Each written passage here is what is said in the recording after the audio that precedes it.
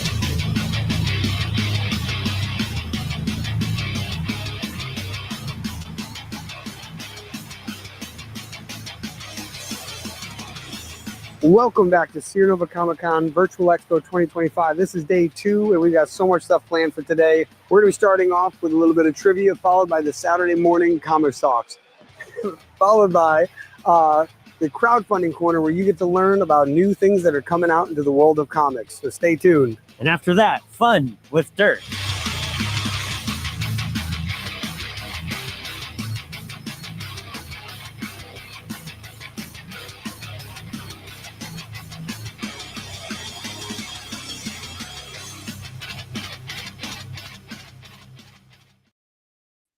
Boom, boom. Up, wrong foot. There we go. Howdy, howdy. Welcome back to day 2 of Sierra Nova Comic-Con 2025 Virtual Expo.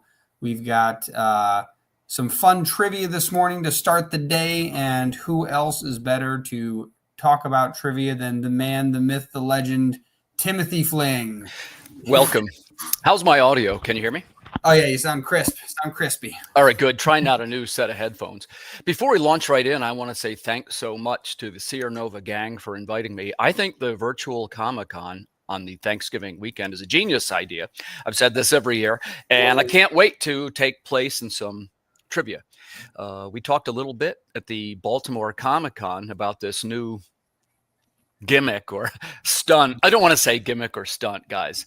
We talk about different kinds of marketing things and which work and which don't work. And one of the things that I talked to Dylan about, and to Greg about a little bit too, was, you know, trying to be invited as a professional guest to decent sized comic conventions, which is a part of our model. You know, I have a small publisher here, Earth Dog Studios, and we go on like a little tour. It's probably 10 cities throughout the year. And when I say cities, we do like Essington, Timonium. Like I do the small cities because part of our strategy is for me to keep the engine going, I need to be invited. If I'm dropping, you know, $1,000 every weekend, I can't put it together between tables and hotels and food and all this. So what you tried to do is to come up with a service that you can provide to the organizers of said comic convention. Now, I don't particularly know too many famous people, one or two maybe, little ones, but it can't be that for me. That's not my in. So it's got to be something to interact with the community.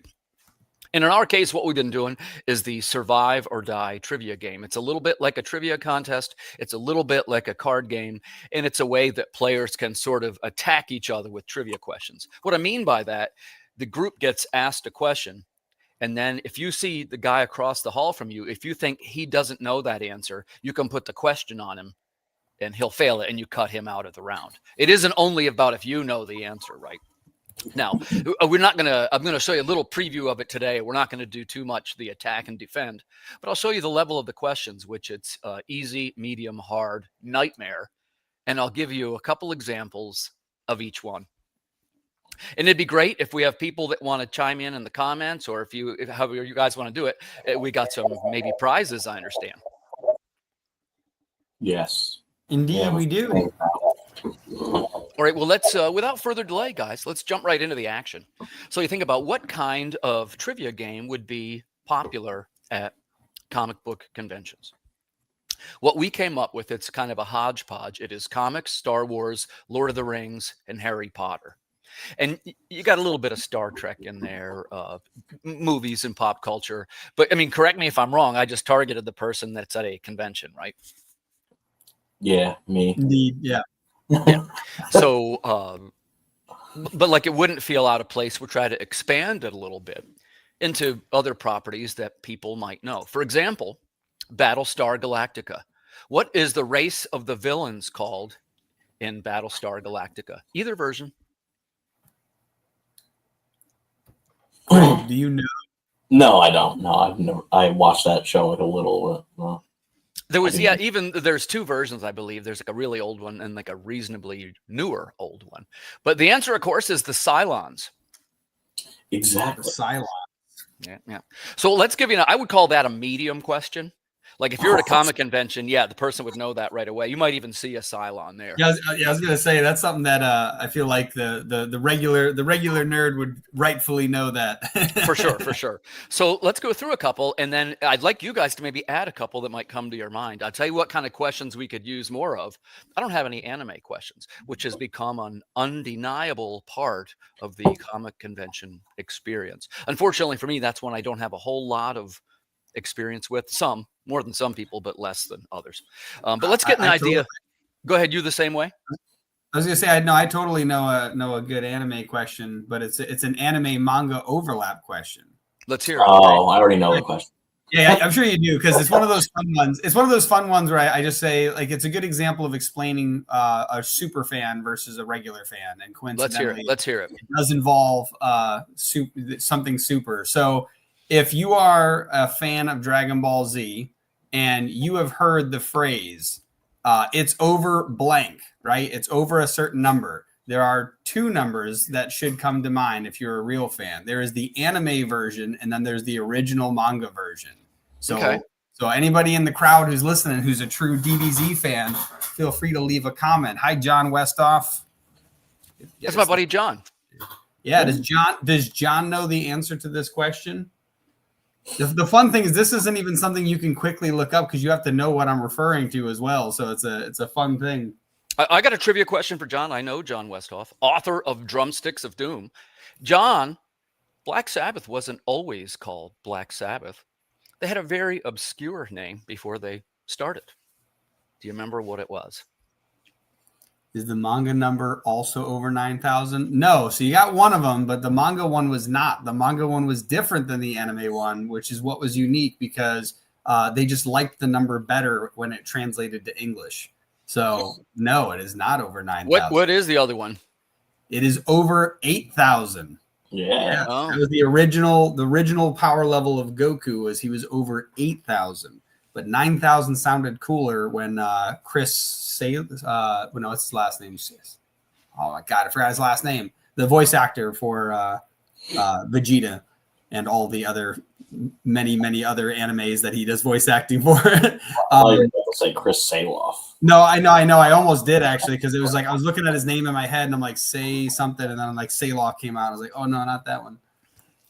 Now I gotta look him up because that's gonna bother me. Voice actor. I did know it's over 9,000, but I know it because of the meme, not because of the show. That's why the whole point is, if you're a true fan, you know that the manga version was different. Yeah, I'm a little bit of an outlier. You know, some of the communities overlap pretty strong.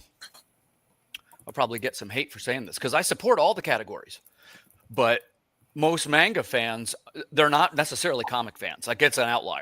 You know what I'm saying? Yeah. Like, they would know a lot about manga, but like they wouldn't maybe know the other. Like, if you stop a guy who knows Battlestar Galactica, I'm just picking something, or maybe an easier one is Star Wars. You know that they're going to like all those other things. Yeah, but if Star you Wars pick is somebody a little that's longer. Dragon Ball Z, well, he will like, other manga, and that's more than likely it. Yeah, I think. Correct me if I'm wrong. Like I say, correct me if I'm wrong in the comments. Maybe I got that wrong. No, I think you're right on that. I think that a lot of fans of manga are also fans of anime, and they just want to learn more. So it's not necessarily they're interested in comics. It's more like that's the only way to truly learn more about like the lore, because there's no books or novels written on these things. They're all manga. So like my brother doesn't read tons of comic books, but he's fascinated by One Piece, and he's read a bunch of the manga, and I always say too, it's not too different than music. There's not necessarily a wrong way if it leads you toward experiencing it. If it's, in this case, if we're talking about just sequential art in general, let's say, or art forms, hey, if manga is what grabbed you, go ahead. That's cool. There's not like a wrong way to do it. It's kind of like when you have like a guitar player, right? And he doesn't really know how to play, and he picks it up and he's holding it wrong and he starts playing something. Knock yourself out, brother, sister, right? There's not really a wrong way to do things. Jimi Hendrix did it upside down and backwards, and he became Hendrix. So who am I to tell you that you got to make a perfect D chord? People still say 100 years later, well, I'm exaggerating, it's 50 years later, punk, kindness is the new punk. You're so punk. Which we forget now. The reason why punk rock died out is because it was terrible. So really what you're saying is, something is the new punk, something's terrible. Like, we talk about, I always use the guitar player as the example because it's the entry level. Name one punk guitar player. You can't, because they're out of tune. They didn't play well. Generally perceived as below level musicians. Again, correct me if I'm wrong. Correct me if I'm wrong. Greg starts hurting. Greg's like, "Oh no, all of my favorite bands are punk bands." Yeah, look, I listen to all the punk bands too, but He's there's like, a reason. I just tell the truth. Yeah, there's a reason why it divided off, because and by the way, I have a bias. I always admit when I have a bias. I'm a metalhead, right? And I've been one for many years. But the thing that metalheads did from about the mid 80s on, they became what you might call like virtuosos, meaning that if you would say something to them like, hey, play a Phrygian E7 scale with the D removed, the guy would go, oh, you mean, like he would have that classically trained musicianship. Whereas the punk guy's like, well, it's not a D. It's like he doesn't have it even tuned up, the guitar, right? And there's nothing wrong with that. Like I just got done saying, there's no wrong way to enjoy music, but it's you can at least be aware of it, right? It's like a thing. And I'm always amused by when people say, well, kindness is the new punk. That's one of the examples. Like, so kindness is the new terrible thing that sounds terrible, right? What are you talking about? I'm trying to rile up the punk fans today. Now, some people will say things. Hey, listen, Christian, he's right. Like I say, I talked out of both sides of my mouth there because I just said there's no wrong way. But since it's a trivia contest, name me the most highly regarded punk guitar player. I'll give the audience at home 10 minutes on this one. You're going to have to dig pretty deep. I'll give you Google and AI. It is funny, though. Like, yeah, if you really think about it, it's like, I feel like a lot of the songs for punk are like tied to memories. I think that's why they're valuable. It's one of those things where, like what's the Good Riddance, by Green Day, like that. That's I remember. Well, I thought somebody might mention Green Day. Who'd like to jump in here and answer the question if Green Day is a punk band or not? I'll go first. Yeah. None of the elements are there. That's a pop band. What's making? Yeah, I maybe would give them pop, but I would say about Green Day. What about it what about Green Day? By the way, I love Green Day. I'm taking the other side for fun, for trivia. What about Green Day makes you say it was a punk band? Yeah, He breaks the shit out of his guitar and shit. Because he hits it hard? Yeah, that's rock though, but that's like Yeah. That might be rock. I stand by my assessment. Green Day doesn't have too many of the punk. Yeah, I would say like the reason why like I and probably a lot of other people would call them punk is because grunge is really the term, and grunge rock at that time kind of became punk rock. It was kind of like everything that did grunge rock, right? Like everything from like the like Simple Plan's very poppy as well, but like that was classified under punk. Up to Blink 182 and all of these bands that came out. It was a Jimmy Eat World. There's like a chunk of these that all had these very poppy versions of what would probably be considered more grunge rock. And I think because it was like poppy grunge rock, it became punk rock. So it was super interesting. Art is always where did you get to say it? Art is always feeling nostalgia, excitement, sadness. Green Day was more punk at the beginning. Yeah, I also agree with that. That's true too. Yeah. Yeah, their very first stuff was more punk. Well, when they were up in San Francisco, playing in all the punk clubs and everything, they were much more punk. It was when they signed, they re-recorded a lot of their early songs. The punk kind of disappeared from them. And sorry, I'm just interjecting. And as well, that's what we want. That's what we want. And storm the studio and bring it in. It's quite all right. And I'd like to remind people, Ed knows this already. Like, I love to debate about music. Like, I'm not like, please tell me an opposing thought. That's why I say, correct me. I think what Dylan said was right about grunge, but it still also shows how do I want to say this? Most of the grunge players were pretty good. I would say that. Like the guitar players were good. The drummers for the grunge movement were always good. Alice in Chains, Stone Temple Pilots always had good drummers. So, there's and again, if you're just joining the conversation, I'm not saying musicianship is required like some kind of gatekeeping or something. I don't mean that at all. Like, there's no wrong way. We agree on that up front. But that said, there is an element. You don't have to be good to get through the door. Right. It's my buddy used to say to me about food. I like to cook a little bit. I don't know if there's people here that enjoy cooking, but things don't taste better if you put a lot of ingredients in. Sometimes the simple 2 ingredients is enough. And that's why we have these sort of 3-chord power bands. We make fun of 3-chord power bands a little bit, pop bands or whatever. But the fact is, it's pop because it's short for popular. People like it. That's really what pop means, pop. So there's nothing wrong with that. But like, I'm almost ashamed to admit, I'm the punk guy. I remember the first time. And to me, punk is I don't know how much purists are alive in the punk movement. I guess not too much from watching what people say, but like the Dead Kennedys, the Sex Pistols, the Plasmatics. I like punk isn't what, like, it's not Green Day, that's for sure.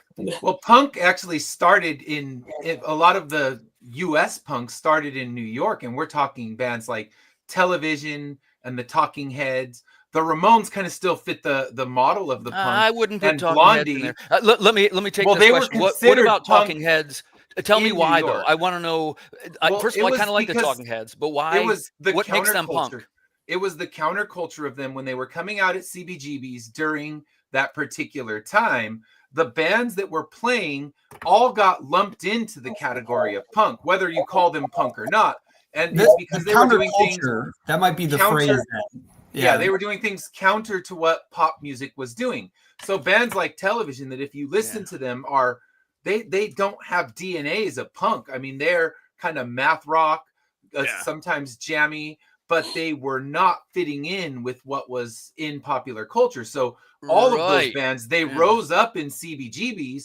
They all got classified as punk. When people think, CBGBs, they think of it as this hardcore punk club, but it was housing bands like Talking Heads and Television playing there on a weekly basis. Blondie, who was more new wave than punk, rose up there at that point as well. Like I said, the Ramones are the only ones that fit the classic stereotype of punk. Right. And that's where, when they did rise up, because I've watched multiple documentaries, listened to multiple podcasts about kind of the rise of punk in the US, and then it kind of shifted. The LA punk and the West Coast punk brought in bands like Dead Kennedys, Black Flag, Bad Brains. Those came from this direction, but the New York City, what was classified as punk, was definitely more new wave. It was just against what was popular culture. Yes, exactly, Ed. And I agree with the thing about the West Coast that you said also. But so I guess my question is that East Coast stuff misclassified? Like if I went to go my punk album section and it had Talking Heads in there, I would say, hey, this isn't the wrong section. But it might have television, and you'd grab it. Thinking, I don't know television. I don't know. Yeah, television. Radio. They came out, and people might go rush to buy a television album, and they're going to be completely floored because it still gets classified in the punk category because they don't know where else to put it. Sure, right. There's no math rock category alternative or easily looking back on it from what the finished product is. Like, look, here's ready for this. The way to understand things is make them simpler. If we got this guy and his name is Marth Crooks and he comes out and he's got a cowboy hat on and the music goes dun, dun, dun, dun, dun, dun, dun, dun. Guess what, man? He's going in the country section. If I work at the record store, somebody brings me the Talking Heads, probably don't even have to play it. You get the album cover, new wave. Yeah, new wave bands are pretty easy. And by the way, new wave bands were again, one of the reasons why I separate them so much from punk. Isn't Talking Heads the starting guys were Fripp and Eno, right? Do I have that wrong? No, that's David Byrne and Fripp wasn't in Talking Heads. I don't know. Okay, guys, if I got that one wrong, ignore me. But where I was going with my theory was that your new wave musicians started to get to be better musicians, and this is what distanced them from the punk moniker. And really, my suggestion, which isn't going over very well, is that the way that musicians distance themselves from the punk label is by being better musicians. Boy, this one ought to be a popular statement. Come at me. Yeah, so let's see the band. I'm trying to members, drop some bombs. David Byrne, Chris France, Tina Weymouth, and Jerry Harrison. That's Talking Heads. And then two of them went and made Tom Tom Club and actually made a lot of money. And in the beginning, they started in 75. And when they started, they got, like I said, they perhaps misclassified. But in 1975, there was no alternative music. That was not a category that existed. So they said, oh, that's just punk. Throw it in there because what are you going to call it? It was rock, country, and maybe pop music, but there was nothing that would be classified as alternative. I think it was bands like Talking Heads, like REM, that made them need a category for something else. Because again, there was. You're right. There was no alternative then, but I think you answered the question though. It's way more rock and alternative, and it's almost more of everything except punk. Yeah, but they at the time that's come at me. At the time, viewers, that's where they put hundreds of viewers. Name for me. Give me your top 5 punk guitarists without using your. The wisdom of the crowds. Yeah, a hush falls on the auditorium. Can invite. Okay, hey man. By the way, so I want to steer the conversation. Well, I'll go with around. Greg Ginn. I think he's a good guitarist from Black Flag. I think he's a bit self-indulgent at times, but I think he is a skilled guitarist. So there's one. I can't name 5, but I'll give you Greg Ginn. There's my one. There's a shout out. Let's steer back around. Yeah, a little bit of an outlier, right? And none of us know him. Right? Oh, there's a shout out. It's fair to say I follow guitar players pretty intensely, even. But I never heard of that dude. But I knew who Black Flag. Tom Verlaine, I'll go with him too. So, but he's from television. So, but like I said, television never got reclassified as anything because they didn't know how to put them in. They're more math rock, but their beginnings, they were in a band called Neon Boys, and Neon Boys was more straight ahead punk. And Tom Verlaine can shred. So there's my 2. But I promise, Ed, I will give those a lesson. I enjoy your recommendations, and I enjoy watching your guys' show with Dash too when you guys do the analysis of things. These are a little bit outliers. I'm not familiar with them, but that doesn't. I'm thrilled to discover something new, so I will check that out. Yeah, and if I stand corrected, I will come on this broadcast and I will say, "Hey, this guy who classifies as punk," which sounds like we all might disagree on what the classification of punk is, but I'll admit if he's a good guitar player, because to me, I'm real simple. If somebody's a good guitar guitar player, it's like a Star Wars thing. I have a bias where if I go to a Star Wars movie, I'm already about halfway, 60% there because I like Star Wars. You know what I mean? So if I go see a band and the guitar player is really good or the bassist is good, I have a bias. I will probably like the band. Like I'll give the singer a little bit of leeway, you know. But if I like the musicians, I will line up. So. Yeah. Perhaps our next conversation, I'll be corrected. I'll be saying about how television was the greatest undiscovered band. Yeah, they never made it big, so they could easily fit in that. And like I said, if you look at the history of CBGBs, which is, you know, by all accounts a punk club, the kids walking around today with their CBGB shirt thinking they're being hardcore don't realize that it was more of the rise of new wave and things like that. I would have said you also got the roots of the early New York metal in there too, the Ramones, which, you know, the Ramones, right? They kind of straddle the line between punk and metal. They play loud and they're aggressive like they're metal and they're tuned up, but they're not very good musicians in the songs. And they were more outliers in the CBGB scene when it first came out. So it's kind of funny how when it was all these, you know, more skilled musicians like Talking Heads, like Television, like Blondie, they were kind of just the aggressive thing, but CBGB's was just, it wasn't selling to one type of scene. It was selling to, you're not fit for the radio kind of bands. So right. Where could they weren't sure where to play them. Yeah. Also a little bit contributing to the rise of diverting marketing to college campuses. Because then once colleges got involved, Ed, wouldn't you say that was kind of the birth of the alternative? College radio, that's where we get the rise of bands like REM, bands like Talking Heads. But yeah, I think a more appropriate punk club that you could classify would be the 924 Gilman in San Francisco, because that club, it was the West Coast version of that same kind of counterculture. They had they had a no racist policy, no sexist policy, and also no major label policy. That's why Green Day, that they rose up in that scene and then got completely ostracized by it when they went and signed a major label. Same thing happened to Jawbreaker. They were well respected as soon as they signed the label. Fans literally played a show and turned their backs on them. So punk's also the rebellion against the pop. So as you sign a label, the middle fingers go out with your fans. Sometimes in punk clubs, the spit comes flying at you, because I've seen some shit in a punk club. So it goes down. He's like, I spit on a band member or two. No, I've been spit on them. All of a sudden, there's fucking spit flying everywhere, and you're just like, why am I here? Do I love this music enough to have spit flying around me? There was this band Guttermouth that played a lot of local. Because I in college, I went to this. There was a venue by my house called The Barn, and it was just all, you know, rising punk and ska bands. And yeah, as soon as some would sign to a major label, things got ugly for them, and it was crazy. And that 924 Gilman Street kind of started that sellout theory. Like, oh, if you go to a major label, you're a sellout. We want you here. And that's, you know, Operation Ivy was another band that kind of rose up there, and they broke up before they could get huge.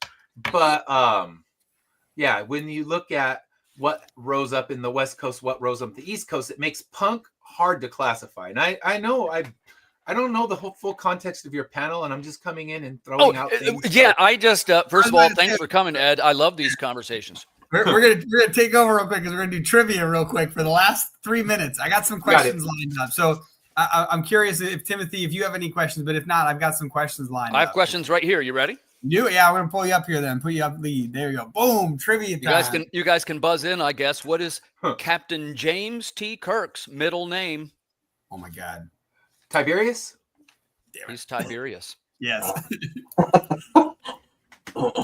How did the Incredible Hulk get his powers? Gamma radiation. What is Dr. Manhattan's real name? Oh, Greg. Oh. Dr. Greg Manhattan. I mean, okay. Stumped. It's Dr. Osterman, Alec Osterman. Oh. Let's try a little easier one. What's the Green Arrow's name? Real name, secret identity name. Oliver Queen. Oh, yeah, damn it. There you go. What is Darth Vader's first name? Anakin, yeah. It's Anakin. Annie. What is the call sign of the USS Enterprise? It's written in big letters right on the ship. What is the call sign of the USS? Yeah, the numbers. Yeah, I a Star don't know. Trek fan would know this. What's the number of the Enterprise? Oh my God. I want to poll the audience. Anybody in the audience? Christian might know that. Yeah, does Christian know the answer? Does Brian know? Does Jesse know? Wait, isn't it like 8, 6, 7, 5, 3? That's Tommy Two-Tone. Brian doesn't know. It is NCC 1701. Wow, that sounds very difficult to remember. Yeah. These are the easy ones. I'm going to start notching them up, okay? Who is the leader of the Transformers? Optimus. Optimus Prime. Till Rodimus Hot Rod takes over, but What do is not acknowledge Ghost Rider? Do I got any Ghost Rider people? Sure. Oh, it's John. John, that's his name. Yeah, it is. Ghost Rider's secret identity is Johnny Lightning. he's Johnny Blaze. Blaze, Blaze, I was trying to yeah. remember. Yes. In the movie 28 Days Later, they had a rage virus outbreak. Yes. What caused the rage virus? Monkeys. The zombie guy has to know Infected this. monkeys. And yeah, that opening song by Godspeed You Black Emperor, that's the first time they licensed their music for a movie. So there you go. Oh, nice. The second time will be when Immortal Era gets adapted. That's what I'm saying. Some trivia. Cool. I'll throw your own trivia. Yes. So yeah, I just constantly music's swimming around my head. So sorry, I will not derail you again. Ed, Shut you're up. right. I'm right with you, brother. I was playing guitar for an hour before I came on the show. In the shower. Yeah. Yeah, I'm a guitarist. I'm a musician.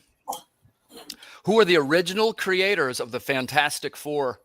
Stan Lee, Jack Kirby. Kirby, damn it. Yeah, I was going to try to remember. Was it Jack Kirby? Yeah.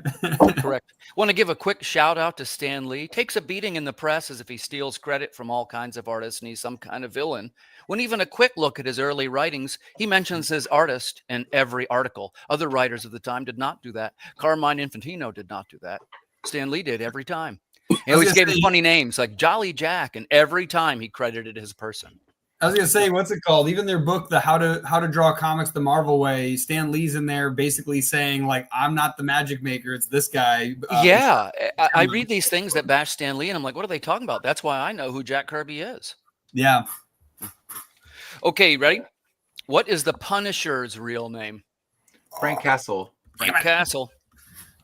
You guys in your fast brains. What is Thor's secret identity? What? Well, Um, of Thor's. Thor. Jane Fonda.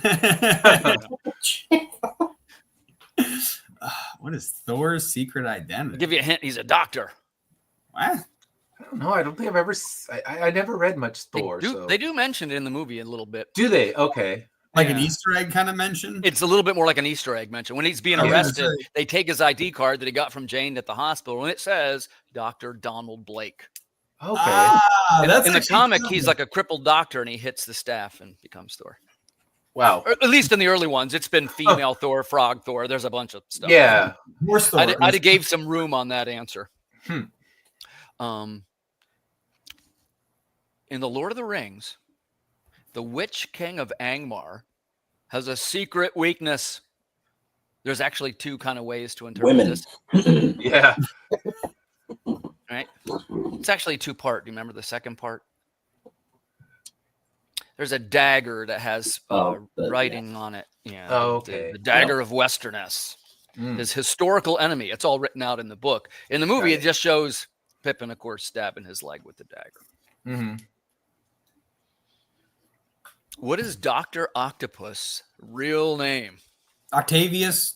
Wait. Otto Octavius. Otto Octavius. Damn it. I couldn't remember the Do first you know where he was born? Because I do. I don't. Let's hear it. Schenectady, New York. Oh, Nice. nice. Yeah. That's interesting. I didn't know that. Yep. How did the Swamp Thing get his powers? The swamp. Burger King. Wait. One second. How did the swamp thing get his powers? Wasn't like there like a lab near a swamp? Wasn't that like the whole thing? It blew up, I think. Yeah. Yeah, he was working on a rejuvenation formula. There's a bomb. Yes. The Yeah, bomb that's explodes. He's all on fire. and he runs falls into the swamp. and Yeah. plants. Got it. Who is he who shall not be named? Voldemort. Voldemort. You said it. Oh, Dang What's it. his real name? Tom Riddle. No. Oh, damn it. Tom Marvolo Riddle. So yeah. Whoa. I've watched it a lot of times with my children and read it aloud to my classes. So Nice. Did he say it? My sound cut out there. Oh, yeah, he did. Okay.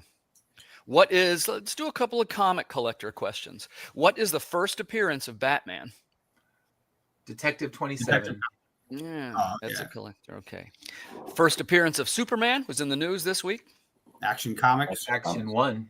Yeah, one. Yeah, actually, I said that wrong. You gave the correct answer. The first appearance is Action 1. But Yeah. wasn't it a Superman 1 that sold this week at Heritage? was the- 9 million. No, I Yeah, thought it was $9 Action. million bucks. Oh, it was an Highest- Action 1. They just Yeah, it was. Yeah, because it was. Oh, Like, it was an action? Okay. Yeah, they found And it it was in a their nine- mom's attic. Yeah, a 9.0 found in the attic. Right, which is nuts. Whatever house that is, I want that insulation. Yeah. Right, and I remind folks, remember, I used to work for a grading company. The Golden Age books are graded on a scale, meaning compared to other books. It's like a bell curve. Oh. So you could have you could have everything up to, but not including a missing page. Like if you got even a little bit of tape, it might slide on a 9 Mm. That's interesting. I didn't know that. Yeah, I had no idea. compared to others. Because the thing is, there's not too many others. Hey, Yeah. I was about to say that's actually a good trivia question. Like, Yeah, so what's it's it great on the about? curve. Yeah, they're graded on a curve. It's like I got a 90, but that's because there's no other Well, books. because you Yeah. see, it sounds like comic collectors might be interested in this. Comic collecting goes in waves. Like the first one was in CGC was launched, and that was all New Mutant 98, New Mutants, which was the first Deadpool. A whole bunch of people had them, so a whole bunch got graded. So it gives you a broad grading range. Then the next one, the next big wave was the first Wolverine. That is, somebody tell me, first appearance of Wolverine. Is that with the Hulk? It Yeah, is. I got one behind me. So I got one? literally, I Yeah. got to hold one I have the a other 4.0. what was it a couple months first ago? I got to Wolverine hold Well, one. hold on. I'm about to be impressed if Ed has a Hulk 181. It's I 181, do. right? I have a Hulk 181 behind me. Nice. Isn't So, that Ed, neat? you're even a diehard comic collector. You were a little bit, you Yeah. played it off me a little bit. Okay. Yeah. Nerd. When did you get that one? By the way, did you get it like originally, or did you get it from somebody? I bought it recently when someone had it kind of underpriced on eBay. I mean, underpriced being like I think I paid about $1,000 for it, but Oh wow, Good that's- investment, man. Good investment. That is And then I super had- underpriced. Yeah. yeah, and it was one of those things where I bid $1,000 thinking I was going to lose, and my bid held up. So it was one of those Like, maybe surprise no one paid victories. attention. Yeah, that's awesome. I know somebody who just sold one for like 3,500. So like, yeah, that's at least a third. Yeah, of what it was once in a while you get lucky on eBay, and it's just kind of, maybe it's a weird month and people just aren't looking. And I always throw in a bid on these really high priced books and know that 9 times out of 10 I'm gonna get thrown. I'm gonna lose the bid, but you gain nothing, you lose nothing for that. And that one, I was the highest bidder, and we're getting to like 2 hours before it closes. I'm like, oh, here's gonna come the wave of bidders to knock me out, and it was just me. I think there were 2 bidders in the whole thing. So Sometimes it you get was lucky. pretty Congratulations. crazy. Yeah. I'm a collector. How about we'll move on to the next question. I'll try and focus more on some comic questions. But now I'm curious. I want to ask. Mhm. And by the way, if we're in a room where there's not all comic collectors, if you have a favorite collectible item, tell me what that is. But I'll start with Ed. Ed, what's your favorite comic that you have in your collection? Doesn't have to be the most valuable. Could be the one that you like the most because it reminds you of something, blah, blah, blah. But that's a top tier book you got there. If it's that one, I get it. And other guys too, tell us your favorite collectible. Start with Ed. Ed, go. Yeah, I mean, I think that would be my favorite collectible that I have. And it's one of those ones where I've wanted it forever, won it lower than market value, still expensive, but lower than its normal market value. So that's one of my favorites. And I actually built a whole kind of display case with it where I have the Mezco figures behind in front of it. So made the whole display look good. So that's one of my showcase pieces. All right, good answer, man. So you're a collector. How about who's next? I got Greg. Greg, what's your favorite book or collectible or thing that you have? I got this from Covenant Comics, so that was kind of cool. Wow. Yeah. Give us a full screen there, director, can we? Let's show us again. I got you, Greg. Oh, wow. Isn't that cool? That was a couple of years ago. It was on Kickstarter, so I didn't just get it. But yeah. I got a Robo Skull on Kickstarter, if you guys know what that is. The ship that looks like a flying skull with the flames. It's like a TIE fighter. Cool. It's pretty bad. I'm not really into action figures, but I was trying to support Kickstarter at the time. Yeah. Good or ill. Yeah. Let's see. Let's go to Dylan. Dylan, do you have a favorite collectible, or what's the crowning jewel of your collection? I'm not like a huge collector of stuff. It's more like I had stuff when I was a kid that I really like, more like that. For example, my Pokemon card collection's I think worth like anywhere from like 1,000 to 4,000 or something like that.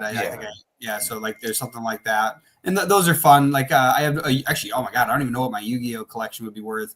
My brother and I got these legendary God cards. And when we bought them from the store, the very next day they were different. And he goes, "Yeah, that was the last of the first set." They had a rainbow holographic on the first set. The second set had a gold holographic. Okay. So I didn't know that was even going to happen. So we got it that day. My dad got it for us. Ocean City, New Jersey or Maryland. I don't remember. We were on the boardwalk, but I remember getting those. And I think that's probably one of my favorite collectible items, I guess. I'm not somebody that goes and seeks stuff out to like collect it, but I think. Oh, and then one other thing, I have a pair of Dragon Ball Z Adidas sneakers that they only made a couple thousand of. My brother and I tried to get them. You had to get into a queue online. My brother made over 18 accounts just to try to get it, and only one of our accounts got it, which was one of the 18 he made. So I was able to get those.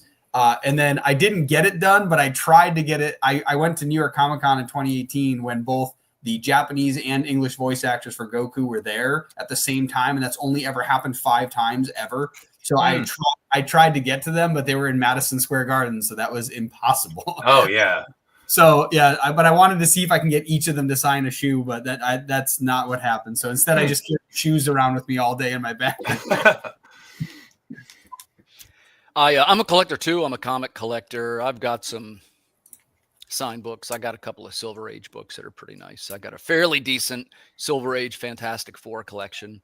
I have a Walking Dead 1 to 100 issue collection, which is, and I was a retailer, so it's even got all the variants and even all the comic convention variants from I don't know if you knew this, but every time a comic convention like Wizard World, they would release a Walking Dead issue with the city on that cover. So I got several of those and black and white versions and all kinds of nonsense. Been kind of saving it. I probably would sell it. Maybe, it's got to be worth $3 or $4 grand, I guess. Easy. At one point, you were talking maybe 20 grand for that number one, but the market rises and falls. Yeah. The thing is, soon you got to wait for the wheel to turn, right? In roughly another 10 years, you'll have people that will go, this was my childhood, right? Yep. And then you take advantage of the nostalgia collectors. So now, Ed, now it's on you. I guess you were having a show, and I've encroached onto it. I don't know. Right. Did you want any more questions, or do you want me to pull the plug? Whatever you want to do.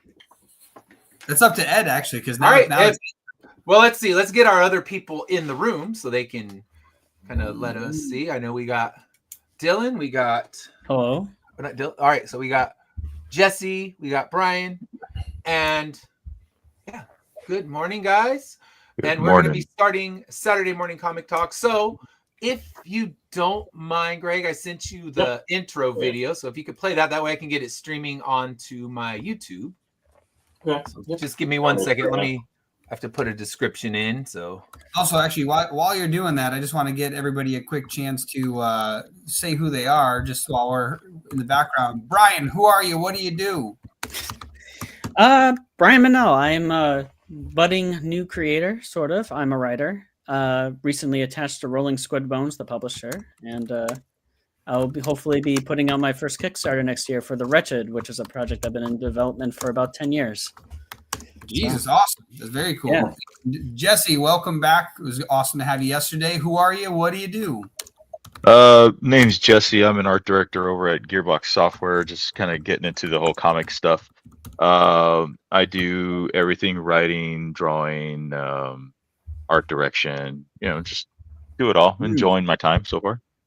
Very cool. And also, while Timothy Fling is still here, who are you and what do you do? We kind of skipped past you when we started. We just jumped into it. I will also use this as my sign off because I don't want to intrude onto the other show's time. Hey, first off, Brian, it's nice to meet you. I've been following that project. It looks great. My name is Timothy Fling. I'm a writer and musician from Pennsylvania. I'm on the comic convention tour. I write and publish my own series of science fiction graphic novels. And there's some songs and stuff too, if you guys like that. But I am going to see you all at 6 p.m. tonight. We're going to talk about surviving a tectonic cataclysm. And by the way, I didn't know if I'm inviting my own guests or not, guys, organizers. So if anybody would like to come to that, please consider this your invitation. And other than that, you can follow me at earthdogstudios.com. Awesome. And See you guys tonight at 6 p.m. All right. Awesome. Nice having you, Tim. Cool. And Ed Davis, who are you and what do you do? I am Ed Davis. I'm the founder and writer at Finish Line Comics. We publish a few series, Immortal Era and Corruptor, a one-shot coming out, Floaters, and I also host 2 different shows per week. I have a music show every Wednesday where we talk about new albums we've never heard of and kind of tear into them and give histories of bands and things like that. And then this one that we're about to start, Saturday Morning Comic Talk, is my other show where I just interview creators. I throw weird questions at them and we just have a lot of fun. So yeah, that's what we do. So thank you for having me. Yeah. Awesome. Ready to roll? Go for it.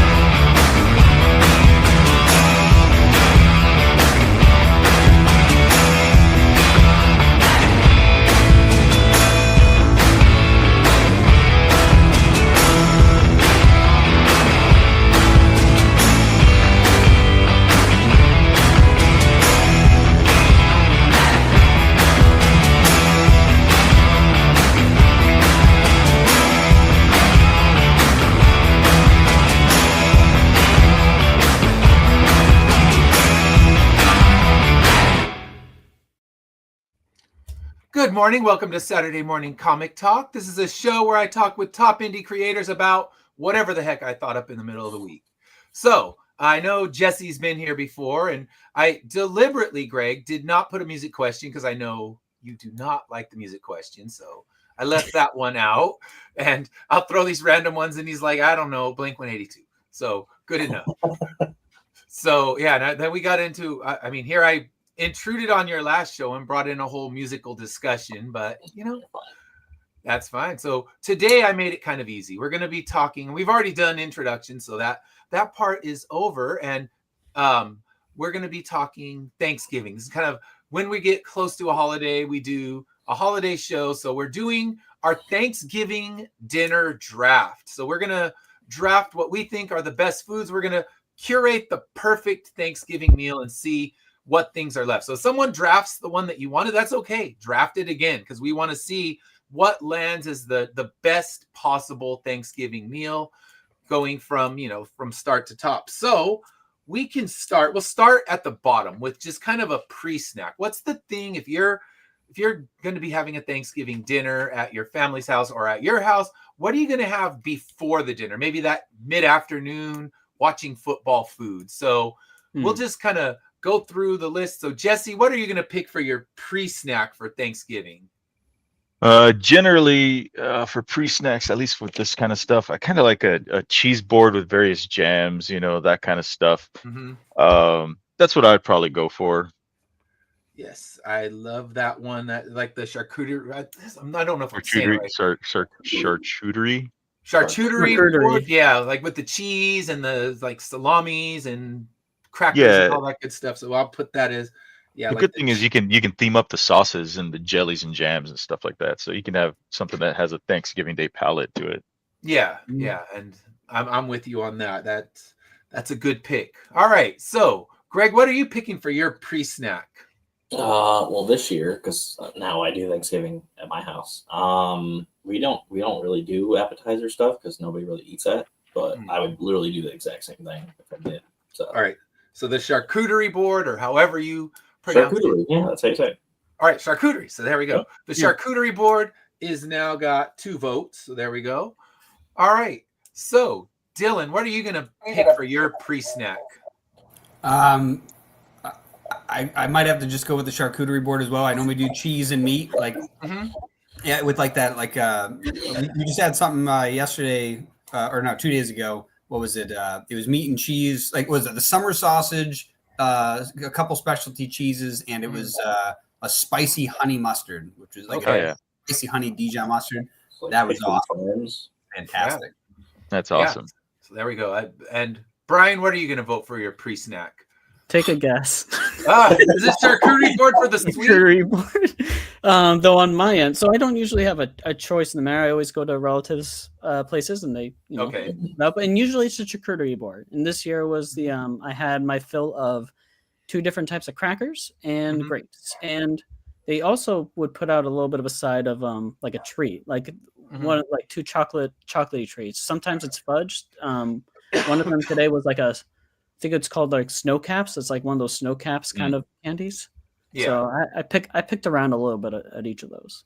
Okay. Yeah. And we did, because I hosted Thanksgiving here this year, and we did the charcuterie board for our appetizer. So yeah, that's a clean sweep. Just a good way to make everyone happy, you know? Everyone can have whatever they want. Yeah, we had, like you said, like we had the summer sausage, we had salami, we had 4 different types of cheese, and then the sauce, we had a kind of a sweeter one and a spicier one, because I like the spicier stuff. And yeah, you get a little variety, and it's fun. And I kind of went for a spicier turkey this year, so the spicy sauce kind of matched with the turkey that I was making. So all right, we have our pre-snack. It was a clean sweep. I think the big debate's going to hit when we get to the sides and the main courses. And I know I was reading someone's Facebook wall, and they were saying that like the only pre-snack that matters is deviled eggs. And I'm like, not in my house. Nope. Okay. I can't imagine I mean, I don't mind deviled eggs, but you're going to be wolfing down so much food on Thanksgiving. Do you want to start with eggs? I don't know. And if you're a deviled egg person, then more power to you. I don't know. I need some of those deviled eggs. I love eggs. Yeah, I mean, I like them, but I think on Thanksgiving I eat too much food, and the base in my stomach should not be, an egg thing. So that was me, and that what no one brought it up. So the charcuterie board for the easy win, and that's the thing is it's every charcuterie board can look different and still be amazing. And just I'll go visit houses and eat them all. I'm ready. So Merry Christmas. Oh, early, but hey, Merry Christmas.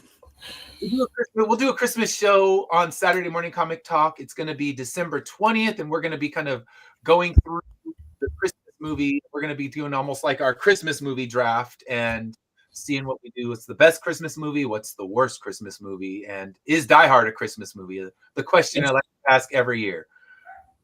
I mean, pre-spoilers, yes, but that's just my opinion. I like when people say no, because I'm like, let's hear it. This is a good time for a debate. Jingle all the way. There you go. All right. So Gremlins? Is Gremlins a Christmas movie, ain't it? I would say so. Yes. Yeah. I vote yes. I mean, I just if it comes to me where I just say like with Home Alone, if Home Alone is a Christmas movie, yes, it's jolly, it's got that music and all, but it's just a home invasion movie in the end. But we can call them all Christmas movies. I would argue that it's got Christmas as its central theme, though. Except Home Alone 3 takes place in January, so yeah, that's true. Yeah, but in the end, we'll save that for December 20th, and let's see. We're going now to our second pick, and that is the side. What is your perfect side? Now we're moving to the dinner table. What's the side that you're going to put on there? So Jesse, what side are you putting on the dinner table? For me personally, the one I would take is a good solid green bean casserole. All right. I love green beans, and man, you get it in there with some bacon and some cheese on top. Yeah, you got me. It's a good one. Yep, that is good stuff. We had that on the table. I think me and my wife were the only ones that liked it, but since we're hosting, is like, you know what? We're gonna make it because Yeah. if I'm cooking all the food anyway. Well, actually, my daughter really stepped up. She did a lot of stuff that you're gonna have the stuff you like. So those were two that I put in there. So yeah, green bean casserole, I say good one, but I don't know. I don't think this is gonna be the easy sweep that we had on the last time. So Greg, what's your top side? Mashed potatoes. All right, so mashed Yeah. potatoes. Yeah. Also, you can't go wrong with that if they're done right. If someone doesn't know how to cook them, it's dreadful. But I guess that goes with any of the food you put on the Thanksgiving table. Dry ass turkey's never delicious. So yeah, so mashed potatoes. I'm writing it down. So far, it's not going to be the easy win. And then, what are you going to put on the table, Dylan? What's your perfect side? I'm going to have to say stuffing or dressing, depending on what part of the country you're from. Okay. Especially because there's so many varieties. They've got some with like cranberries in it. They got some with, more onions in it. Some with. Yeah, you can get a sweet or savory on that. That's what I'm saying. That's what I'm saying. Either, like any of them. Like all of them. Okay. Yeah, you don't lose either way. All right, so there we go. We got no consensus, but that's all right. We'll just put them all on the table in the end. All right, so Brian, what are you putting on the table? What's your top pick? Oh, my top pick. All right, 'cause I usually put everything on there except for squash. So I think maybe my top pick, if mashed potatoes is considered the side and not, I think I'll probably do mashed potatoes with gravy. Stuffing is up there. It's close to it for me. Wait. What would mashed potatoes be considered if otherwise?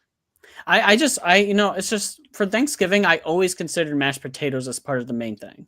Okay, That's just they're a main course side. Okay, that like you can't not have mashed potatoes. That was just me. It's like I don't know, but yeah, it does make more sense to consider as a side though. For sure. I guess I'll consider that. So mashed potatoes and a close second would probably be stuffing for me. Okay, so mashed potatoes, stuffing.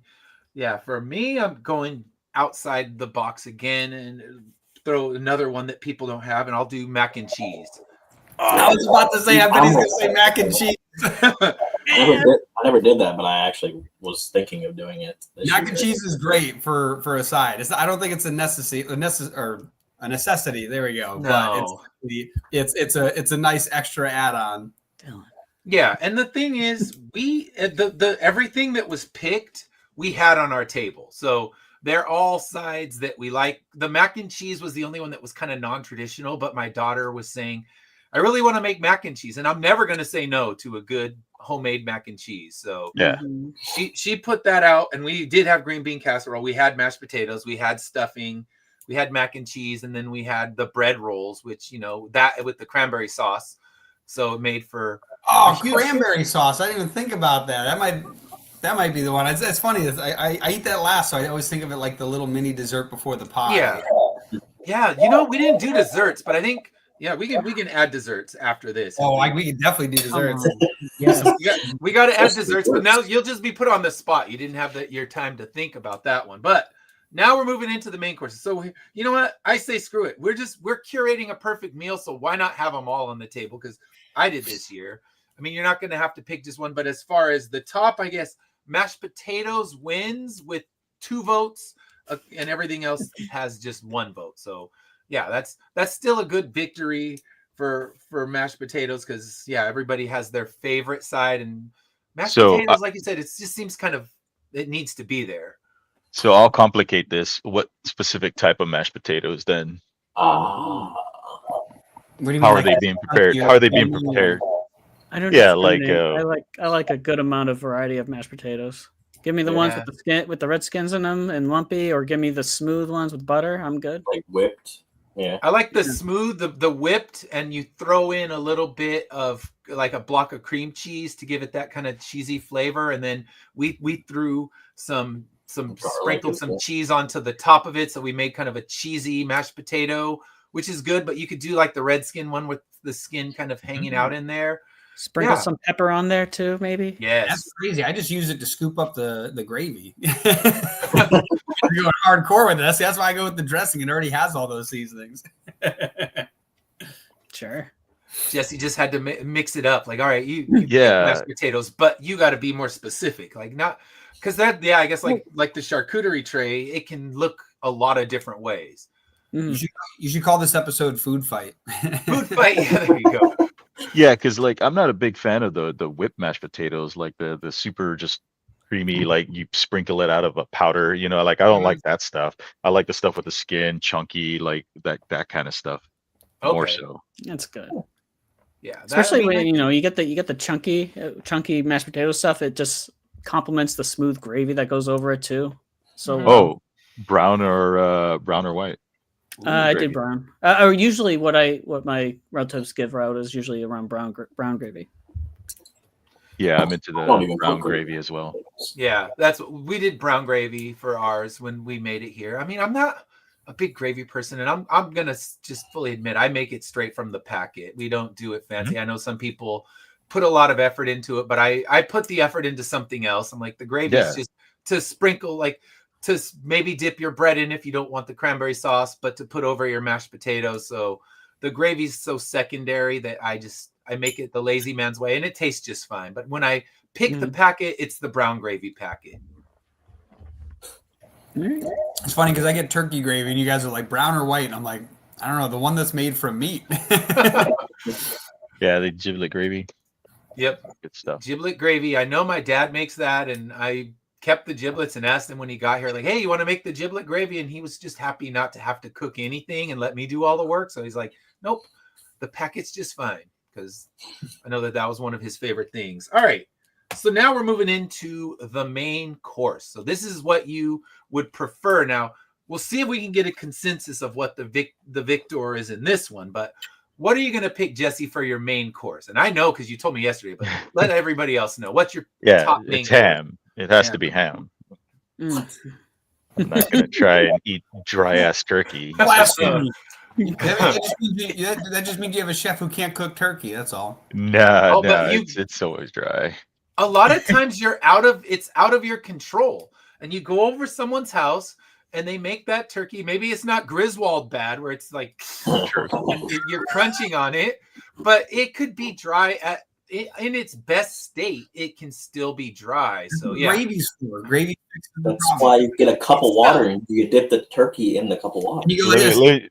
Let me just put it this way. It's like the chances of there being a dry turkey is so much greater than it is to ever have a dry ham. Like, I don't even know if that's possible.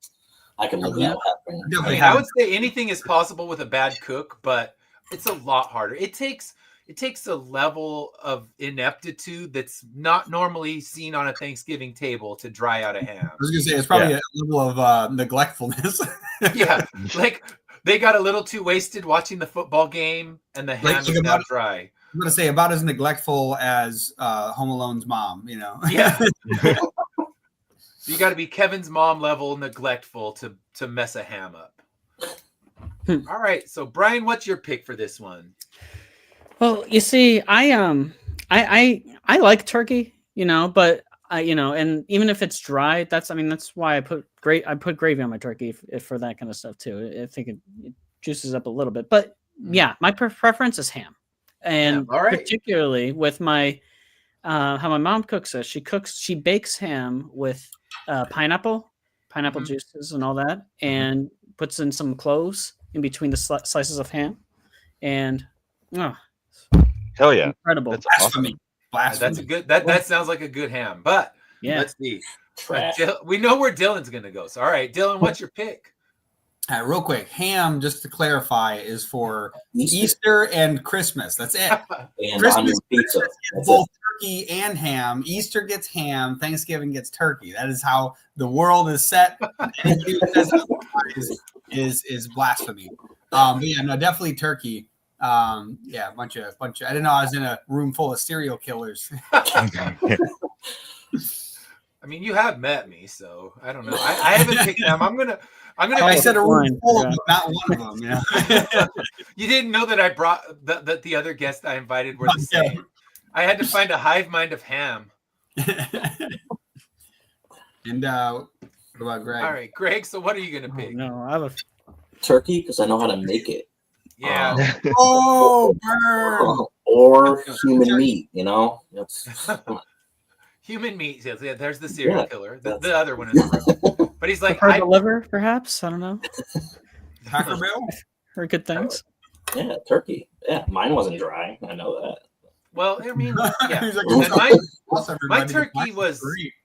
was a beautiful turkey, and it was like you could put it on a postcard. It was that good, and it wasn't dry, but I'll still take my ham over it. But you know what? I'm gonna pick something else because I saw them selling it at the supermarket and offering it as a meal, and it was prime rib, and I'm like, damn, I want prime rib on the table. So I mean, I didn't Prime cook rib is for 4th of July. What is with this room? 4th of July. That's for hamburgers and hot dogs on 4th of July. Yeah. No, that's And ribs. Memorial. That's Memorial Day. You guys are getting this all messed Wow. up. All right, so Dylan is the holiday. He's the holiday gatekeeper over here, He's a cheermeister. and he's gonna tell us. So I don't know. I mean, I think the world's gonna fight you on the 4th of July being for prime rib, just because I'm not gonna serve as many people as come because they do fireworks right next door to my house. So we get a big crowd. We have a pool. I'm not gonna serve all those fuckers prime rib. I can't afford that. All right, fine. It's Veterans Day only if you have a veteran. Veterans Day, fine. All right, we can do make prime rib for Veterans Day. Look, Because we when can it have was a on sale, I grabbed one and put it in the freezer, and I'll probably use it for Christmas. I don't know, Dylan. What am I supposed to cook on Christmas? Christmas is both turkey and ham because it's a much larger gathering and you give people the choice. Yes. No. Okay, well, we did turkey and ham for Thanksgiving, and I think they ended up in a dead heat tie. And I picked prime rib just to keep them in a tie so we can put them both on the table. That way, No one's going to pick prime rib, but You know- I would just eat it. I would rather eat that than some people's turkey. Now, good turkey, if it's done right, it's tasty, but a bad turkey, there's probably no worse meat you could throw on the table than a bad turkey, because all the gravy in the world isn't going to make your mouth not start drying up like you're chewing on a sponge. Wait, real quick. I when think you eat a bad turkey. all of the white and brown gravy might not do that, but real gravy will definitely make dry turkey juicy. See, now you want to put more effort on me. I was already smoking a turkey. I had to wake up super early in the morning. I did it smoked. He's like, I woke up at 8 a.m. now. No, for me, shit, that would feel. You smoked a turkey. How big was it? What was the size? It was a 23 pounder. So yeah, I was up around 6 to get I was the gonna say coals, 6. Yeah. to get the coals up, and we had brined it the day before. So yeah, I mean, if you do the turkey right, it's good. And when I cut into the turkey and it was just the juiciest thing, people were impressed because most of the people who came hadn't had my cooking before. So it's like, yeah, I won't mess up a turkey, but I would have that prime rib. I kept seeing it at Stater Brothers. I'm like, damn, that's a good thought. I want to throw that on the table next year too. Like, I'll have all three because why not? It's like I mean, granted, it's going to get way more expensive because we did the charcuterie tray as well. And by the time you're done with all that, Thanksgiving's going to end up running you $400. But then more people will want to come to the house. And yeah, I'll save the hamburger. It'll be hamburgers and hot dogs for Thanksgiving if we get too big of a crowd. More people at my house? That sounds like a negative, honestly. No, I don't want it. I'm like, I'm happy with the crowd I had this year. I don't need to double it if people start saying that the food is good. Because we did a launch party years ago for my book. I think it was probably 2020 is the last time we did one. And we had done 2 or 3 before, and people got wind of my salmon being really good. So next thing you know, I'm buying 4 salmons, and that shit is not cheap. And the people devoured it like hogs. I'm like, man, people, you're gonna eat me out of house and home because like I made a brisket, I made pulled pork, and they're all just diving in for the salmon. I'm like, there's other meat, people. You can eat that too. You don't have to eat the one that's costing me $20 a pound, but they did. And we cooked 4, and they were still gone in less than 5 minutes. So yes, I have a reputation. All of that. Oh, I'll stuff my face with all of it. Oh, some people did. Like I did. I had a plate full of all this smoked meat. So then it's kind of like my wife said, all right, we're doing these lunch parties for your book, and we're spending so much money on food. We're not making any money on the book. So do we want to continue doing lunch parties where you spend $500 on food and you make $300 in comic sales? So nice. I said we just think of it as a really expensive Comic-Con table, and we get to eat better. So Maybe you can charge people at the door. Like you coming in, yeah. give me $5. Your entry fee is you're buying a trade. I already have no. You buy a comic and get a dinner. Yeah. If you buy a floppy, you get one slice of meat. If you buy a trade, you can get you can pick 3. And if you buy nothing, I got some hot dogs. Donations. Panda Express, where it's like 1 entree and 2 sides, or 1 entree and 2 sides, and it's like depends on how many series you get. That's how much you buy. Yeah, if you buy one of each book, then you get that. And let's say you own them all, buy some variants. I got those too. Yeah. I got shit for you. Buy it, and then you can upgrade your meal based on that. Because I had good sides as well. So the last launch party we did, it was so much food. I was cooking for 2 days to get that ready, and people loved it. But next time the admission is based on that. Like you came in and you bought Immortal Era 1, you get a hot dog and a bun. That's it. You bought the trade. There'll be varied tables that based on what you bought. Like, okay, this is the table of this is the floppy table, this is the trade table, this is the I bought a variant table, this is I bought a graded book table. So that's like the salmon, probably. Primary. Yeah, you want the salmon, you got to own a graded copy of one of my books, or at least the hardcover trade. So it's like, yes, you got it's based on something. Because the one I had a couple people, they came, they bought nothing, and they ate like fucking pigs. So yes. All right, not to disparage my guests, but buy something. Come on, comics aren't cheap, and neither was that food. Yep. All right. But yes, I've gone on a tangent. And if anyone tunes into my show, tangents are part of the norm. I don't stay focused. I have the ADHD brain that moves in a varying pathway on a dirt road. So welcome. And now I'm doing it to Sierra Nova Comic-Con, and my apologies. All right. So with that said, our second topic, I only picked 2 because I want to make sure that we have time to talk about our campaigns that are live or in. What about the dessert? Oh, dessert. You're right. We did not pick a dessert. Dylan, thank you. Dessert is the bonus category. So we'll go quickly. Jesse, what is your go-to dessert? Sweet potato casserole. Ooh. Dessert? That's a side. It's a side. I don't know. If cranberry sauce can be considered a dessert, then I'm pretty sure. No, that's the pre-dessert side. That's all that is. I don't know. That could be a post-dessert. That could be a post-dinner side / dessert. I'm here for that. There can be dessert. There can be dessert and second dessert. Yeah. 11sies. All right, I'm going to allow it as the food fight host.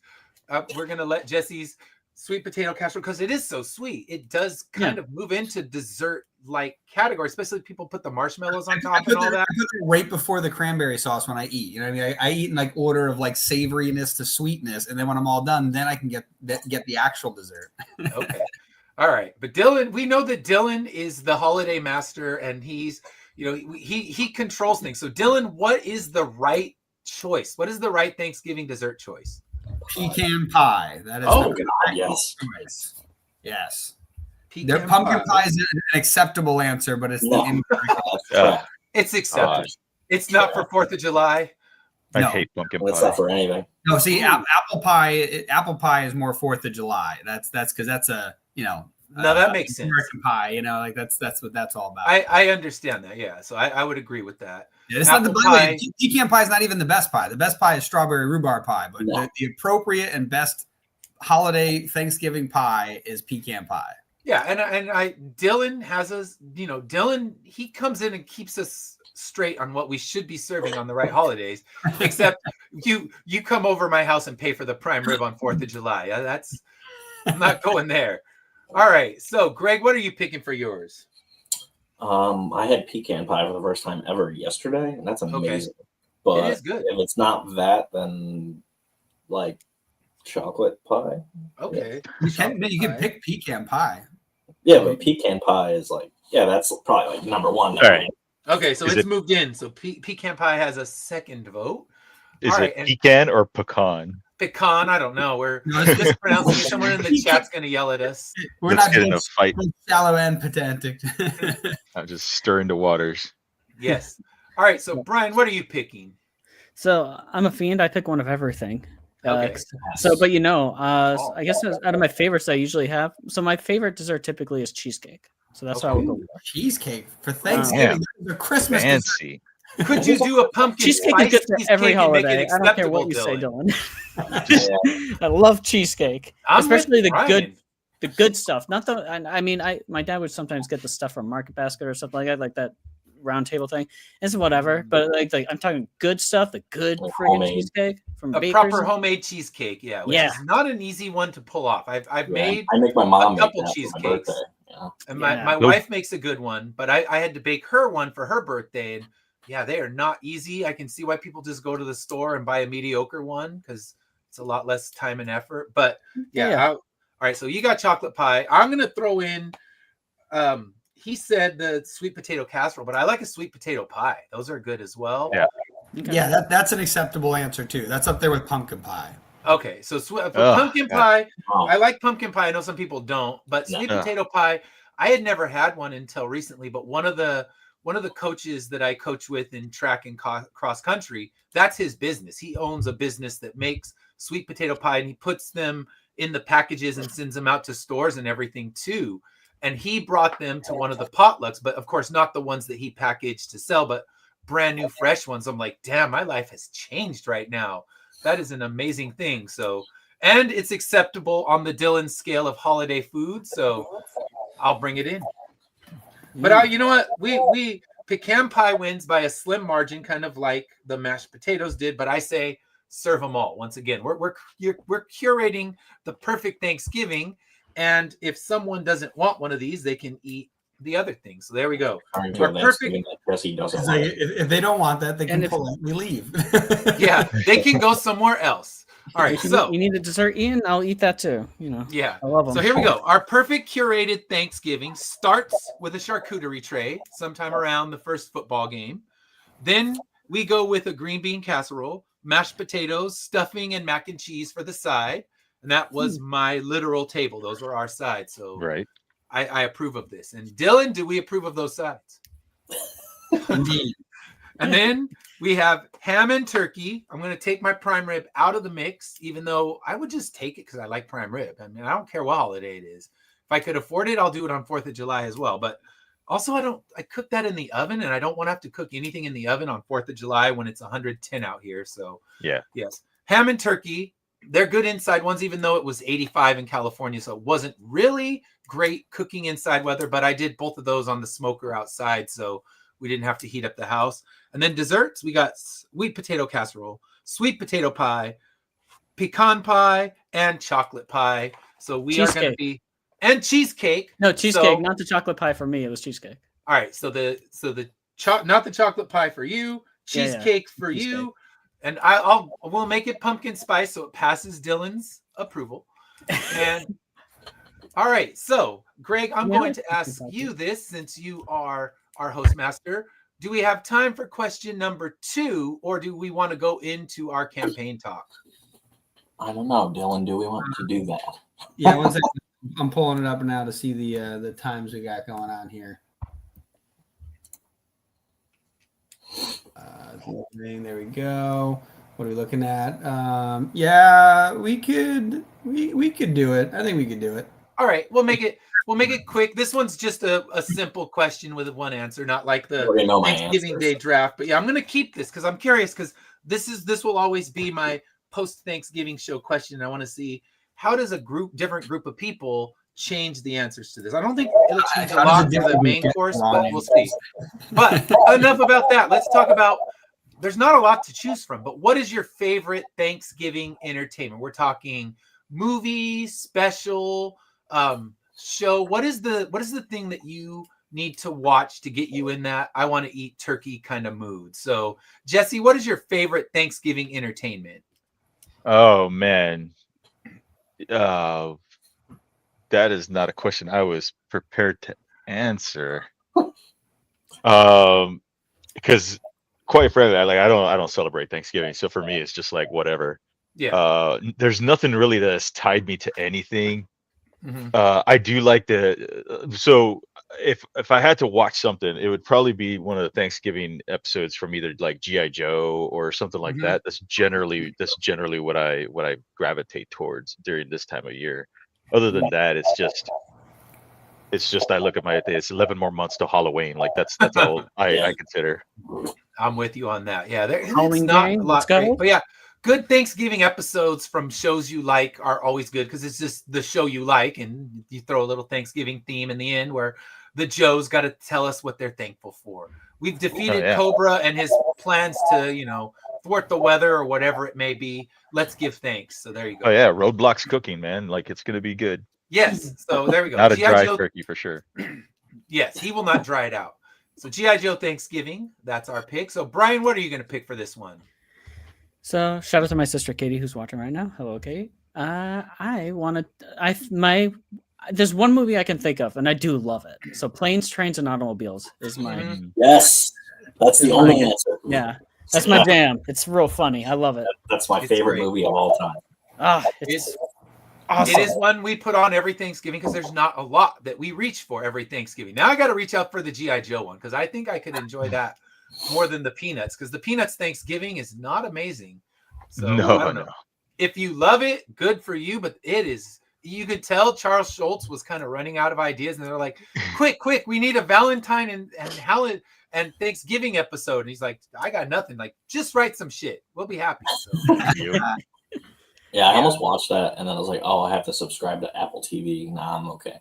Yeah, we got it in a Blu-ray box set years ago that had Christmas, Halloween, and Thanksgiving. So of course, two of those discs are well worn, and one of them is barely played, and that would be the Thanksgiving special. Both of them. There's two of them on there. Neither are amazing. So all right, Greg, what's your pick for this one? I think we know, but what is your pick for this one? Planes, Trains, Automobiles. All right, so Planes, Trains, Automobiles getting its second vote, and then Dylan, what are you picking for this one? And that is the only correct answer is Plane, Trains, and Automobile. Of all the movies that are out there, like there are Thanksgiving movies, but many of them are horror films and things like that. The only like Thanksgiving. Yeah, exactly.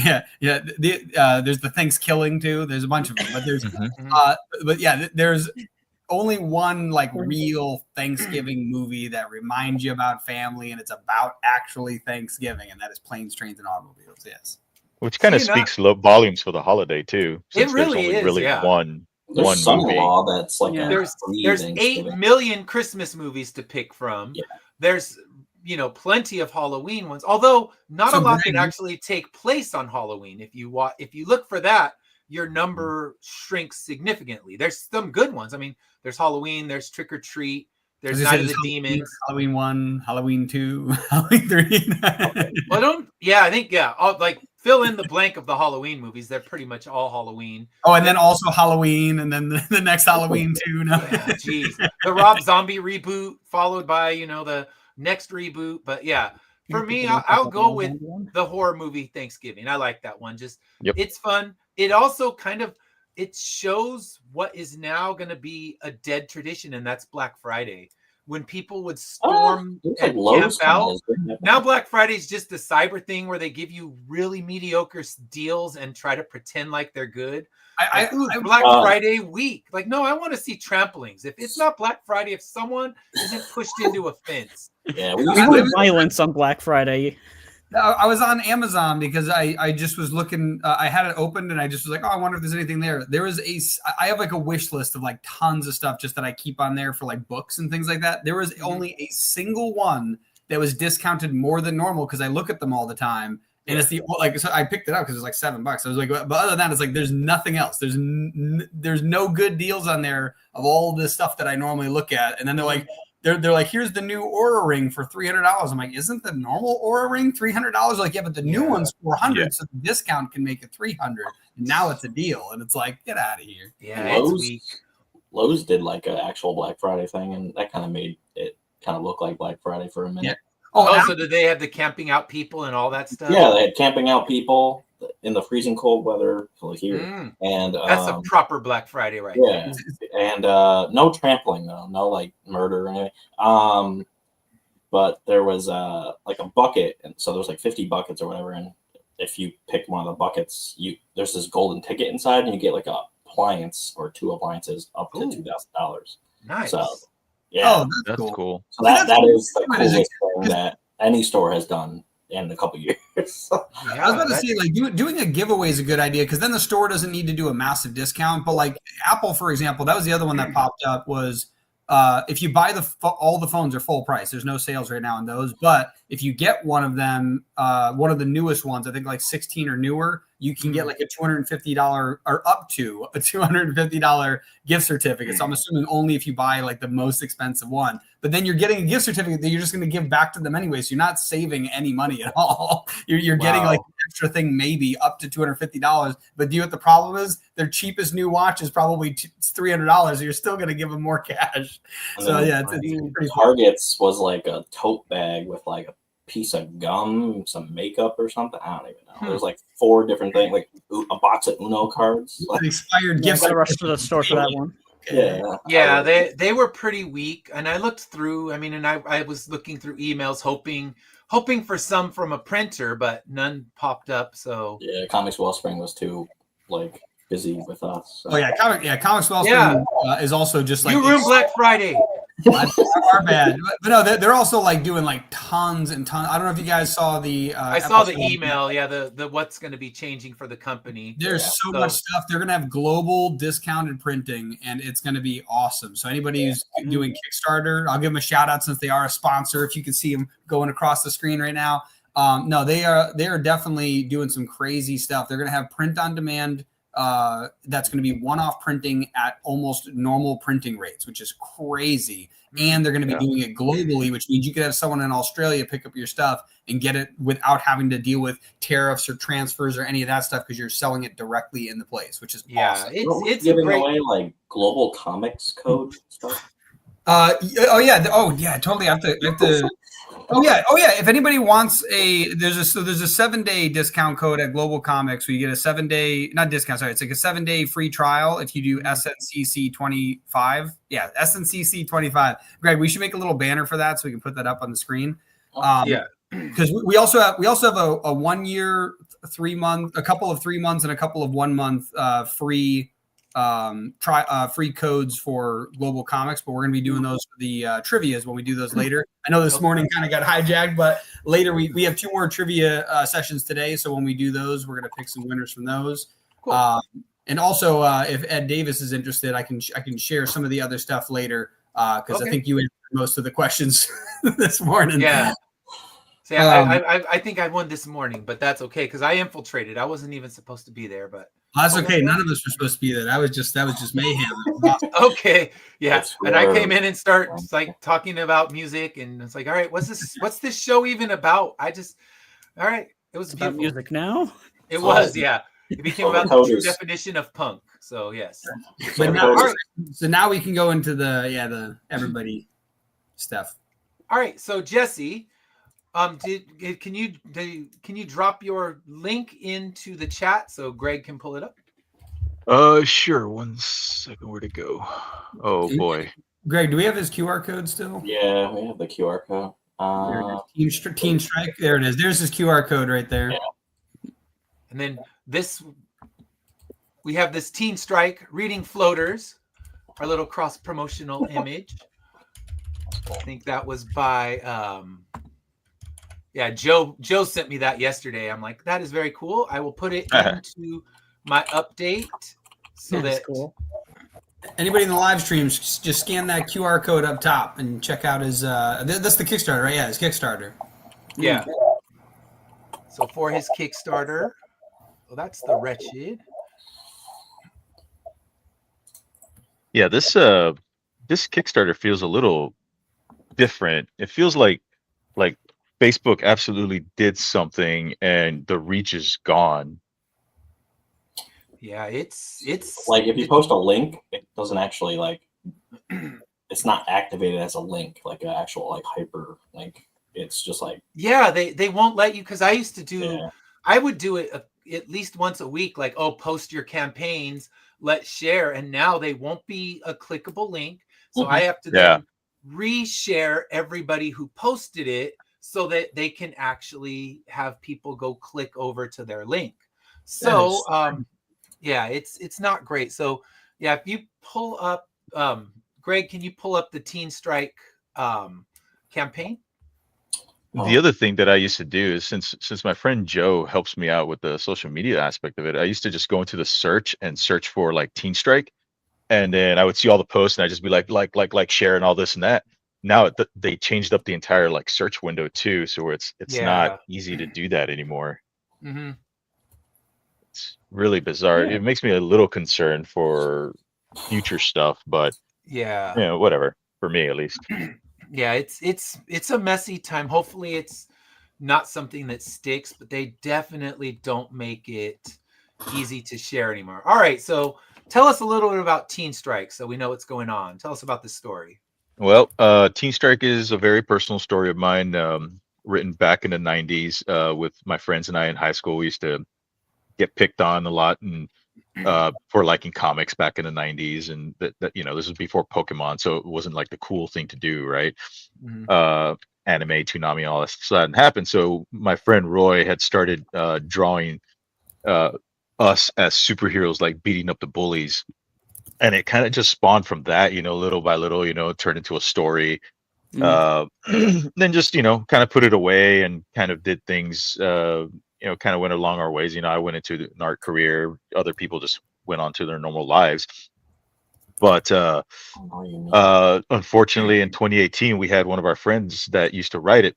He ended up passing away, and so in order to deal like with that, well, I was struggling to even process it. And then at the end of the day, I decided to go ahead and finish the story that we were doing, as kind of a way to kind of like honor him and my friends and try and show people like the kind of friendship that we had in high school. And it kind of, you know, I decided to have one last adventure with him and some of my other friends, you know, that I maybe don't talk to very much anymore, kind of thing. So the whole thing is about memories, and it's about you know, it's superhero stuff, and it is definitely 90s inspired. It's very nostalgic. So if you like that kind of stuff, it's really good for that. But it's really about first love, social anxiety, having good friends, and what it means to keep them together. With the superhero stuff, kind of moving it along in the background, putting them into different situations, and that's basically it. Chapters 5 and 6. We're working on 7 right now, and we should have 7 and 8. So all these are like 60-page books. They're dense. They're dense reads. Chapters 7 and 8 plus the epilogue is going to be about 90 pages, and that basically terminates the very first story arc. And then we're going to jump into the second story arc, which is massive too. I mean, I'm going to do those as triple books, so each one of those is going to be like 90 to 120 pages each. Mm. And I'm trying to keep everything low. Like for a 60-page book, you know, I'm charging like $15, you know. Things are getting a little tough for people, I know. I've noticed it at some of the most recent comic conventions. So I'm fortunate enough to have a really good job to where I don't necessarily need to make a ton of money off of these things. So I offer all kinds of deals at shows and stuff, just trying to help people, you know, because it's an escape for people, right? Yes. Yeah. But Oh, I like but the yeah. character designs. Oh, thank you. Yeah, it's based on my friends and I. A lot of this stuff is stuff that really happened to us, you know, minus the superhero stuff. But there's a lot of, you know, I took my high school career and my early college life and kind of mashed it together. And my real first girlfriend is the love interest in here, you know, and Mhm. every single person in there is a real person, you know, that it's based off a real person, I should say. And I'm trying to theme it around a Toonami style, late 90s Cartoon Network style art direction. Yeah, Mm. I You love know? the art in that. Oh, thank you. You know, for my other books, you know, I'm trying to do them as for my other books, I'm trying to do them in different styles. This one's getting the Toonami treatment. It's all about going to homecoming, you know. And this is kind of where they meet the villain of this story arc. So they Mm. go off to have homecoming and dance. Yeah, that's my first girlfriend there. That's her actual homecoming dress from the Mm. photos that I have. Um, Okay. and they go off and are having a great night, and then that's when shit hits the fan, if you can say, and Yeah, kind of unites them all. that's it's such a great like kind of like setup, because a prom night thing. It's it's such a great time. It's like a big moment for characters and stuff, and then boom, here's the villain.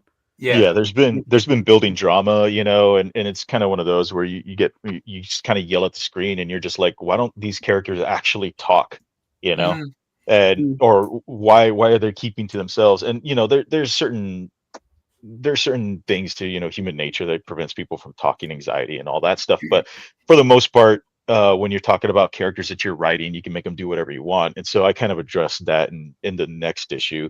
But basically, you spent the first 4 chapters kind of just building some of these main characters and doing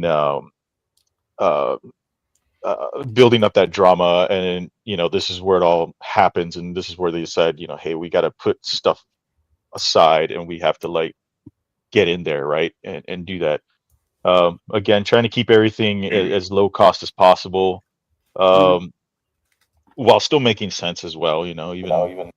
Even though I have a great job, it's still it's still not really a business to me, but it's still something that helps me pay for other creative things that I do and stuff like that. For this one, I am doing for the first time, I'm doing I'll draw you in the next issue kind of thing, because since issue 8 technically is the final chapter of this story arc, they're going to have a big party at the end, and so I was like, you know what, maybe I'll draw some people into the crowds. So I'm doing that one in there for the join the party tier. Okay.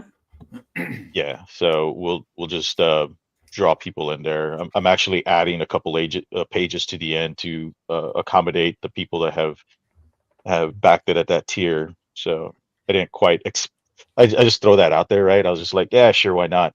And yeah, I didn't expect that people would actually do it. So I'm like, so So now you got to draw some people. Yeah.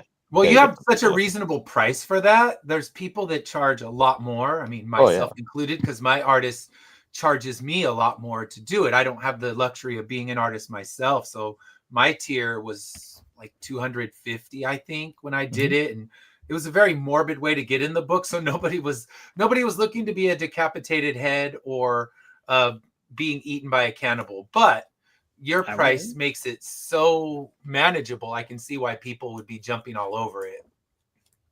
Yeah, and that's the thing, is like all the people I know are already in the book. So I was like, can't really charge them to get in the book. So I was like, well, I gotta think about, like, what if my sister wants to be in there, or so I was like, it's just something that's short. I mean, my artist is gonna draw the pages anyways, so it's just like, now I'm just gonna be like, draw this person, draw that person. So whatever, this helps. All right, so Brian, let's bring Brian's up next. His is in pre-launch. So people, when it's in pre-launch, here's the thing: it costs you $0 to go and support a book. You click that follow button. Nothing, that's no obligation to back. It's not like when now the campaign's live and you got the goons coming to your door like, we see you follow this project, where's your pledge? No pressure. We don't get a list of the people who are following a book. So please hit that follow button. I'm going to do it myself, so I practice what I preach. But Brian, let's hear about your book. Okay. And if you could pull it up, Greg. Yeah. And while Greg's pulling that up, if you want to start describing it, and then we'll pull it up. Oh, okay. So The Wretched is a very big passion project of mine from 10 years ago. It's where I started first developing it. It's about these kids who are like, it takes place in a fictional kind of world that's like rife with disease. It's a little bit apocalyptic. It's kind of like a mix of medieval aesthetics with some like semblance of primitive electrical technology kind of with it. Because this world is happened upon by a mad scientist who's putting out these experiments of his. He experiments on people and makes them into these creatures called amalgams, which are creatures of animal, human, and machine. So my story follows these 4 kids who were once human, and there's a human girl on the right, all the way on the right side. But these kids were experimented on and turned into amalgams, and they do his bidding by going out and kidnapping humans to to have them be experimented on. But the story at its core is really about these kids trying to deal with their personal anxieties and learning how to be vulnerable, and trying to dealing with their own self-hatred, trying to figure out who they are. It's about these kids kind of growing and trying to deal with their other sides of themselves. So where humans, their shadows or their darker sides are, there are other sides of, humans are a lot darker. I like kind of comparing it a little bit with like Star Wars, I guess, in a little bit. Because with these guys, their shadows are their human selves. Like, they're afraid of being human. And that's sort of what their journey is that it's like a very harsh journey of them being something that they don't like, which is being human. Yeah. Below really you'll see like a few different covers as well. You can read the first 40 pages for free on Global Comics. I'm attached to Rolling Squid Bones, and I also have it on my own thing. Those are my main cast. They were each kind of created for their own things. Malik. Those are kind of like my covers so far. There's going to be a 4th cover that's being made right now. You'll also see some sample pages further down below. Each cover is also a wraparound. It's the story is going to probably have about 4 arcs in it total. So I don't know, 20 to 25 issues, but it's going to be a lot about these kids trying to deal with their darker sides of themselves, their more human aspects as well. I'm very excited. This is the first issue. The first book sort of is going to be 70 pages. Yeah, that's a trade size first issue. I love that. Yeah. It's also going to be translated into Spanish, as you saw there too. Those are some concept art. You'll see some like lampposts around there. You also see on the right side is, and forests are kind of infected a little bit. It's a very harsh kind of world. I think my tagline above was like, these kids are dealing with anxiety and cruelty in a hostile kind of world. I'm very happy about this. A lot of people are really excited about it, and it looks great. It's awesome. I'm following now. Yeah, I'm following. And when's the projected launch date? I'm hoping for April of next year. Okay. I am new to this, so I'm kind of very, I'm not great at projecting as much because I don't have that kind of experience yet. But it's looking like the book will be done probably by February. So my Kickstarter's goal is going to only cover printing costs. Yes. And so if it's done by February and I'm still developing the Kickstarter, I think it's kind of almost done. I'm waiting for rewards and stuff to kind of come in, and April's looking like a pretty good date, but We'll see. All right. Well, when it gets live, definitely let me know and we'll get you back on the show. And what I tell people is every week it's different. So if you come back on, don't expect to have to answer the same questions. In April, we will not be talking about Thanksgiving. We'll be talking about the Easter feast, and Dylan will come and make sure that we're on task. All right. Indeed. So Greg and Dylan, you got a book. Let's hear about that one. Yeah. Ink. I'm not gonna waste your guys' time. It's a tattoo artist and he gets superpowers. We're gonna talk about it again later today. So yeah, you should back it. That's fantastic. You should. I love ink. If you go onto my YouTube channel, I'm gonna share this later today. I did a review of Ink #1 on my book break reviews, where we do 1-minute reviews of books, very quick and to the point. And it was one of the books that I really enjoyed. Book break kind of stopped because people were submitting books that were not amazing. And I don't want to ever talk shit about an indie creator because I know the amount of effort it takes to get a book out on the table. and I'm never here to disparage another creator. Mm. But that being said, I can't hype up something that I don't feel is actually great. But ink was no issue. I was able to talk about it. It's a great book. I own all the floppies, but it's like Greg's probably making me thinking you need a trade so you could read it and not damage your floppies that you want to send off to CGC and get graded. So, yes. Yeah. So, I guess I have a book if you don't mind popping it up real quick. Wait, what's the link to ink? Oh, link to ink. I put all 3 links. It's the QR code too. They're all in the chat. I Oh, put them in my chat. So the link to ink is Greg would have to share them, but they're all in the chat. Oh, is it? Yeah. It's somewhere. Yeah, I see it in the regular One chat. second, I got it. Yeah, I put them in the standard chat. Yeah, I already put the QR code up there. The QR code for ink's up there now. I just want to show it real Okay. quick, and then I'll switch over to. Oh, floaters. Sounds good.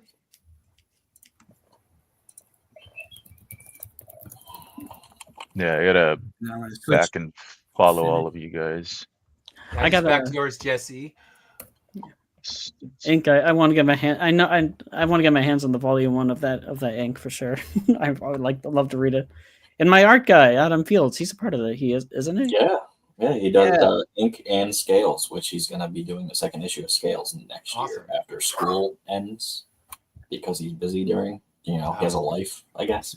How dare they? Yeah, we're not making things easier for him. Yeah. We just do can't it pay a living while wage, he's at so- work. Like what he could do is he could be like, all right, class, so you guys are going to draw ink. Yeah. And then you just Yeah. Get his kids to draw the pages. Make his own college sweatshop. Exactly. Man, that temporary tattoo is a good idea. Yeah. All right, let me try to share this real quick. Yeah. Yeah, I was trying to pull it up. My computer's cooking itself. Probably because you have 20,000 tabs up. I'm Hey, somebody has also to- I'm also a sucker for stickers, so thanks for having one there. That's one of the rewards I need to. I'm gonna be commissioning for this month too. Floaters. Yeah. All right. I can't So wait. let's talk about Floaters. Floaters is also kind of like Jesse's. It's a personal story, but in a different way. This story was conceived when I was in a hospital waiting room. I was in a 2-day span where I had developed so many eye floaters that it was obstructing about 40% of my visual field. Mm-hmm. So because of that, I was sitting in this emergency room in a panic because I have a brother who went completely blind. He lost all of his eyesight. So anytime something starts happening with the eyes, you get that panic. Like, what if it's genetic? What if this is going to happen to me? So I'm sitting in this hospital waiting room and I asked the nurse, she said, "What can I get you?" I said, "Please just get me a pad of paper. I need to just kind of tell a story that's developing in my head." The story hatched the previous night when I left the emergency room and was attacked by a homeless woman. She shook me. She told me I wasn't real. And I thought, what if she's right? What if these floaters have changed what I am and I'm not real anymore? So the whole premise of floaters is floaters are not just the vitreous gel in your eye accumulating clumps. They are instead invasive parasites that slowly take over your mind and turn you into either an enabler who's trying to get other people's floaters to activate or a homicidal maniac. And this story kind of documents the tale of one man's development of the floaters and where it ends up leading him. And I wrote it as a one-shot. It's a 28-page book, but I wrote it as a one-shot. It was something that was just kind of a therapeutic way of getting out the nerves that were just destroying me in that hospital waiting room. If nothing else, it kept me sane for that 17 hours that I had to sit there waiting for surgery after surgery. So this was my way of just kind of coping with the emotions that I was having and writing it into this really kind of gruesome horror story, because, if in the end, a good horror story can always take your mind off it. But I tell people, if you think of the Smile series, there's no origin. We don't know where the smile comes from. We don't know when it will end. We just know that it moves along. The same is true of floaters. So the people who develop the floaters, they it affects them until the floaters are stopped, and then they'll move on to someone else. And this story, we get to see how the floaters move through multiple people. Mm. That's cool. That Yeah, is well- terrifying.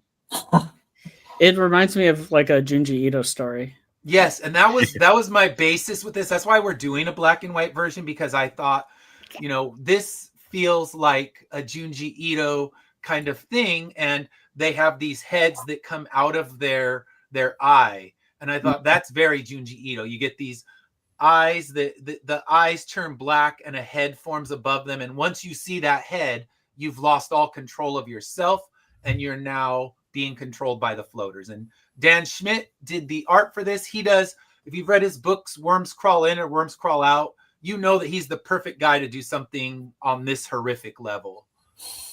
Yeah, that's actually back to black and white version. I think that's fantastic for horror books. Yeah, and I told him we got to do it, and I just made sure it wasn't too difficult for him to letter. But I thought it's, a horror book looks great in black and white, but I don't want to take anything away from Maya's colors. They are beautiful, and anyone who backs the black and white, I will send digital copies of the black and white and the color to them so they can read it in either version, but you can hold the black and white one in your hand. It's going to look really cool. It's going to be on one of the sketch covers, so it should end up looking great, because Comics Wellspring does great sketch covers, so it's not going to be an actual sketch cover. It'll be printed on that, but it'll be on the same paper stock. So I anticipate a really good looking book with either version. And then we also have a foil version, a hollow foil version that Fish Lee did the cover for. So yeah, I'm excited about this one. And it's something that I'm happy to have a one shot, because everything else is daunting 24 issue series that are on my table. And here you got a one and done read that you can read. Yeah. Awesome.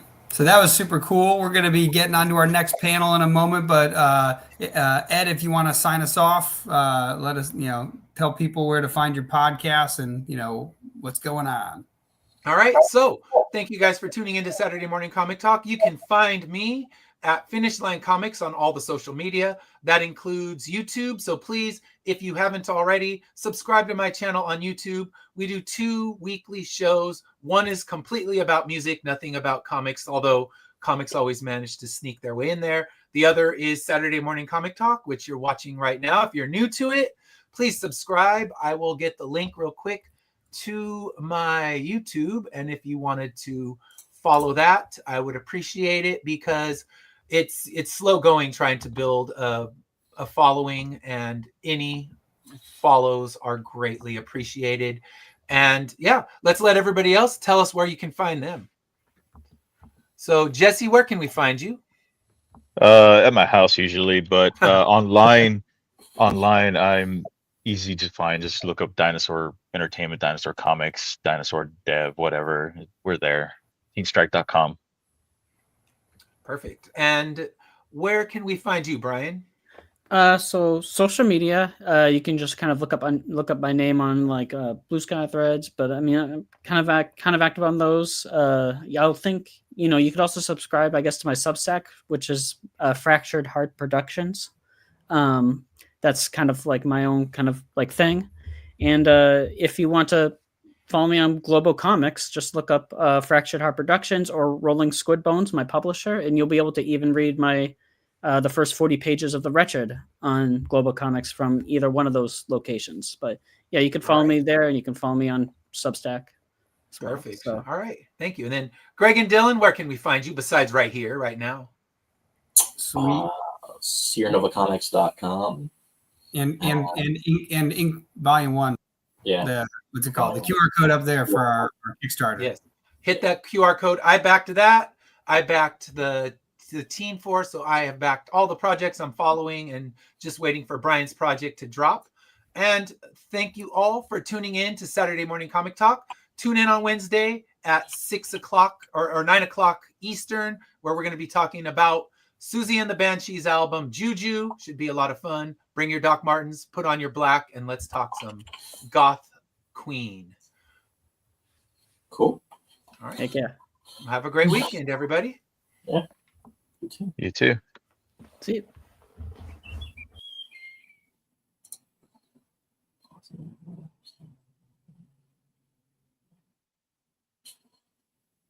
Dylan is talking, but no one can hear him. Oh my God, I'm talking to myself. Don't look at me. All right. Anyways, so yes, that was a very fun panel. It's funny. I thought I was muted, so I think I muted myself, even though I'm hitting it all day long. Anyways, so sorry about the overlap from the previous panel. It was a fun panel, went a little longer than anticipated. We're not going to cut this one short. We're going to extend into the other panel and so on until we hit the crowdfunding corner, which we intentionally made extra large so we can shrink that up a little bit and it'll be perfect. So don't worry, we're not going to lose some airtime for anybody who's currently in the crowd. But yes, our next panel is, I believe, Comic Script Writing 101. There we go. And first, we're going to bring up, where is he? Oh, wrong one because he's away from camera. Braden. Hey, what's going on, guys? Doing good. Who are you? What do you do? Yeah, Braden the Lawyer, Rook City Comics. Debuted with Haven in March and Sketch Night in April, May. So yeah, do that, do the comics, superheroes, getting into manga, all that fun stuff. Summit, cool things. Very cool. And next we've got Jonathan. Tell us who you are and what do you do? Hey everybody, creator of the graphic novel Uric, writer, screenwriter, professor at a film school in Los Angeles. Just here for to spread some information. Hopefully that's valuable for somebody. Awesome. And next we've got Pat O'Malley. Hey, what's going on, guys? There you got him. I'm a creator of Pop Scars. That's like my big comic that I kind of put out a few years ago, working on a sequel to that. I'm in California as well. And I do a little bit of film stuff too, but working on a sequel to Pop Scars and some new books with, I think you had Fred on yesterday for Wiseacre Comics. So him and I are kind of collaborating on some stuff. But yeah, there's cool stuff coming up. Very cool. And we've got, there goes Lulaby. Hi, yeah.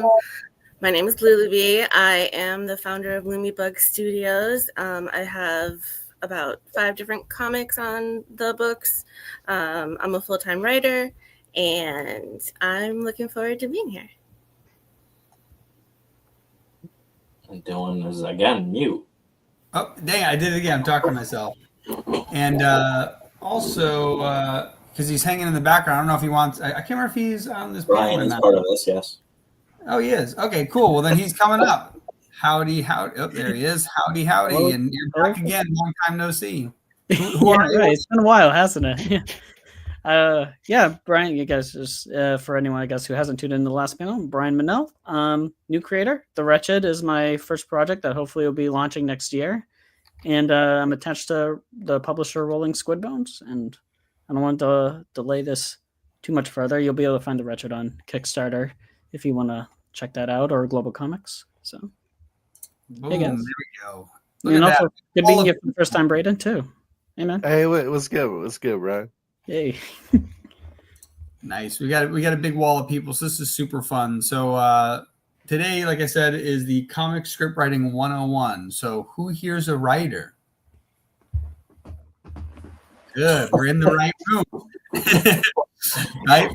So one of the things that's I find interesting is when it comes to writing in general, you have novels, you have film, you have copywriting, like for sales. You have anything from, writing a poem all the way to, again, writing out encyclopedias. But when it comes to comic book writing, it's interesting where people come from. I notice some people might have a background in prose. They might have a background in screenwriting. So that's kind of what I want to ask. Like, before you got into comics, what was your background in? What was the thing that you were working on that you're like, oh, this would be cool as a comic? And I'm going to start with the one who's got their eyes rolling, Lulaby. Okay. Well, no, I was just like, so I was a math teacher. Not quite sure how that fits into writing, but I've always loved comics ever since I was little. I think that they're probably the best medium to showcase a story, especially if you're not a native language speaker. It gives people so much more confidence, and I just love the visuals that go with it. So when I knew I was going to be a writer, I knew that I wanted to make it comics. I do have some prose novels also, but comics are my first love. Very cool. And what about you, Braden? How did you get into comics? I'm a disability support worker, so not really a writing background, but I just kind of took it up. Thought, why not give it a shot, and develop some stories, and turned Haven into a comic, and now Sketch Night, and yeah, it's been a fun ride. It's been a good time, and yeah. Very, very cool. And Jonathan, what about yourself? I was a collegiate athlete, then went into the business world. And when I was having surgeries, I was actually just kind of stuck in bed and went on a torrent website. I've paid for this a million times at this point, but got Final Draft, wrote a screenplay because back then there was no streaming platforms. And I was like, I'd watched every single movie on HBO. So I wrote a screenplay, made a pivot to go to film school, grad film school. But at the same time, I was connected with my buddy. Of course, I grew up with comics and everything. My buddy wanted to, he was working at Blizzard Entertainment, a video game company. And he was like, hey, I want to do a comic. And I was like, oh yeah, I'm in. So we started working on that. It quickly just became me, but that was kind of the origin story of how I progressed into the film world and then also into graphic novels. Very cool. That's very interesting. And we've got Pat O'Malley. What about yourself? I started with film. So I was doing short films and writing movies and, making stuff as I could. And then I got to the point where you just can't do it anymore on your own. It's too hard to produce. You don't have the budget. It's hard to get the actors, the locations, and comics. It's really easy to do all that stuff. You can kind of go anywhere you need to go, and as long as you can pay your artist, you can do anything. So, pivoting to comics, I was able to get more stories out of my system and finish them.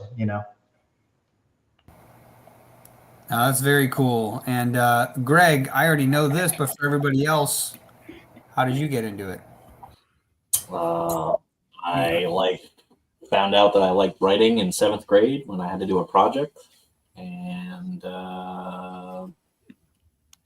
and I started writing comics in 2014 from a giant story, and it turned into a bunch of comics. Exhilarating. Yeah. So that's I know that's how I came into the comic writing space as well. Was just Greg was on Craigslist one day and was like, I wonder if I could find somebody to draw my comics. I think I'll ask for a graphic designer, which is not the right word if anyone's ever found a comic book illustrator. But that's how I accidentally stumbled into the world of comics myself. My background's actually in marketing, and that's where my writing primarily came from. And so for me, storytelling and marketing is just as powerful. And so when I came across Greg and I was like, oh, I can make you a logo. And then eventually I'm reading his stories and I'm like, you need an editor. And so then I got into editing, and then eventually I loved the story building or the world building part of it so much that eventually for some of the comics, I got a lot more heavily involved in like the writing process. I think Ink is probably one of the ones Greg and I have mutually worked on together, which has been really fun, where we're back and forth going, what about this? What about this? And it's very fun collaborative effort, but so that's kind of my background. But for the most part, you guys are all the writers. I'm the guy that judges you and says, do better and make it sound cool. So I got a couple questions for you guys now that I know your backgrounds. Since you've all kind of come from different places, which is kind of cool. Not my background. Oh wait, I missed you. Damn, guys. My goodness. That's rough. I guess I won't be on. No, That's because he was on the last panel. It's like, okay, yes, your background. Where's your background? Yeah, I mean, I did kind of start writing when I was a teenager. I kind of tried to write on my own, but I went to school as for media production, so I kind of really started getting into more film writing, script writing. using Adobe Story when that was around. But I pivoted into comics when I started thinking about this story, The Wretched, and I thought to myself, I can't make this into an animation. I don't want to spend time trying to make this into a film. It won't work. And so prose wouldn't do it justice. So I'm like, what about comics? Those have images on them. They'll serve it well. So then I pivoted into comic writing from there, so I can start out with The Wretched and making that. So that's how I got onto that. Very cool. And my bad. There's so many people. Dang. I don't know if that's the name. That's probably based on my abuse of the powers that be. So anyways, now that everybody has shared where they have come from, my question is, when it comes to comic script writing, at its core, what is the most important skill a new writer needs to master first? And anybody can raise their hand, and I'll drag them up to the top. Oh, I guess I could try to start. Cool. To master first, I'd say learn the formatting, and then basically learn how to describe the panels. But describing the panels, you can do it in a variety of different ways. We've all seen a million different ways a comic script can be written, at least a few prominent ones. But I would say learn to take a look at at the formatting of comic scripts, because I think a clean comic script format is the most important. And for your artist, because your art team is going to be looking at that, and your letter is going to be looking at that. So make it clean. And yeah, I'd say next step would be learning how to get in the groove of describing your panels and your panel layouts. And I think from there, really, it'd be good to learn how many panels would work per page for a particular scene. You don't want to get like 50 panels on a page or something like that. But I'd say formatting would be my first thing. So formatting is the first. Who else? Who else has a first? We got Lulu B. Bring you up here. Oh, hey B, I got you. There you go. I'd say the very first thing would just to realize that you can only have one action per panel, because that was really hard for me to learn. I'd be like, and then he did this and turned around, and then my artist would be like, can't do that. That's not it. So something like that might be a good thing for to first learn. Yeah, single actions is definitely an important thing. Same thing, but you know that. Yeah, Greg was like, hey, he walked forward, got knocked back into the chair fell back, and then he got back up, and that was all one panel. Like one panel. Nice. Any others? Any other first skills people should be considering? Pat. I would just say too, it's like, why are you telling the story? Like, why is it important to you? So I think you have to identify that before you even get, like, you could have a good idea, but is it worth spending, 4 or 5 years on, and then paying people? Like, really identify why it's important to you. Like, what's the meaning behind it before you kind of take on this journey. I mean, some people are just jump right in and do stuff and make stuff faster. But for me, everything's taken a long time. And you kind of like, once you start a project, it's like, you got to live with it now for a long time and kind of be in love with it, So I would say, make sure know what you're writing about and why it's important to you, because you're going to be kind of married to it, chained to it, whatever, Yeah, I think that's probably really important, because a lot of people, like we just talked about, people that wanted to put multiple actions in one panel because they have something in their head they want to put into a comic, even though it doesn't quite fit. So knowing your why, like the reason you want to tell the story, allows you to go, okay, I'll take advice from the comic book creators and actually put this in the way that it should be laid out, so I can at least get the story out there. It doesn't need to be exactly the way I saw it in my head. It just needs to express the thing I saw in my head. And that's I think a huge deal. So I do like that. And that'll keep you going too. If you know why, it'll kind of keep you going towards that, running. Yeah. Awesome. Any others? Hey, I think pacing is super important. You know, at the end of the day, we're writers, right? So it's, you know, you got 20 pages or however long your first issue is, you know how many pages you got. I think getting like a really solid outline. I like to do kind of like a page by page breakdown of kind of what's going to be in the comic, and then kind of tightening it up from there. But yeah, I need to co-sign the outline thing too. Yeah, Really, so valuable are cool. to spend time on. I definitely agree. And Jonathan, you had something? I think Pat and they kind of got to it, but it's I would, before you even starting to write, I would figure out what your story's about and learn how to craft a narrative, and figure out how to craft a character that's engaging and interesting. So many scripts that I get sent and read, and I've been a screenwriting professor for a decade. It's like if you'll read something and you'll say like, why is this person your protagonist? And they go, I don't know.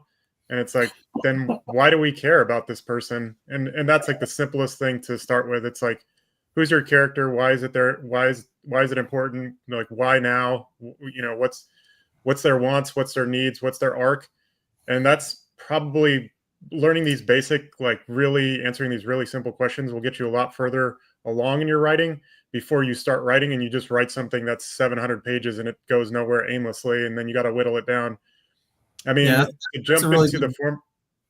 Sorry. I was just saying, it's a really good point. I do feel like the basic who, what, when, where, why, how. You know, like if you can't answer those questions about your comic, you might want to stop writing now.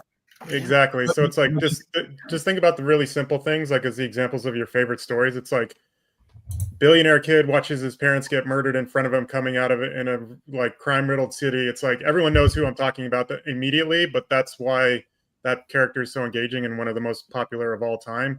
And that's your entry point. Yeah, exactly.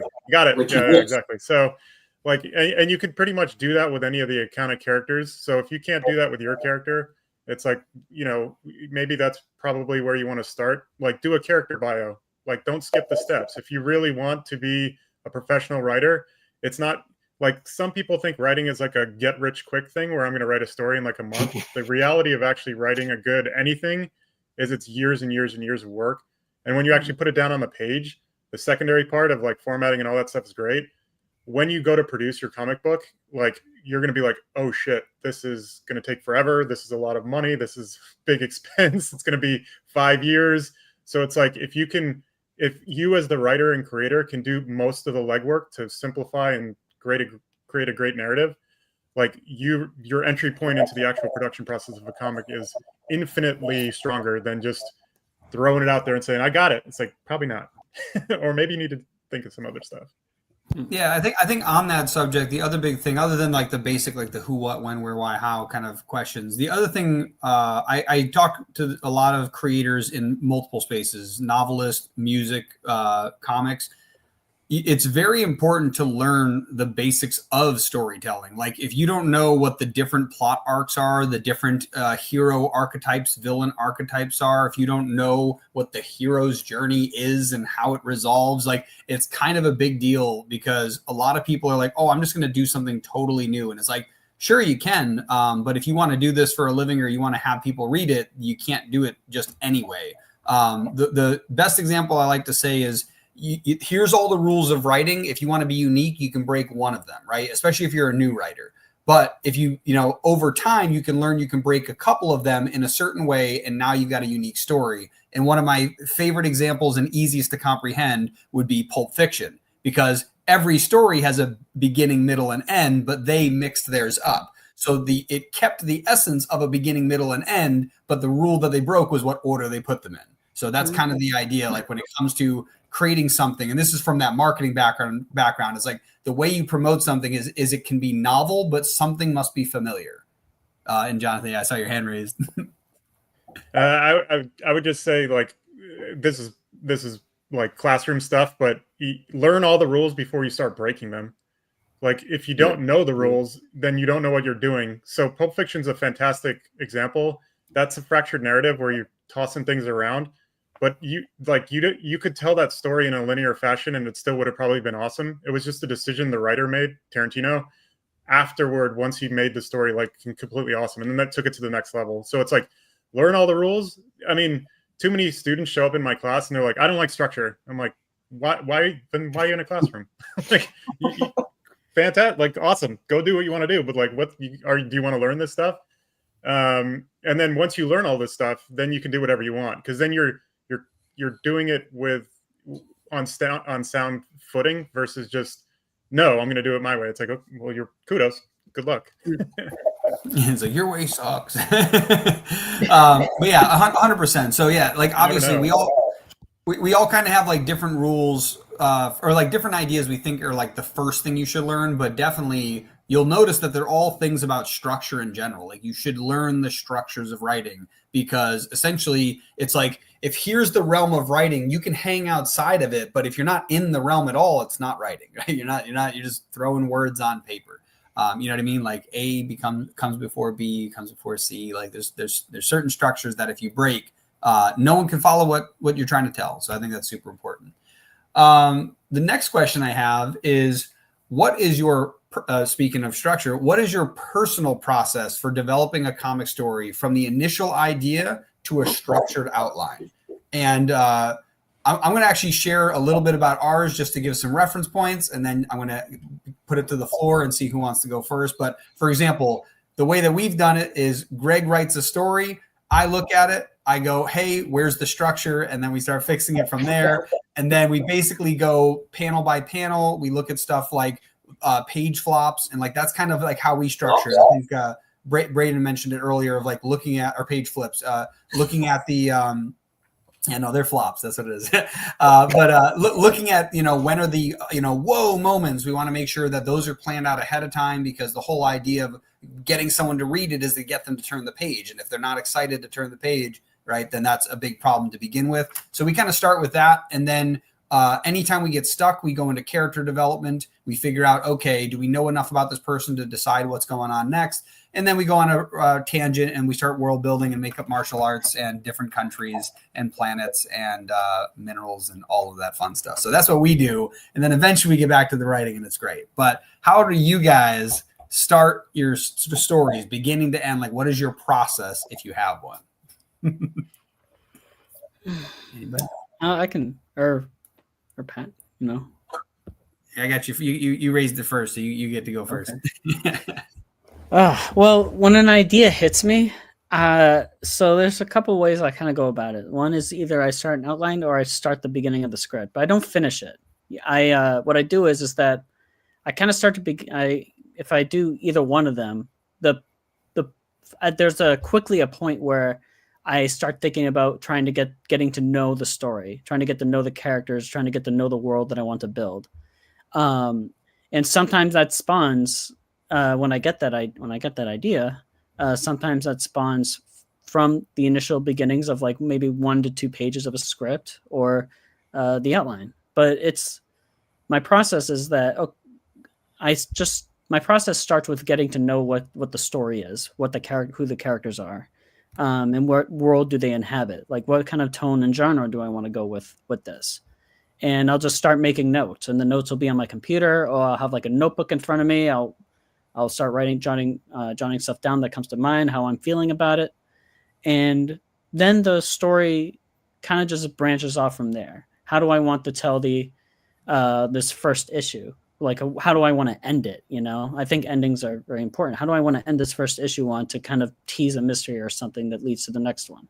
And then what's the first arc? What's the overarching story for this character? What arc do I want them to go on? Like, how do I want these characters to develop? And how do I want the world to change? It's infectious, That's kind of getting to know it is kind of how I begin a story, getting kind of just asking myself questions, getting to know the world and everything else. And awesome. Just spirals into that. Who else wants to share? Pat had his hand up. Yeah, Pat's going next.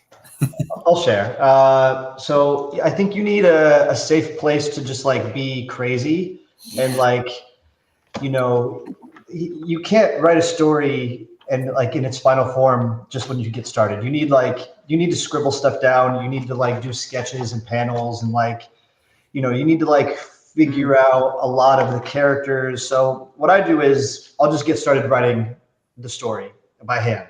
and then I'll start drawing the characters, and I'll give them like scribbling notes, and eventually by the end of one of these or two of these notebooks, then you can kind of turn it into like a book that, like now all this stuff makes sense. Like I figured it out. So I think you need to give yourself room to just vomit everything up. Yeah, just get it out, get it on the page, let it be messy, and then find the gems and kind of like pull them from there. But I think, writing a story once is probably a mistake. I think you need to write it a bunch of times and visualize it a bunch of times and outline it a bunch of times. Because like my story changed so much by the time I took it to the artist, and even changed the dialogue after you get the art back. You kind of have to be open to letting it evolve. But I think until you dig in and like find it, I never sit down at a computer and just start like writing. I think I need like a notebook first and just kind of like explore like what could this be. And most of it's garbage, but like the stuff that you do pull from it, you kind of sift through, and it's like, okay, this is like a gem. That's just how I do it though. But I have like 2 of these notebooks that I went through to build Pop Scars out. Definitely. And we got Jonathan. Oop, if I can get you up. There we go. Gotcha. Yeah. Whenever you need a default, I can answer any of these questions. This is, but to repeat, I would start with like, is it based in reality? Do you need to create a universe? What are the rules of the world? How is that going to work? Make sure everything makes sense. Create an engaging character. Why do you need to tell that story? Then, once you know the macro arc and the character's journey and the, whatever the arc is going to be for the entirety of the whatever you're writing, whether it's a novel, a feature, or a comic book, once you have that full arc, I'd break it down into like digestible little, what are called sequences. So as a young writer, you create a sequence where you have, you establish a status quo for whatever 10, 20 page, 20-minute arc you're going to be going on. Create wants and needs, and then objective versus obstacles. So the obstacles in front of your character that you present, the more difficult they are for them to overcome, the more dynamic the journey is going to be, and the more compelling the story is going to be. So find those little things, and Dylan, to your point about like act outs or culminations on sequences, that's how you get dynamic books. That's how you get dynamic panels. That's how you get dynamic pages, and pushes it like a person's eye to the next page. And even on the smaller level, like when you're talking about scenes or pages themselves, like if you cannot identify the conflict that's occurring or what the objective is of your character, it's probably something you don't need, and it probably doesn't really create the most amount of value for page space, narrative construction, the way in which you're keeping your audience engaged with what you're doing. You see this in a lot of indie books. It's sometimes one or the other. It's like you have a writer that's new to the game, or you have an artist that's trying to write for the first time, and it's just a bunch of like panels, or there's really not a ton of like dynamic character movement. And it's like, oh, you just kind of like, you leaned into your strength, which is fantastic, but then you miss kind of some of the other elements. So like Pat was saying, like get a notebook, doodle it down, like outline everything. And then once you get to like that outline point, like put it onto a page, see what sticks, see what's good, distill it down, put it through a sieve, because to make the most dynamic anything, you kind of want to be able to answer those questions. Like what's the conflict? What's the obstacles? What's the, what does your character have to overcome? Like, is it a linear story? Like I'm going to do this and you just do it. Like, that's not dynamic. It's like, what smacked the person in the face and knocked them down? What obstacle, what wall did they have to jump over? So start there, like before you just dive into a page. Some people's process is that, but I think like Pat kind of nailed it. Get a notebook, identify all these things, start doing the actual legwork of constructing a dynamic narrative. Mm-hmm. Man, I see Lulu showing off her notebook. My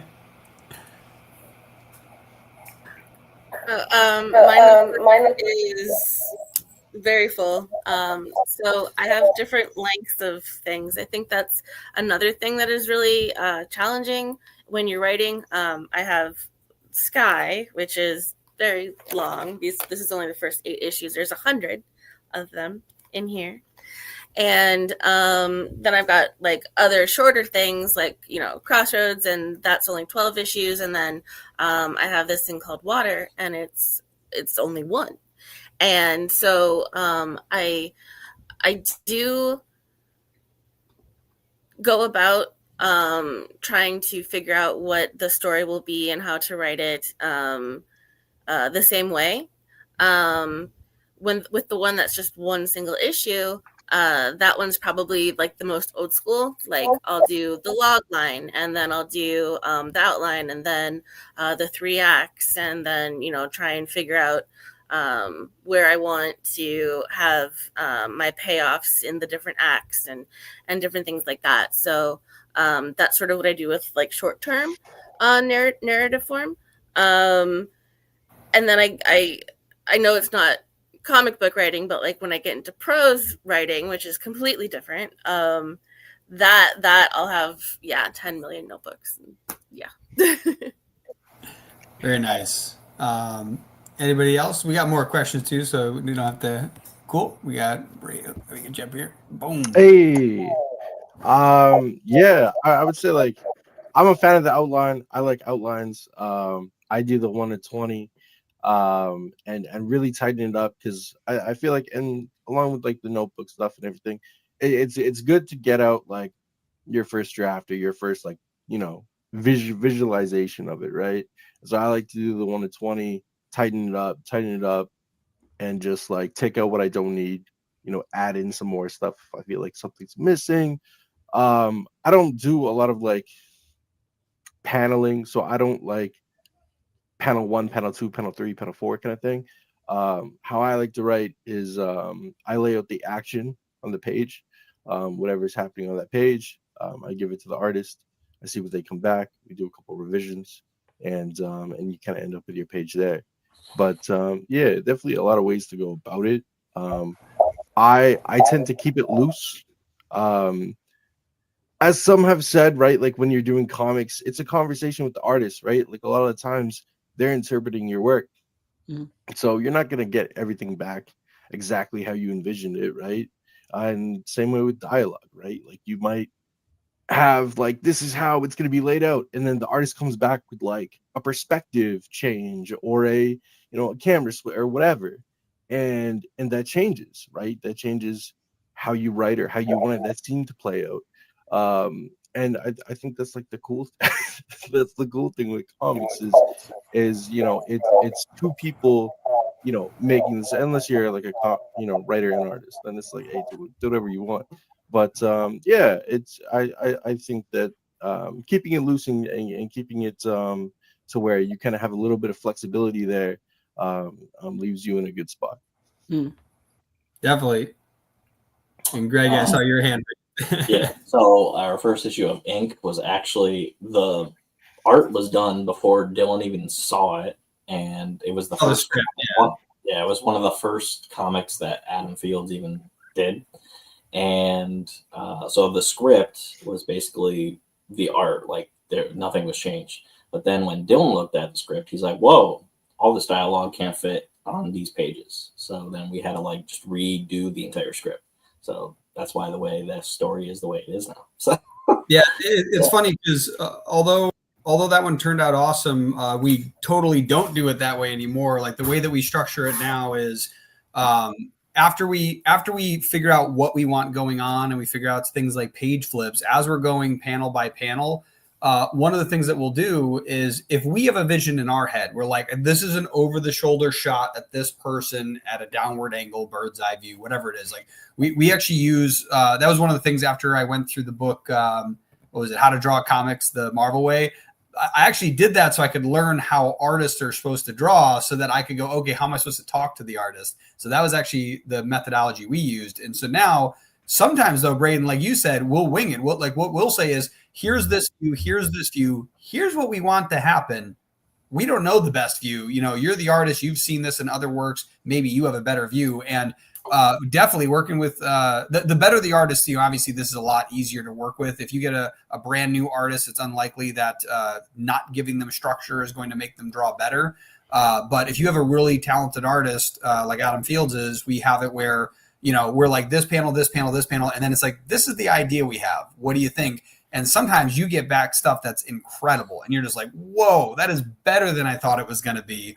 And then other times we're like, hey, I want him swinging from this lamppost with this view from the top balcony in a warehouse. By the way, I made a 3D model of it, so in case you want to know where we are, we've gotten very, very, very detailed. And all of that, by the way, is actually true. We did, in fact, have a 3D warehouse we built with boxes and rafters, and we're like, this is the water pipeline where, like, if there's a fire, it'll put out the fire. So we want him to hang his chain from there and jump down and kick somebody, so yeah, we've been pretty detailed before, but then after that we're like, yeah, that whole scene is so funny. We basically paneled out everything right up to the point where we're like, okay, now he's fighting, make it look cool, right? Like, we're just like, punch somebody, kick somebody, do whatever you want. And what he did was awesome. So just letting the artist wing it is also a cool option. That's why I wanted to ask that question. I like the idea that, yeah, some people are very loose. If you have an artist that you guys are vibing on whatever story you're telling, that's very good. One other thing, depending on how many stories you write, and if you're not the artist, that I would even throw in there is finding, like, while you're doing the storytelling, starting to look for artists who can actually match what you're looking for, because depending on what you're writing about, whether it's monsters or like a dark demon realm, or it's the sky and fluffy and clouds, or it's nature and there's a lot of things like trees and mountains you want really detailed, or I remember there was somebody, we were chatting about this, they were really good at drawing clothing, and for certain people that was super important because that was part of the storytelling, was the clothing, and if it wasn't just right, that would be a problem. So I think that's another thing, is as you're working on it, I would say before you finish your script, it might be good to start finding an artist, because you might actually change how you want to finish or write out the story based on how the artist is capable of drawing. So I think that's another big one. I just saw your hand up there, Brian. Oh, I wanted to jump on your comment real quick, because I guess, in terms of looking for artists and whatnot, like, depending on the genre of your story or the kind of story you want to tell, like if you're doing a horror story, and this could go without saying, but definitely look for artists who are used to drawing or have an experience drawing horror. But I say that in the sense of, like, because when you're scripting, in terms of scripts, when you're submitting a script to them, you're submitting a horror script to someone who could take your story and use their own experience of drawing horror stories into it, So it's good, of course. Yeah. Find the artist that connects best to the kind of story you want to tell. And it just makes your life, in terms of your connection between your story and the art for it, just that much easier. And also the relationship with the script for the artist that you connect with, definitely easier too. It's like, I wouldn't get like this really cartoonish manga artist for like this Junji Ito or Silent Hill kind of horror story that I would get. I don't know. I may or may not, depending on what kind of vibe I'd want to go for. But that is an important point, to find the artist that connects to your story, and even they could even give you inspiration too from what they draw for you. Definitely. And actually, speaking of that was another question I had. Has your writing style ever changed because of the strengths or weaknesses of an artist that you're working with? Right? So you're working with an artist, you can see now what they're pulling off or what they can't pull off. Has anyone here changed their writing? I see Lulu nodding her head, so I'm going to pull her up here. Yeah. How has your writing style changed based on your artists? Well, okay. So I have 3 different artists, and they are all non-English native speakers. And so being able to write in a way that is easy for them to understand and, getting that collaboration out of it, I think is really important. So that's been like sort of a thing where I've changed some of my style. But I wanted to say that back in the day, when I first started comics with my one artist, it was her first comic and was my first comic. And we were like, let's do this together, because that's like the best idea ever, right? And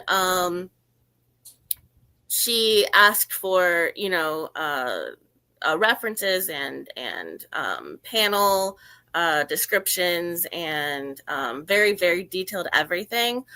She asked me to do thumbs, like all this stuff. And like, if I were to do that for her now, she'd just laugh at me. She'd be like, what are you doing? I don't need any of this anymore. And so that sort of is a different way of changing the style of writing to what it is that your collaboration evolves to. Definitely. Who else? Who else has changed their writing style based on their artist? Anybody? Man, you guys are like, this is how I do it. I'll hop up if no one's. Yeah, I'll take that. Sure.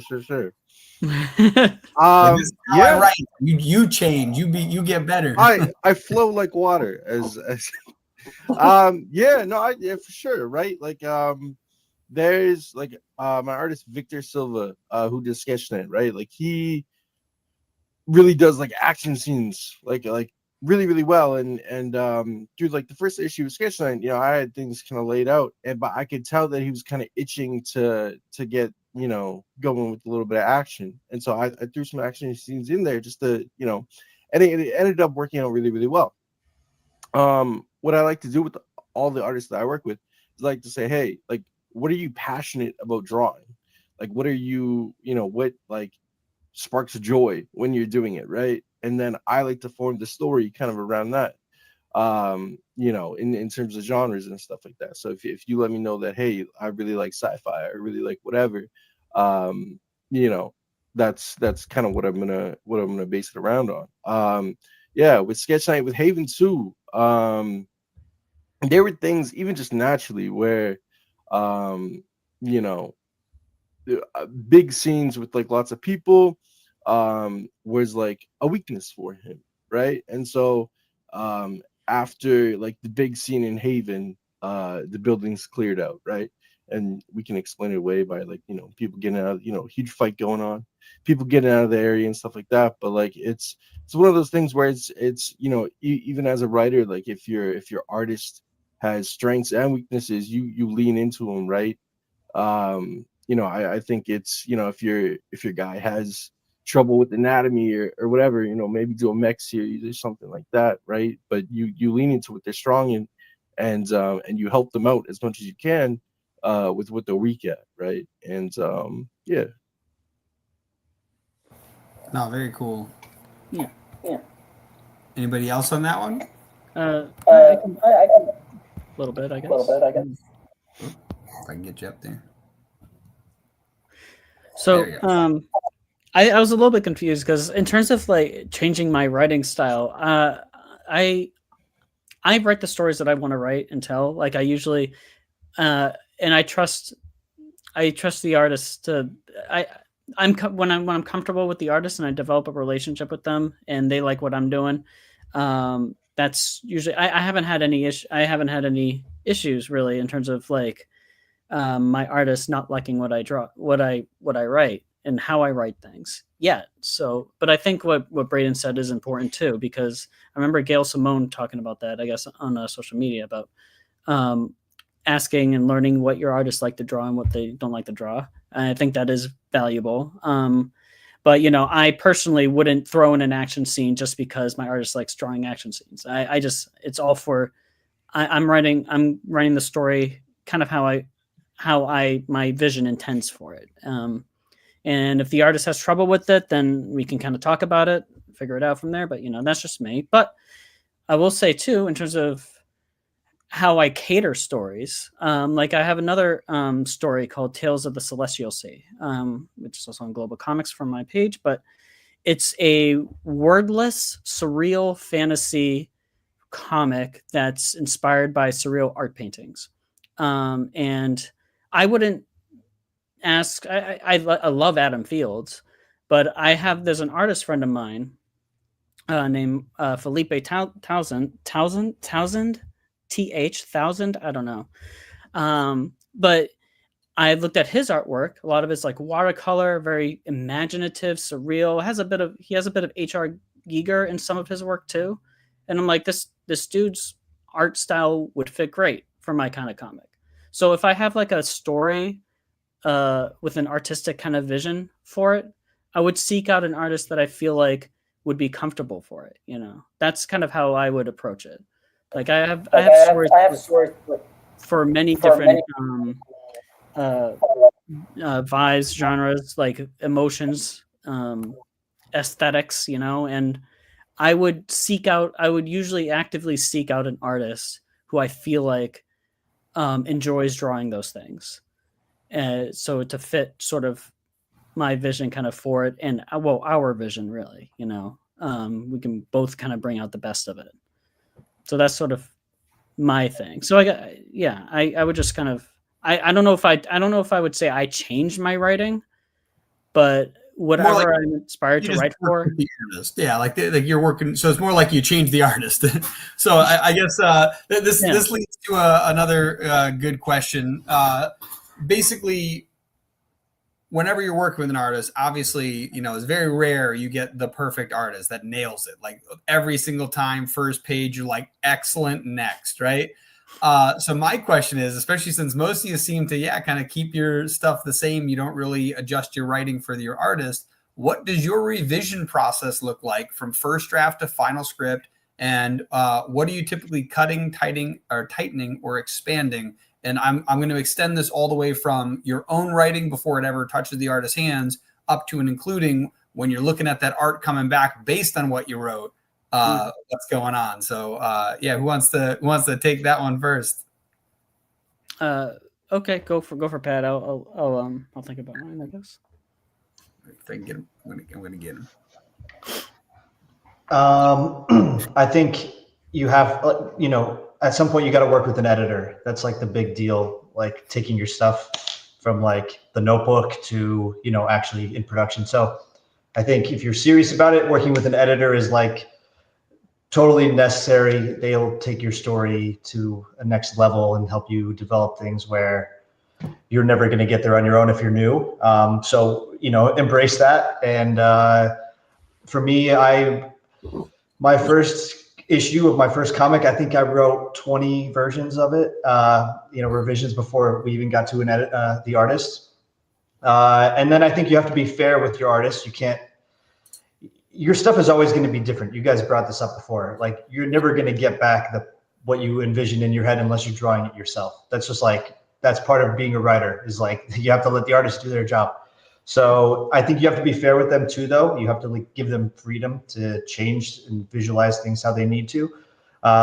So I try to keep it you have to find the happy medium between getting what you want, but also keeping them sane and not changing up pages and panels that you want to tweak, because it's just not fair if they finish something and then you're too far in. It's really if I see thumbnails, that's the time to make your edits. Mm-hmm. If we're on pencils, you can make little edits. And then if you're on inks, you should not be changing stuff. You kind of are already in, the concrete has been poured or the cement has been poured. Yeah. And then by colors, you're already all in. So I think it's respect everyone's time and process, but I think thumbnails are a great time to make sure you're getting what you want. If you don't get it at that point, maybe something wrong with your script or your page, your pacing, that's just kind of what I think and how I've kind of worked with my artists. No, definitely agree. I think a lot of people skip the draft phase of the illustration. I want to see my stuff come to life. And it's it's not going to look the way you think it's going to look if you don't get on the same wavelength. And like I said earlier, if you work with an artist long enough, eventually you can kind of pick up what they're putting down and vice versa. They can kind of figure out what you're doing. But I definitely agree. Start with drafts. We do those blue lines real quick. We want to see that and be okay, you get what we're talking about. You can do the illustration. And other times you're what the hell is that? That's not what I said. And they're oh, I thought it was this. Oh, no, I mean it like this. So yeah, I definitely agree. Get those thumbnails. And especially if you're working with artists that don't speak English first, which I think, social media has opened us up to working with artists all over the world. You have to make things clear to them, and the script is for them. Your script is not for the public. Most people aren't going to read your script. Your script is for your artist and your artist only, really. So you have to really tailor it to them and give them something that they can work with. I've heard a nice phrase that it's the love letter to the artist. That's what it is. And Jonathan, what are you? What's your revision process like? It kind of dovetails into everything that everyone's already said and kind of what we started with. It's like, if the more work you can do as a writer, the smoother this process will be. Like, the better script you can put together, the better movie you're going to make, the better comic you're going to make, the better, novel you're going to make. If you want to be a professional writer, like, it's more than just, here's the draft. It's like draft upon draft upon draft, and that's your first draft versus like the first time you write something. I think there's actually, this is going to be the old cliche of writing, but I think there's like 3 parts of writing: the script, the production of the script, and then I actually lettered my book. So then you can actually edit it on the backside. And I think once your artist sends you the art and it's like like you said, oftentimes better than what you envisioned, like, you can change the dialogue at that point to make it fit the panel, like function better, move the narrative better. Since this is kind of like a 101 discussion, it's like, as a brand new comic writer, you're probably going to like mismanage your panels and how much dialogue fits. Like, you're either going to write too much or too little. And then the realization is, when you get back to your art, you're going to be like, my dialogue only got me to like 3 pages of this 20-page comic, or the other way around. I put 700 words into a panel that literally covers the whole panel. I see some pointing, but I would do this too, like, because one realization, if you're in the indie space, the actual production of comic books is crazy expensive. So it's like, as you're writing, it's like you got to start thinking about that. I think that would be a smart thing to do. What I did with my artist, and I'll show you, like, literally you'll see it in real time. Like, that is an Excel spreadsheet. So that is a 6-panel Excel spread. This is the first page of my book. That is an Excel spreadsheet, 6 panels. And I literally put my entire script into that. So I knew exactly what it looked like on the page. And then the artist was like, oh, okay, this. So there was no ambiguity about what we were doing, because like Pat said, it's not fair to not do your job as a writer. And then when they send something back to you, it's like, it's not their fault. They're doing their job. That was your fault for not writing it correctly. And the great thing about this is 132 pages. Like, once you're in the groove with your artist, because you've set it in motion, like, even the pencils and the inks and stuff that were coming back, like, once we got outside of like 30 pages, it was just smooth sailing, because we had set the groundwork that, like, this is what it's going to look like. Here's the layout. And then it is ultimately a collaboration, but make sure you're doing your part and you're not just saying, like, kicking the can down the road, because all you're going to do is piss everybody else off that has to do their job correctly. Mm-hmm. Yeah, I was going to say, it's kind of like when you own a business, like, everything's your fault. It doesn't matter if you're the one doing it, it's your fault. So if you didn't set it up properly for them to succeed, that's on you, not them, right? If you get an artist who is isn't able to draw what you're drawing or what you want them to draw, and you're putting all this pressure on them, like, that's your fault. If your script was properly written so that person could have either self-evaluated, or you have your own evaluation process, like, hey, show me some work that you've done. Oh, that doesn't align with what I'm drawing or I want drawn, all of that stuff. So I definitely agree that more time in the kitchen before you bring the ingredients in is probably a good, it's almost like you're gathering the ingredients before the chef comes in. I guess that's a better way to put it. If you don't have all the ingredients and then you're upset that, they made a pie and not a cake, that's, that's kind of on you. But no, I definitely like that. Anybody else have thoughts on that? Your review process and what you're doing? I can. There we go. Gotcha. Yeah. I mean, from a script writing standpoint, I mean, I have an editor, Katrina Roetz. She's awesome. And I mean, usually when I send scripts over to her, the scripts that I send are after weeks or months of me just going back and forth, scene to scene, trying to take out stuff, re-add things, really going through it. Like, it might be like the 5th or 10th version. By the time I send it over to her, I spend it a lot. So I revise my own scripts a lot. And even when I get her thoughts back, I'll have my own I'll throw a whole bunch of questions at her to try and really get the nitty gritty of how certain things work, pacing, all sorts of other stuff. And sometimes when she gets scripts back to me, I may not feel satisfied with the scene or something like that. So I'll just do more revisions and then get her thoughts on it. But yeah, when it comes to enter into the art phase, definitely be active with your artist during the penciling or during the roughing phase, I should say, or the thumbnail phase, because I think that's before he even gets into pencils. I think it's really great to see how he's going to lay out the page, and you guys kind of talk about it. Then you guys get into the pencils, and if there's any further revisions from there, that's where you do it. Do as many if needed.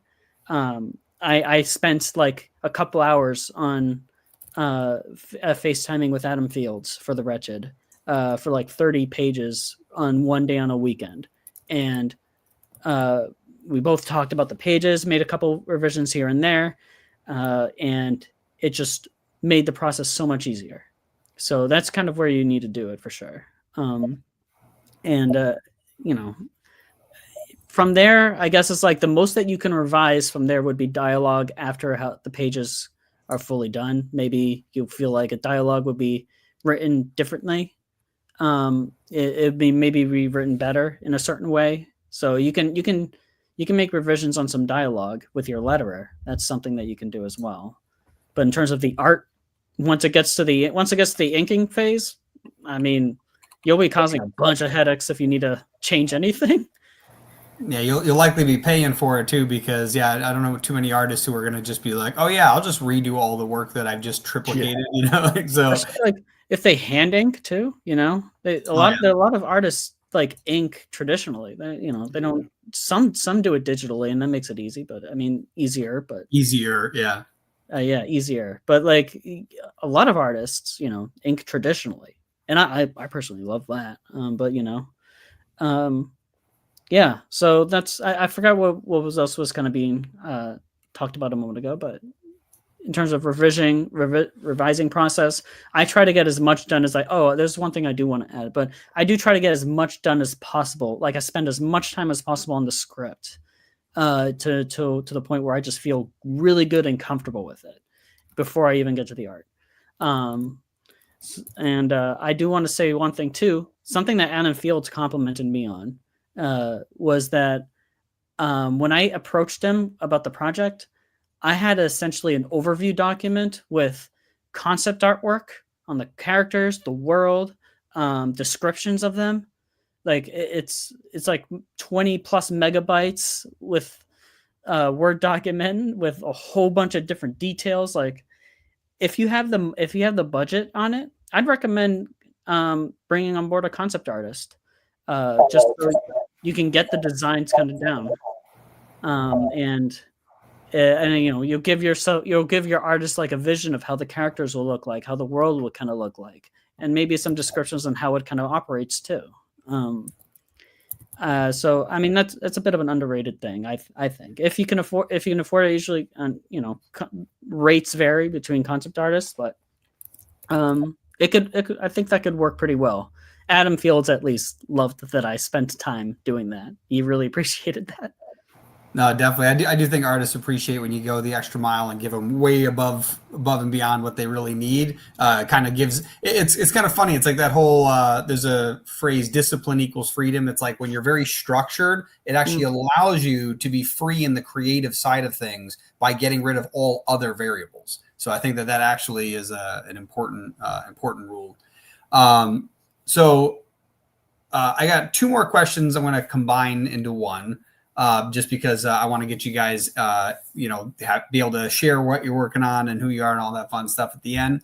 But basically, the last two questions are, what are the most common mistakes you see from beginners? And the other one is, if somebody wanted to start writing this month, what's a simple, actionable exercise that you would start with? So thing to avoid, and how can they get started? Who wants to go first? Oh my God, he's so excited.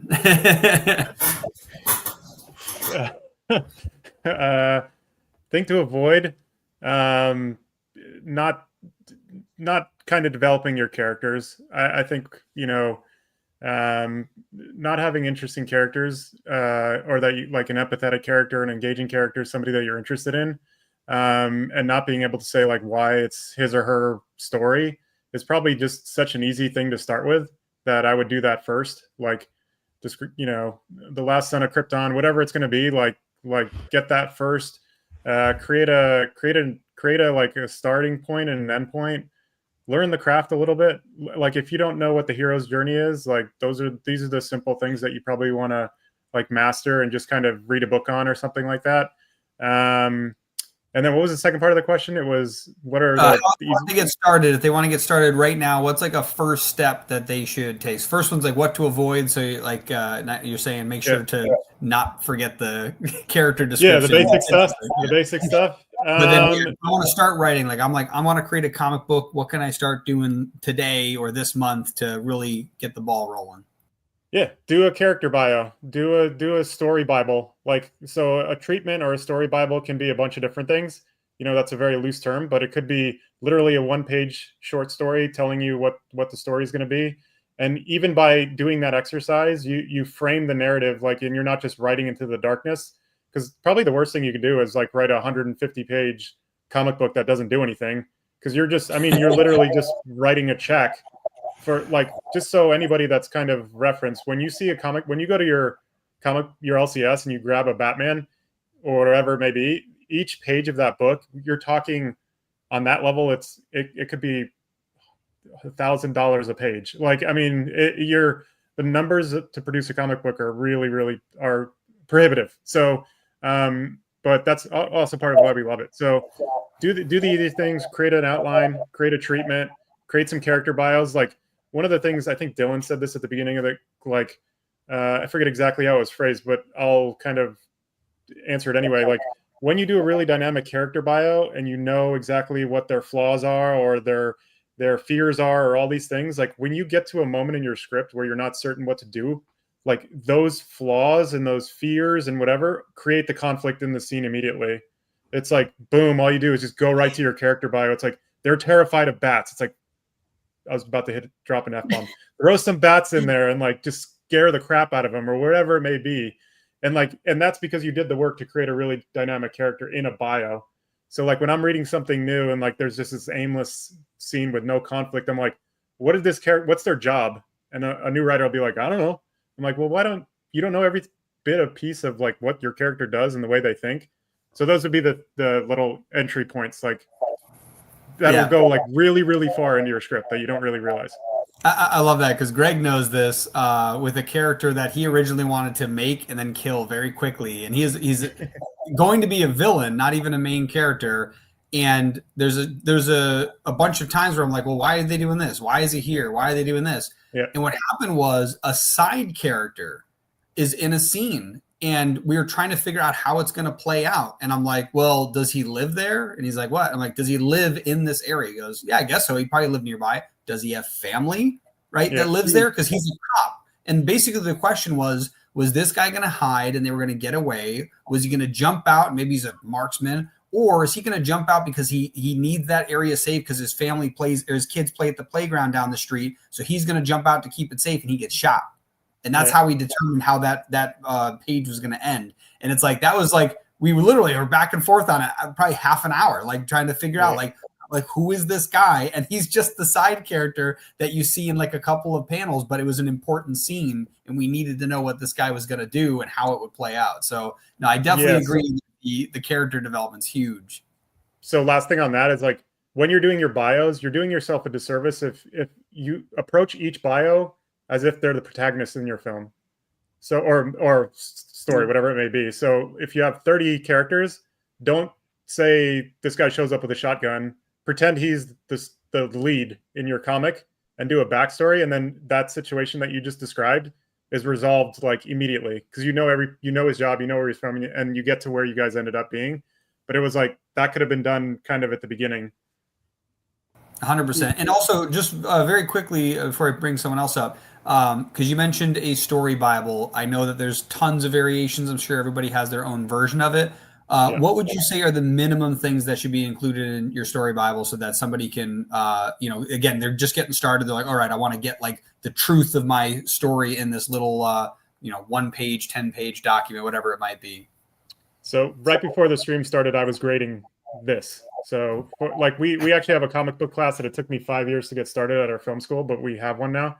So like the bare minimum for me would be like character bios, maybe honestly, the better you want your story to be, the more in depth your bios will be, but a page each for your character. Like, give us some backstory, but don't give generic backstory. Give the way in which that story impacted them emotionally. So pretend you're a therapist, and when you're like how did that make you feel? Because if you lose a parent, that could embolden you to never like miss a minute of your life. And counter to that, the same event could make you an introvert that's terrified to go outside.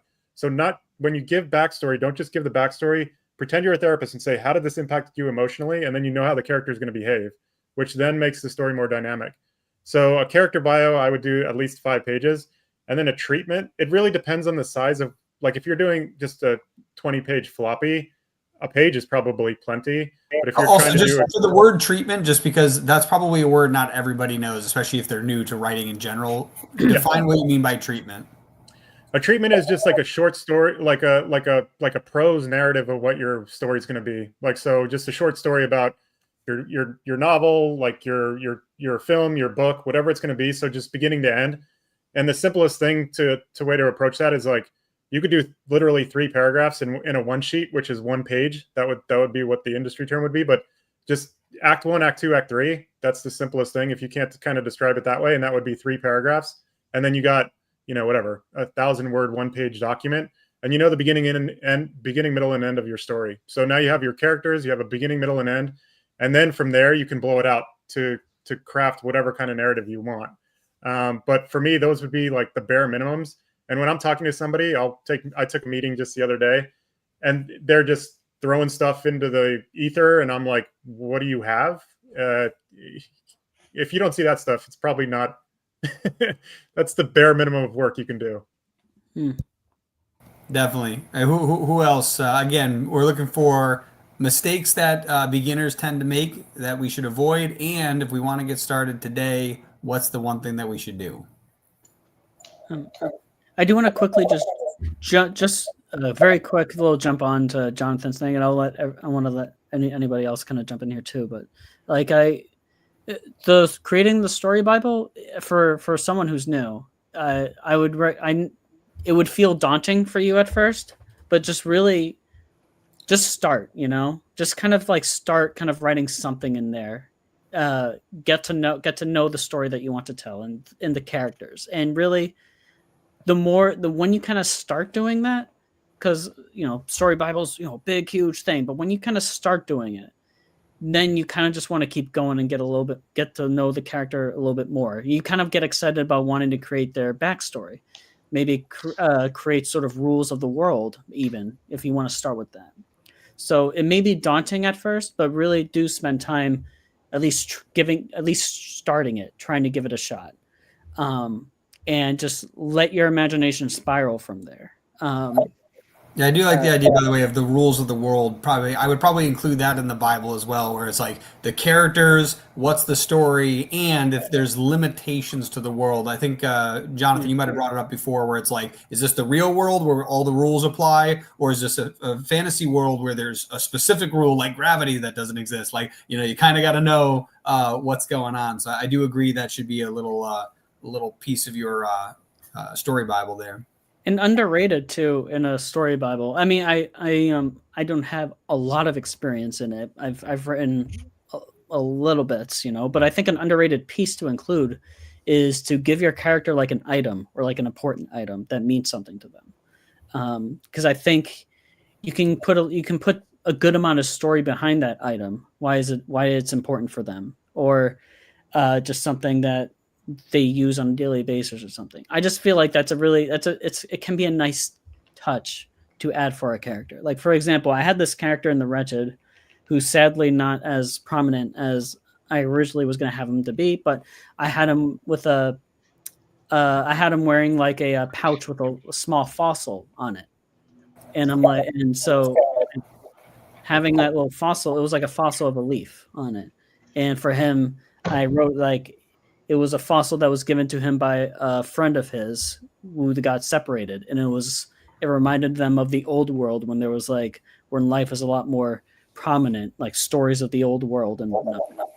And it's just like, there's this connection between him and his friend, I like the idea of the item, but I just wanted to go back one more time on the rules of the universe, because it just reminded me of Star Wars and how suddenly, if you put a small ship in hyperdrive, you could blow up anything you want, because yeah, why not break the rules of your own universe? But oh man, that Death Star, it's impossible to destroy. Wait, we could have just taken like 10 TIE fighters at light speed and that would have done it. Like, wow, we weren't thinking. So no, I definitely think that's super important, because I believe that's a very good way to destroy a reader's excitement in your story, is to set up rules, or even if they're unspoken, like this thing that you're following, and then all of a sudden you're like, wait a second, aren't you not supposed to be able to do this? And then like suddenly, like if Lord of the Rings, every time Bilbo put the ring on, something else happened, it'd be kind of hard to track, unless that was the thing, unless literally it was just random every time he put it on. But like knowing what to expect, like, oh my God, he's in a situation, what's going to happen? He's like, oh, he should use the ring. And now, even if it's that thing in a movie that almost, or a book or a comic, that you're like begging the character, like, don't you know the rules? Like, follow, like, this is the thing. It's how it works. Just do it. And if that doesn't exist, it's kind of hard for the reader to like enter your world if there's not a world that you've developed. So I definitely think that's a big deal. And to jump on that too, not just the world, but also put limitations on your characters too.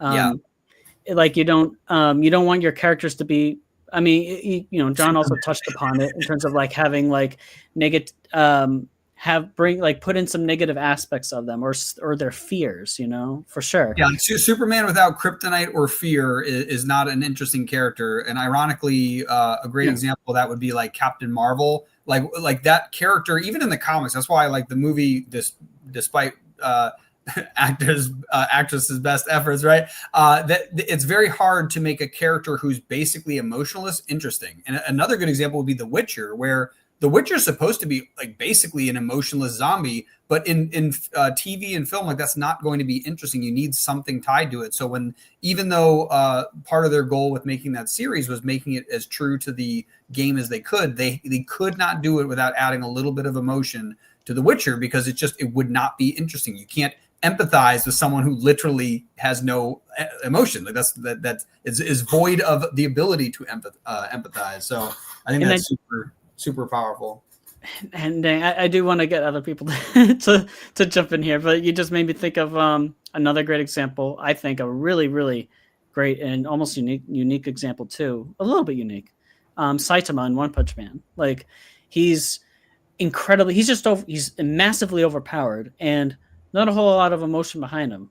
But so it's like, how do you make a character like that interesting? And how the writer chooses to approach to make him interesting is how make his character arc be trying to refine joy in life. Like he's just like how can you enjoy being a superhero if every victory feels effortless? It's almost like the effort is what made it's a lesson inside of it. It's like the effort itself made the journey valuable. I put in all of this effort and now I never have to put in effort again. What do I do now? And that's why, you get that, massive fight at the end and you're like, yes, Well, yeah, I mean, he did it. He did it because he wants to save people. He genuinely wants to be a hero, but at the cost of getting too strong, he's just going through the motions, kind of like a zombie in life. There's no obstacles for him. That's kind of like that's his sort of obstacle, is that there's no obstacles for him. And he's trying to figure out how to, I don't know, like how to live, I guess, like how to, just think, that sort of thing. I'm doing a little bit of a terrible job, but that's like the crux of it. It's like the obstacles are gone for him. So how does he how does he try and deal with that? How does he grow from there? Like, how does he, and honestly, having other characters, like Jonathan said, like having other characters developed without having oh man, I forgot the cyborg.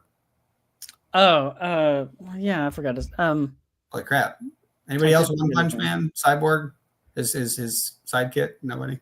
I forget his name, but the whole point is he aspires to be this great hero, but like he is literally garbage in comparison and realizes it. So like it's having those contrasts, like having somebody even if you are to have somebody super great, if there's not some reality check on the side, it also just feels surreal. I think like that's my reason I like Marvel a lot, is a lot of their stuff is, I'll say, science-based, right? Like the Hulk gets his powers from radiation, Spider-Man, similar thing. Like it's stuff that we can be like, oh, that's interesting. What if? Where like in the DC universe, it's like, okay, Superman, completely undefeatable except for a rock that's only on his planet and it's super, super rare.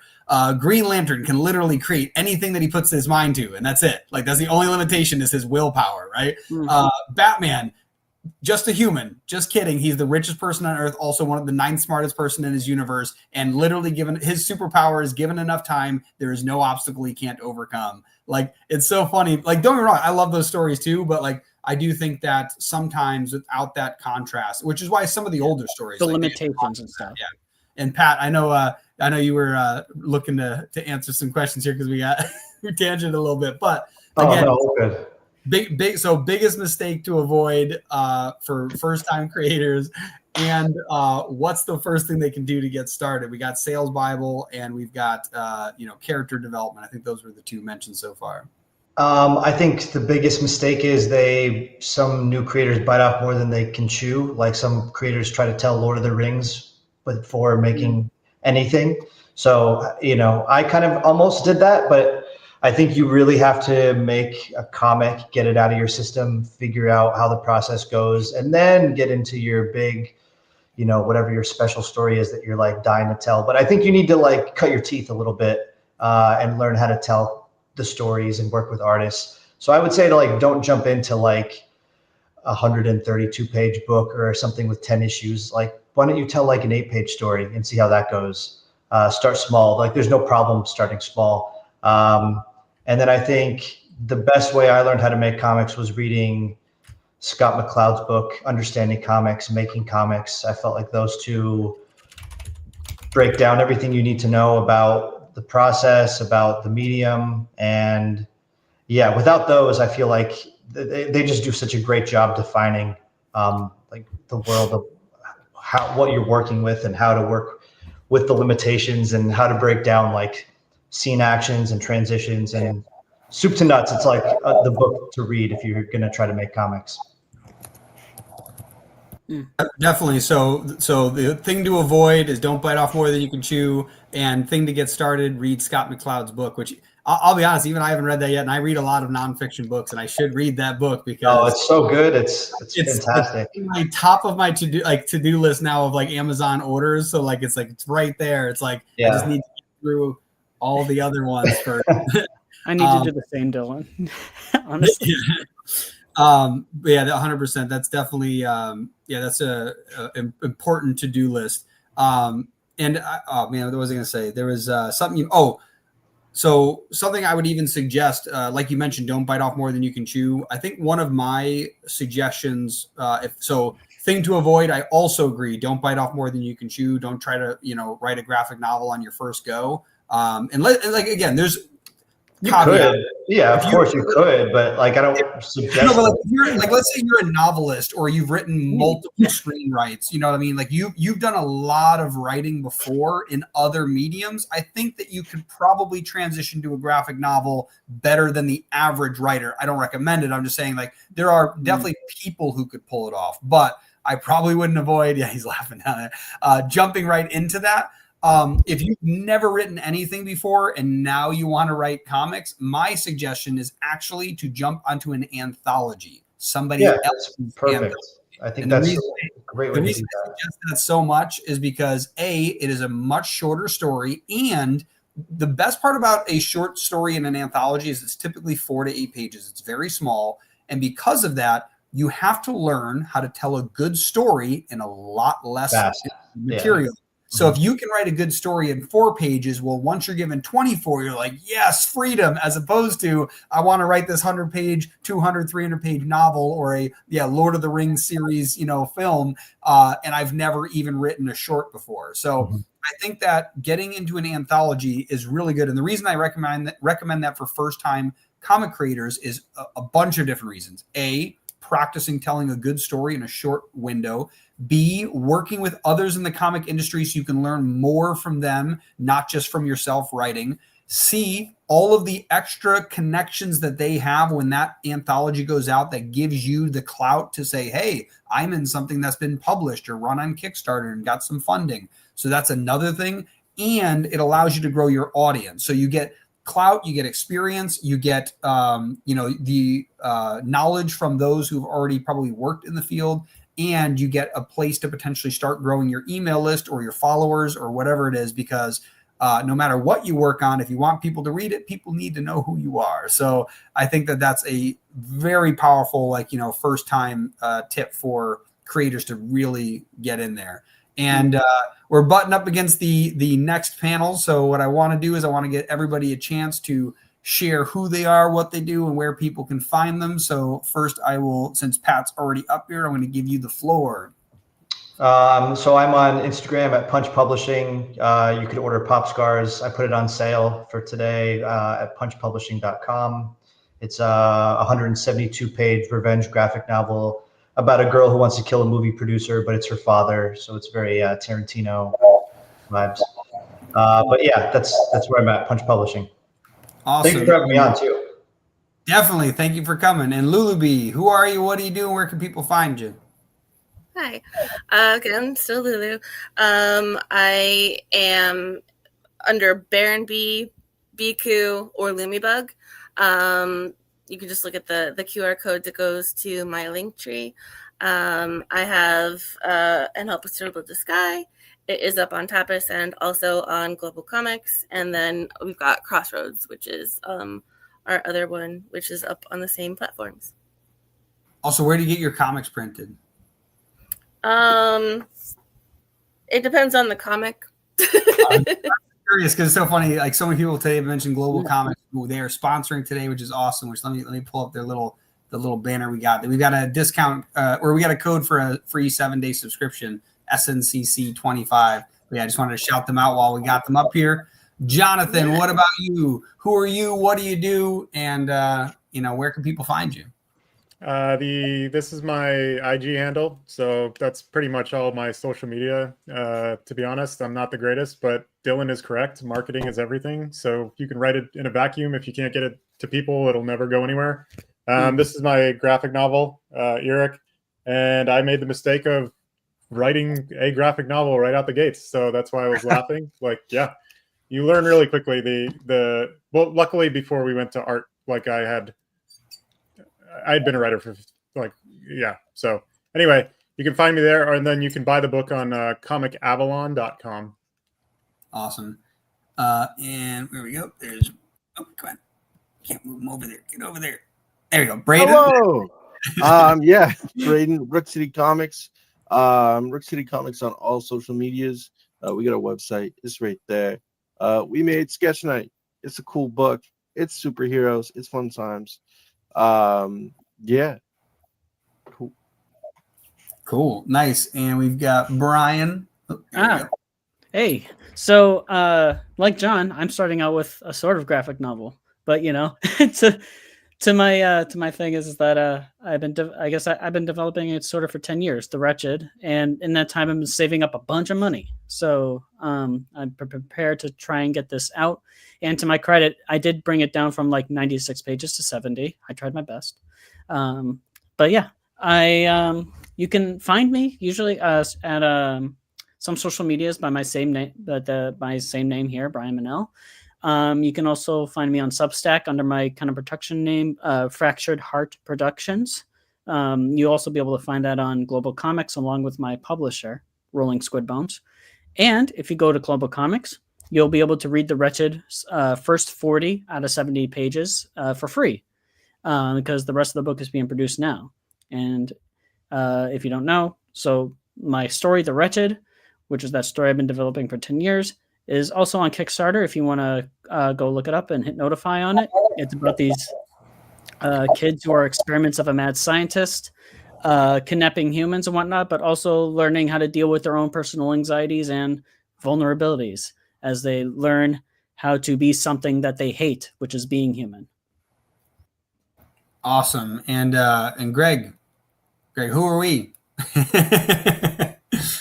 We're Sierra Nova Comics. We're the one that we're touching all the buttons in the background, having a fun time, clicking on everything. That's our QR code up there. That's Ink Volume 1, which is our first trade paperback, because we weren't crazy and we started off with floppies, but don't get me wrong, we were also silly in the sense that instead of working on one series, we're like, what if we did like 5 series at the same time? That'd be awesome.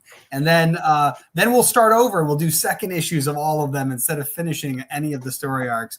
But Ink has definitely been a favorite of ours in the sense that it was the first comic we ever got printed, because the very first comic we ever tried to make ran through so many walls trying to get to print that it was crazy. And so Ink ended up being the first one that ever actually got printed.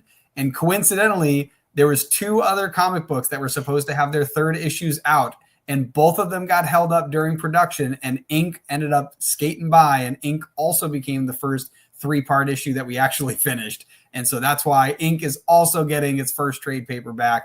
We're super excited about that. As far as I'm aware, it got funded yesterday, but now we're looking to get to our next stretch goal, getting our cover. So super excited about that. So excited for everyone who's been here. It's been awesome having everybody here. Let me take our little QR code out of the way. Our next panel is supposed to be actually trivia, but we've been pushed back so much. I think later I might just do a longer trivia at the end of the day. And the next one is actually the crowdfunding corner. So we've got a couple people in here. If anybody who is currently here has a a Kickstarter campaign, Indiegogo, doesn't matter, that is either active now or will be active in the next month, like December, feel free to stick around if you've got a pre-launch page, something you can share. I'm going to boot everybody out, and then I'm going to start bringing people back in for a nice introduction. But again, thank you everybody for coming. It's awesome seeing you guys. Good meeting everyone.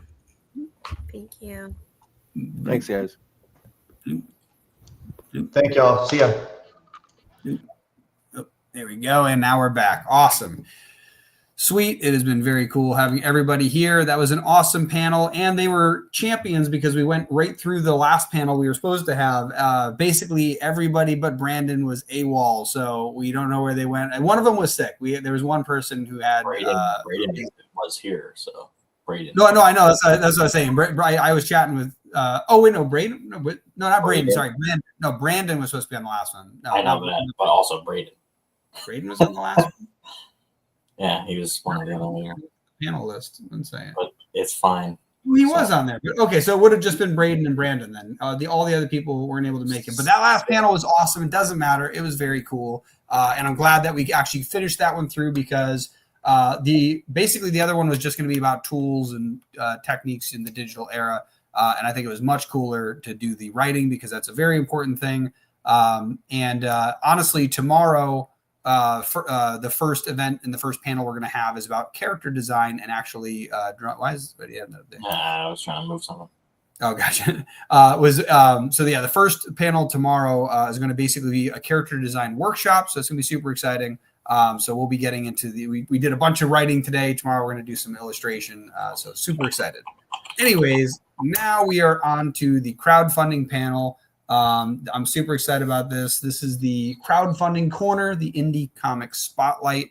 And first up, we are going to bring up Mark Bell. Who are you and what do you do? Hey, I'm Mark Bell. I run Plague Doctor Press, which has 2 titles on it, and we've done 5 successful Kickstarter campaigns and looking to do our 6th very soon. Very cool. And we have Anthony. There you go. Anthony, one second. I want to see if I get this last name right. I got to see it so I can say it. Oh, it's funny. I have dual monitors. My laptop's touchscreen. My other one is not. So I'm just poking my screen over here doing nothing. Wait. Where'd you go? Ionacio? No. Ionacio? Nope. Ionacio. Ionacio? Yeah. Oh, man, that's crazy. Ionacio. Is that Italian? Yes, sir. It better be Italian. All right. Who are you? What do you do? Sure. My name is Anthony Ionaccio, or Mr. Tony Nacho. That's easier. I'm a writer, and I'm here to talk about the 2nd issue of my series, Super Guy. Very cool. And back to the table, we've got Braden. Who are you? Hey, What do you do? it's me again. Braden Valoria, Rick City Comics, Haven issue 1, Sketch Night issue 1, and other upcoming projects that are unannounced. Also on the website. Exciting. I'm a writer. Cool. Actually, let me do it. Let me do this one. No. Mark, do you have a link? Oh yeah, Do Mark, I do have you a what? a link that we can put up a QR code for and we can pull up? I'll put it in the chat. Awesome. Well, Braden, you were here for too much earlier, so we're going to bring you up after. But first, we're going to start with Mr. Tony Nacho, and now I want nachos. So this is the crowdfunding corner. So what is it that you are in the corner crowdfunding? Sure. So, like I said, the second issue of my series Super Guy, it's titled My Date with the President's Daughter. Right now, we're in the pre-launch phase. So we're not fully launched yet, but we're hoping to launch like February or March, so early 2026, no later than that. So our first project, Super Guy #1, I'm the writer, the artist is Joey Murphy. We launched back in April, our very first issue. We funded in under 4 hours. It was, that was an incredible thing to just watch happen. The numbers just keep going up. So we had a lot of people in our corner. We're hoping they come back for issue 2. But that would only make this technically my third comic. So also even the artist Joey Murphy. So this making comics is new to us, although as a writer I've written for a long time. And Joey as an artist has been doing art, especially on Instagram at Jerion's Belt. That's how I discovered him, actually. And so he does the main art, the interiors, he does the letters, he does everything. I'm the writer. So we work together really well. It's just a 2-person team. That's his cover right there, or a little preview of his cover. And he did the main cover for the first one, of course. This one, we have a lot of variant covers. That first of all, I just love getting in touch with artists and seeing how they could do Super Guy themselves. And so we have a lot of cool designs for Super Guy in this one. Yeah, right there we have our main cover. So some people might know the reference, but there was this like old Disney Channel TV movie called My Date with the President's Daughter, which we're not necessarily spoofing, but we're kind of pulling from there. I never really saw anyone reference it anywhere, so I thought it was pretty cool to include it in this. Obviously, Super Guy is a comedy, so everything we do is going to try to be as funny as possible, even the covers. Here from Ahmed Rafit, we have one of our variants for the, it's a romance cover. So we're trying to come out probably around Valentine's Day because there's a little bit of romance in this issue. Trying to put out there what people aren't expecting. And that's a big thing about Super Guy too. Like maybe on its surface, it seems like a silly superhero parody, but I really look at it more as like an action comedy than a straight up, superhero tale. Because I know a lot of people who read comics aren't here for superheroes, and I totally respect that. And as a reader myself, I want to read, so many different genres. But with Super Guy, we're trying to mix a lot of different things in. There's a little political aspect to it, but I wouldn't call it a political comic, just that Super Guy's arch nemesis is the Prez. So that comes into play in silly ways. And right here on the page, we already put up 4 like penciled preview pages. But Joey's already, last he sent me like page 18 or 19. So we're well on our way to a finished comic because Joey colors it too. And he's just great. Like our working relationship is just so much fun. Our ideas for this go back and forth. And yeah, so Super Guy #2, direct follow-up to the first issue. In our first issue, Super Guy and his sidekick Robot Guy got into a spat because Super Guy's whole thing is like he's lazy, right? He's basically a lazy Superman, and he doesn't really want to save the world or do anything. He wants the credit for it, but he doesn't really want to, waste the time. So Robot Guy saves the big city, saves the planet essentially, and then people start to notice him, and Super Guy doesn't like that. So there's a split right away. And in this one, Robot Guy is continuing to be the new hero of the big city. And we're going to see how that conflict with Super Guy continues. The the comic is called Super Guy, but we're following Robot Guy through and through. He's like the true hero of the big city of the comic. And we're having a lot of fun with this one. So as you can see, yeah, we're introducing some new characters right away. I really want this world to feel lived in. So there's a lot of detail that we pay attention to in terms of like how the big city is constructed and all the characters that inhabit it, from like the smallest throwaway lines to like these kind of villains. I like the Jungle Gym. Yeah. Oh yeah. He plays a big part in this one.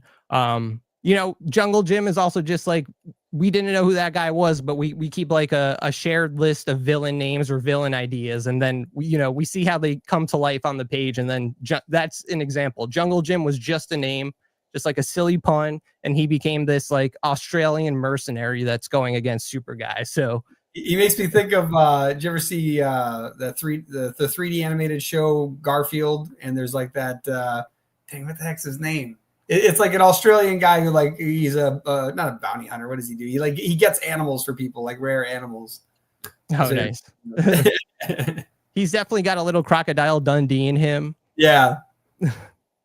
Who's this guy? Who's Glorious Guy? So Glorious Guy, he doesn't have like a big role in this issue, although we do see him. Part of Super Guy is that he's a hero that everyone seems to love, but he doesn't really do anything. And we're going to start to learn a little bit of his backstory, starting with this issue. And part of his backstory involves this guy named Glorious Guy. No one has heard of him yet in the comic. This is only the second issue. So I don't want to say too much about him, except for that Super Guy follows in his footsteps. And he's not going to be, like I said, I don't want to say anything else than that's what he looks like. And that's what we're going to find out about. But Hot Mess is the big new character for this one. She's the daughter of the Prez. We've heard about her in the past Super Guy stories. And we're really going to see what she's all about in this one. Obviously, she hates Super Guy. She blames him for her hideous transformation that we see right there. And it's going to immediately come to a head in this issue. And the issue is basically a whole conflict between Hot Mess destroying the city, looking for Super Guy, and her confronting him. But we're going to see how Robot Guy reacts to her, because they're not enemies, and she seems to really like Robot Guy. So this issue, again, is just continuing the story from the first issue, and we're trying to have really as much fun as possible. It's a second issue, so like it's not necessarily standalone, but we do want each issue to feel like a fun little adventure between Super Guy and Robot Guy, not necessarily like bogged down with canon or what happened right before it. Like I think if this was your first issue for, you skipped issue 1 or whatever, I think you could still get into it pretty easily. We just put out our first issue for free on Global Comics. Love Global Comics. So anyone could read the first issue digitally for free. We did that this past week. The thing with Super Guy too is as long as I know that you're interested and you talk to me, I'll find a way to get Super Guy in your hands. I just want, for this story, I want as many people to read it and check it out. I think we're doing something really fun. I don't see too many, whether indie or, big two, I'm not seeing too many books with comedy as a heavy focus anymore. There's been a lot of cool ones in the past, especially like something like The Tick. And like, I feel like we have those kind of vibes. One person described it as Super Guy as Mike Allred meets Mike Judge, which I love. So yeah, I don't want to take up too much time. I know other people are here, but Super Guy #2, My Date with the President's Daughter. Look for it in 2026, but that pre-launch page, as you can see, is up now. And we'll take all the support we could get. No, that's awesome. No, I like the Mike Judge reference there. No, this is super cool. Super guy. Awesome. And what actually, real quick, let me expand this. What's some of the reward tiers you got? Anything exciting? I know it's in pre-launch, so we can't see them yet, but anything planned?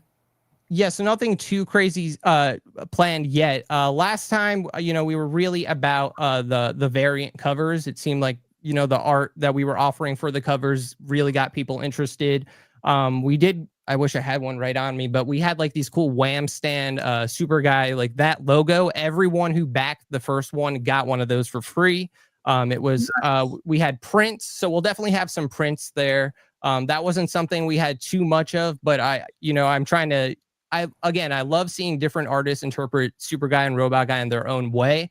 So I'm really trying to get as many artists on board and putting their work out there, be it as like a variant or a print. So it's even, as you can see, like we haven't even announced all the variants yet. So there's definitely going to be at least 2 or 3 more of those. Probably stickers. But right now I really don't have the rewards ironed out. I'm really just focusing on getting the comic finished. Same thing with our first Kickstarter. Like when we announced it, the comic was completely finished. It just wasn't printed. And the same thing is going to be for this. Like, I just want everyone backing to make sure like you're backing a product that's a comic, a book that's already been made. We're just trying to get it in everyone's hands. So that's really my main focus right now. But I am going to make sure we make it really fun with some cool rewards. Awesome. And you mentioned Global Comics. If you can see on the bottom of the screen, so if you want to check out any of the stuff that anybody mentions on Global Comics, we got a free 7-day subscription code, SNCC25. So yeah, put that in, check it out. Later, we're going to be doing giveaways for a 1 year, a couple of 3 months, and a few 1 month, memberships as well. So definitely check that out. Awesome. And now we're going to bring up, where'd you go? Let me drag you over here. All right, click. There you go. Mark Bell, tell us about your project. What do you got coming out? So coming out in early 2026 will be a Strange Ranger 3. So I have 2 series, one called Spirit and one called Strange Ranger. And Strange Ranger 3 will be coming out doing Kickstarter early in 2026 with the same artist, Janssen Carbonell, who is so absolutely fantastic to work with. I do the writing and the lettering and all the fulfillment and all that stuff for these books. So Strange Ranger is the story of a young woman's first job as a park ranger, and she discovers that the park is full of supernatural creatures. It's an all ages book, but they are of interest to all ages, not just kids. It is, the first issue was centered around a lost child. What I do is kind of take things that happen to actual park rangers and then expand them into the supernatural realm, so that that there's something interesting to look at and explore with these stories. She has 2 colleagues, 2 friends she meets at the park. Esme, who is like a woodland elf type creature, and Gord, who is a weremoose. So these 2 characters help Agatha, who is the Strange Ranger, and as she explores her park.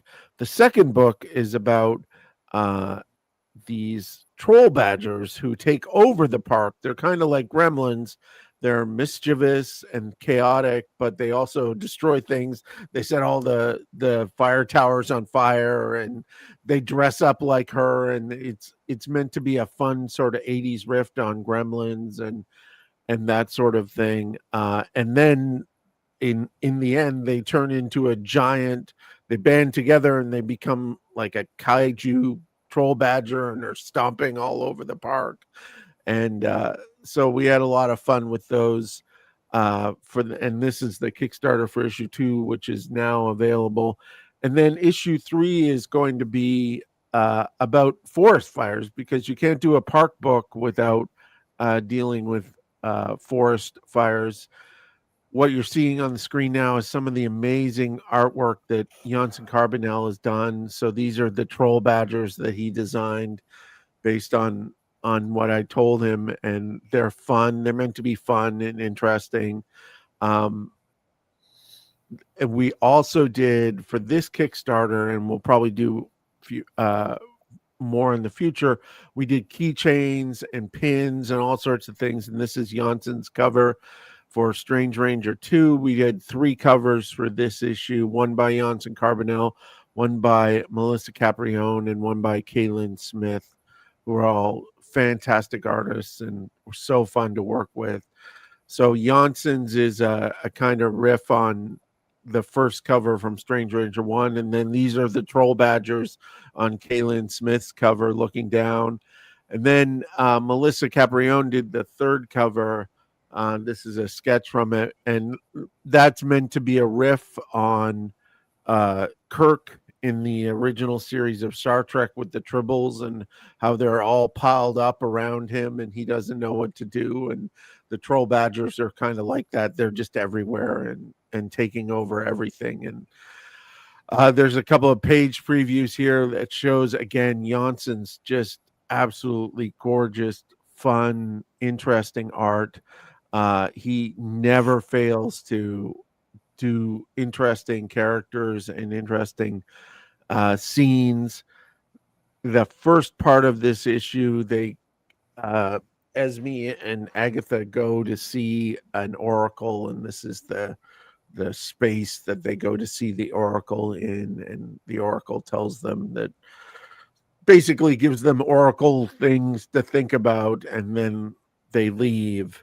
And they realize they've been away for 3 days and left poor Gord with all these troll badgers that take over the park, and he's frustrated by that. So this is more sketch pages of that.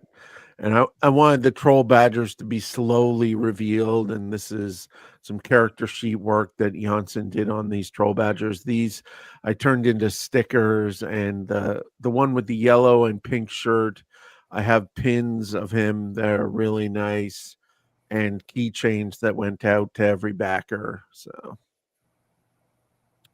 and then this is just a rundown of the characters, Agatha, Esme, and Gord. And they're who they are in the story. And then if you like books, like if you like Gravity Falls, if you like that sort of comic and cartoon, that's kind of what we're going with here. And again, more fantastic artwork from Janssen. And then there's his picture there. He is such a joy to work with. He lives in Dominican Republic, and I just am excited about working with him again on the third book. And then this is Melissa Caprione. She did the second variant cover, and she does my other book, Spirit. She also has a graphic novel out from Dark Horse called Basil and Oregano. And then Kaylin Smith is another artist that I worked with who has some amazing books. Lothar is her main book that she has out, and Plume, and she has done some amazing work, and she did the third cover. So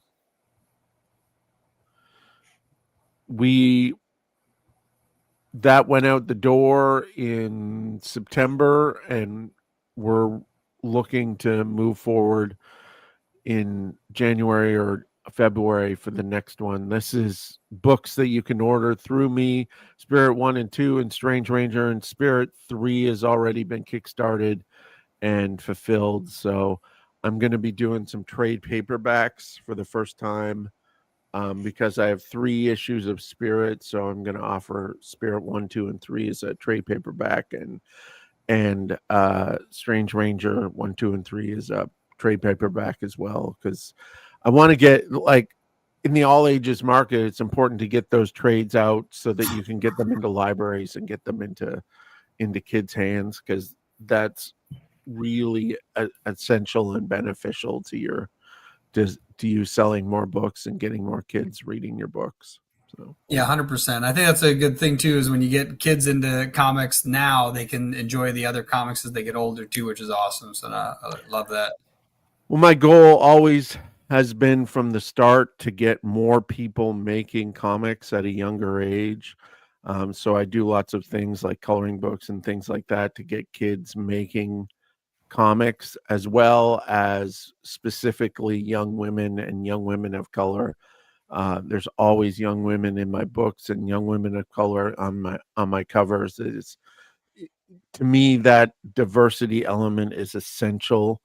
And it is like, I'm like everybody. I still like my this dude beats up this dude in his underwear comic in the city.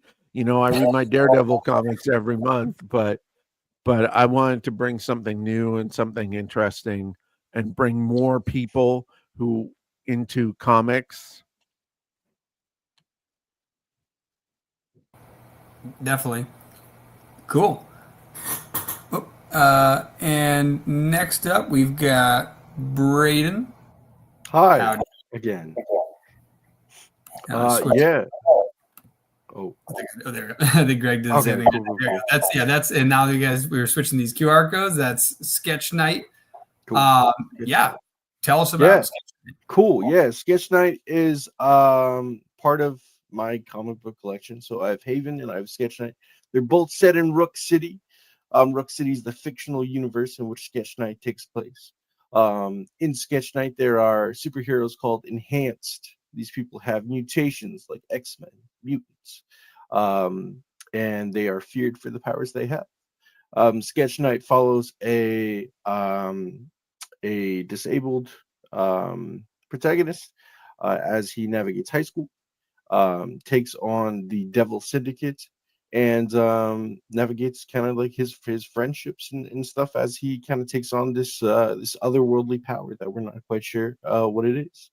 Sketch Night was really important for me as a disability support worker. I really wanted stories with people with disabilities to be kind of at the forefront of kind of what Sketch Night is. You know, it really is something where just having that representation and having it in a way where, you know, it's not the whole character, right, but it is an aspect of them. And yeah, Victor Silva does the art for it. Yeah, what you see there. Yeah, and so it's number one. It's completed now, but we do have late pledges up if you want. We also have some over at Rook City Comics as well. You'll see that in Canadian dollars because we are up in Canada. Yeah, so Rook City Universe is Sorry about that. Oh, you're good. Rook City Universe is kind of what we're building out. So we have Haven, Sketch Night, and then we're going to release 2 one-shots, one by Travis Gibb and another one by Sean Wood next year. And then we're going to collect them into a trade, into a volume. Yeah, so Sketch Night has no alien babies, no chemical reactions, maybe a couple orphans turned vigilantes, but a human mutation granting powers. And so they're called Enhanced. Yeah. Well, one of the things that I really wanted to play with was having the powers be something that's like feared, right? And like that's a lot of like what mutants are and X-Men are. But really having like the city be a character as well, right? You know, so I like to say how people react and how the city is on issue 1. And that's, yeah, so that's Victor Silva. I mean, I can't say enough nice things about that man. He kills it with the art. And yeah, so yeah, we have, and so that's the Devil Syndicate there. We have it in Rook City High, doing the, hey, what's up, Brian? And so we are fulfilling at the moment. But yeah, so I really wanted to be this you know, high school, this you know, kind of thing where a lot of times you're grappling with, I mean, a lot of things when you're a teenager, right? You're grappling with friendships and who you are and X, Y, and Z, right? And also the main character is grappling with what's going on with him, right? And the powers that he has and the fear that comes with that and what happens when the people that are closest to us finds out exactly what we can do. And you know, you kind of see there it's kind of dark and otherworldly. The ink's kind of coming off the pages. I wanted to do something darker for the power set, and to kind of have it be this thing that could kind of be seen as like frightening, right? And otherworldly and stuff like that, because that's a lot of the themes of like acceptance and and kind of being who you are and all that, come out to, when I am able to do all these things, when I am able to, kind of take up the mantle on X, Y, and Z. What are the people closest to me gonna say or feel, right? When they find out. And I think a lot of times growing up and stuff like that, that's something that anybody feels normally, right? Like, when things happen or whatnot, like who you are, being accepted for that. Our themes we play around with, and we have three covers available, and yeah, we're just in the middle of fulfilling right now and everything out, and the digital should be out to everyone tomorrow. So yeah, we're really just yeah, just finishing up this campaign and whatnot. But like I said, there is some on rookcitycomics.com, and you can definitely late pledge here if you want to get some of the exclusive Kickstarter covers and books and whatnot. Yeah, so it's a cool. That's also going to be that one was done by Gerald, and that is a print that is going to come with that. And then we have digital rewards as well. So because we hit a certain number of backers, people get the digitals as well. And then we did a cross promo with Immortal Coil. So if you order a physical copy, you as well get the Immortal Coil print. And yeah, so that's me in a slightly blurrier picture. um, Making comics. Amal Deze, who did the lettering, who won a Ringo actually. He was in the finalists for the lettering and whatnot, and so I've used him for all my lettering. So he's amazing.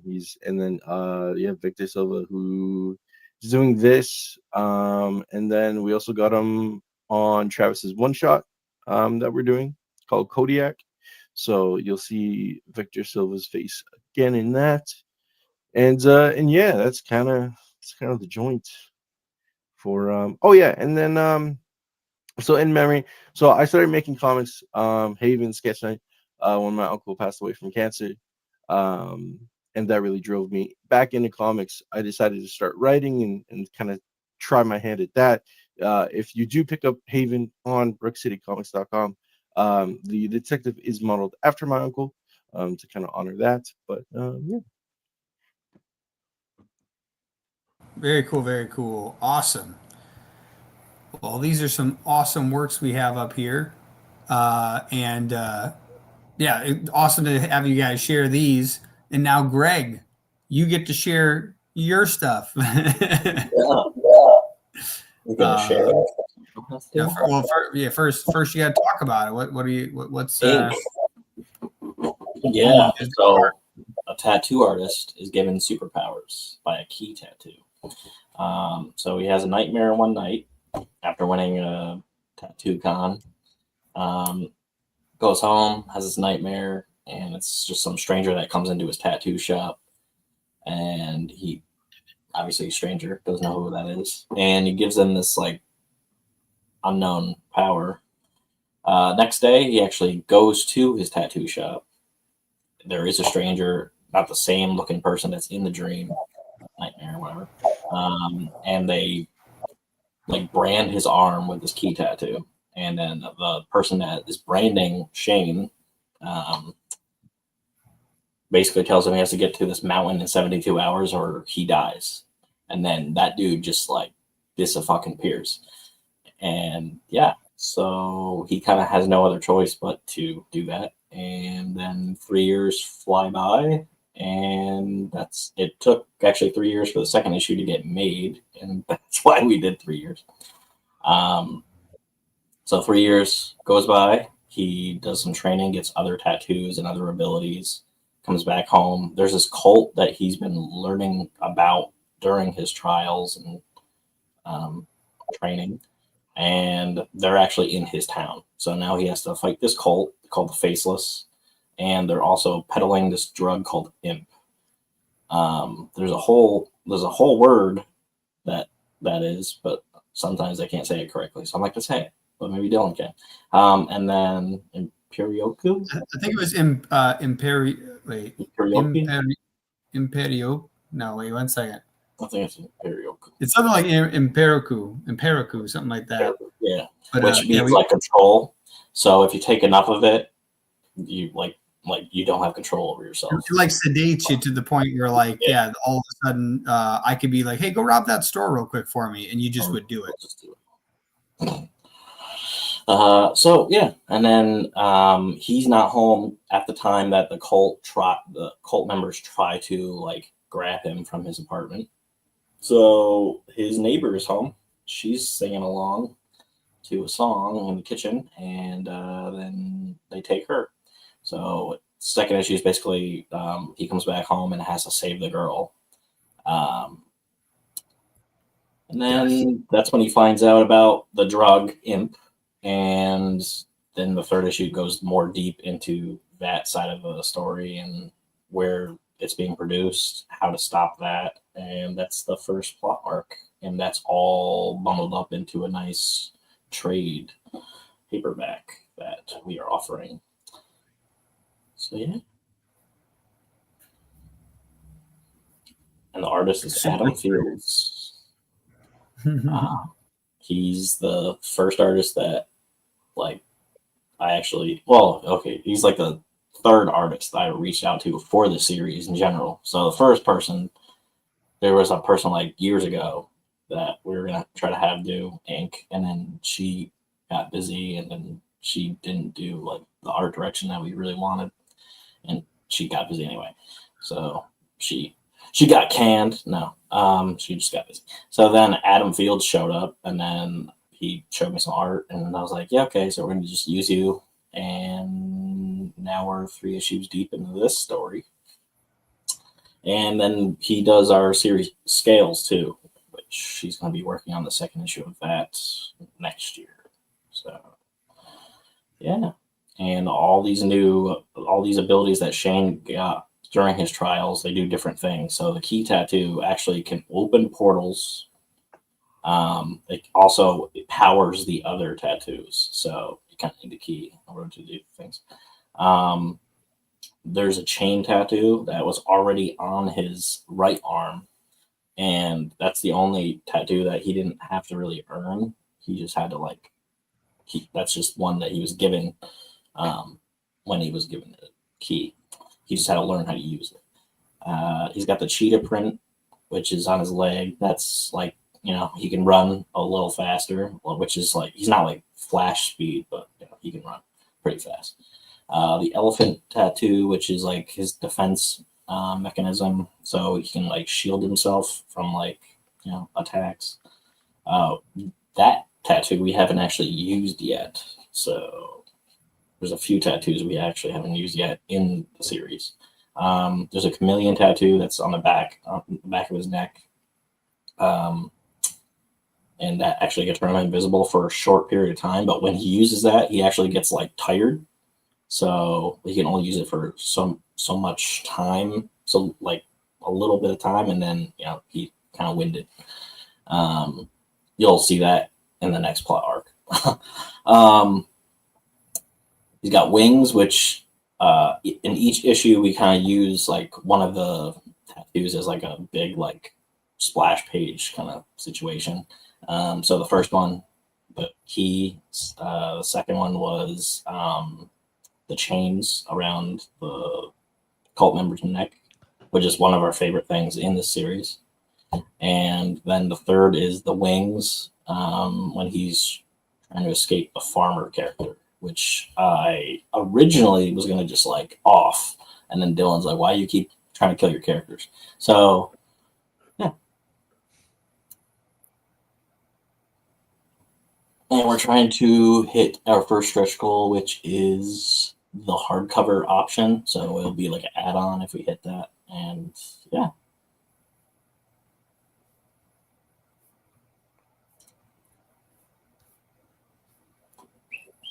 We got ton. Tons of cool reward tiers. All these stickers and prints and signatures, and also Adam's doing commission work for this one too. Yep. So then we have like 1 or 2 people that got that. So there's only like, what is that? There's only like 2 or 3 left. Or Yeah. 3 or 4 left. Yeah. And yeah, there's digital commentary. There's actually going to be a QR code on one of the pages, and that's going to bring you to a video that we still have to film, but it's literally just going to be us talking about the whole thing and some behind the scenes things. But yeah.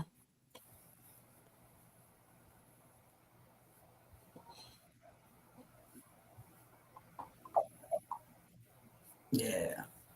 Awesome stuff. Very cool. Nice. Hey, where'd Braden go? Braden disappeared on us. Somewhere real quick. Make some maple syrup or something. Take him down for a minute until he comes back. Whenever he comes back on camera, I'll bring him back up. Awesome. So, yeah, very cool. Tons of fun projects coming out. So I think, Mark, yours was already completed. Thank you, Greg. I was looking to take that down. Mark, yours is already completed. You're looking to launch issue 3 when? Early in 2026, January or February. I just haven't figured out the right time yet. Janssen's already on board and already doing sketch work. So awesome, nice. Once you hear about that, let us know, and we'll make sure to send out an email to the people. And Anthony, when I'm trying to remember what yours is. No, did you say a launch date for yours? No. So we're still in pre-launch, but February, March is where everyone could expect that to officially launch. Awesome, cool, definitely. And the same thing, yeah. Once that launches, let us know, and we'll get that out to the people. Very cool. What time is it? I got to see how we are on the schedule, because I think we actually made sure this had plenty of time, and then we sent this out to a bunch of people, and then a bunch of people are like, "No, I don't want to promote my stuff." What time is this supposed to go to? This goes to 4th. Yeah, we still got a half hour. Tell you guys that in my newsletter, I always put Kickstarter recommendations, and you guys are all going to get in the next newsletter. Well, Anthony, I'll wait till you do your release, but for sure, I'll definitely put you guys in the next newsletter. So. Appreciate it. Yeah, appreciate that. Awesome. Well, I guess since we skipped it earlier, we might be able to go into the trivia. I'm trying to think, Greg, do you want to? Yeah, we can do the trivia. I got some trivia questions. I'll just not play because I don't want to win anything.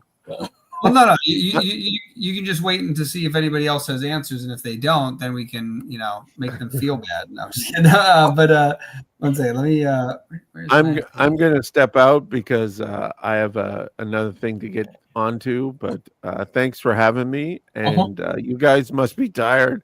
I'm gonna see you again tomorrow. So it was great meeting you, other guys. And Braden, I already backed your campaign and sent you an Instagram note, all that good stuff. So 100%, man. So have a good day, gentlemen, and I'll talk to you later. Thanks. Take care. Definitely have a good one. We'll see you tomorrow. Bye. Nice. All right. So if the rest of you guys are sticking around, I want to pull up this trivia here. Now that Mark is gone, let's talk shit about him. So, let me swap out the banner here. There we go. Look at this. Boom. Look at all of our sponsors. Since we've got a minute and all of a sudden there's this free time, let me shout out our sponsors. We are working with Comics Wellsprings, who they print basically everything that they can print for us. Anything they don't print, they should start printing so they can take more of our money. But in the meantime, anything that we can print through them, we do. We've been using them for years. They're awesome. The banner we bring to our events was printed by them.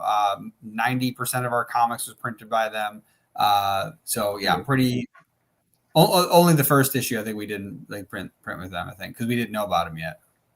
Oh yeah. Oh, I mean, now all the comics that we have are printed. Yeah, all the comics we physically have. Yeah. But of all the new prints, 100% of those come through Comics Wellspring, and they're awesome. Brandon's awesome. He's been helping us also assemble this. He's been meeting with me for like the last 8 weeks, planning this, figuring out what panels to have, who to invite, who to tell to go away because you guys don't belong here. And it's like, wait, who are you guys? It doesn't matter. We'll find out. But the whole point is, we've been having fun meeting up for weeks and chatting about all this. So it's been super awesome. We've also been working with Metal Ninja Studios. Equally, Joel from Metal Ninja Studios, CEO, he's been hopping on those same calls, helping us plan and figure out what we're doing and what's going on. In fact, he right now has a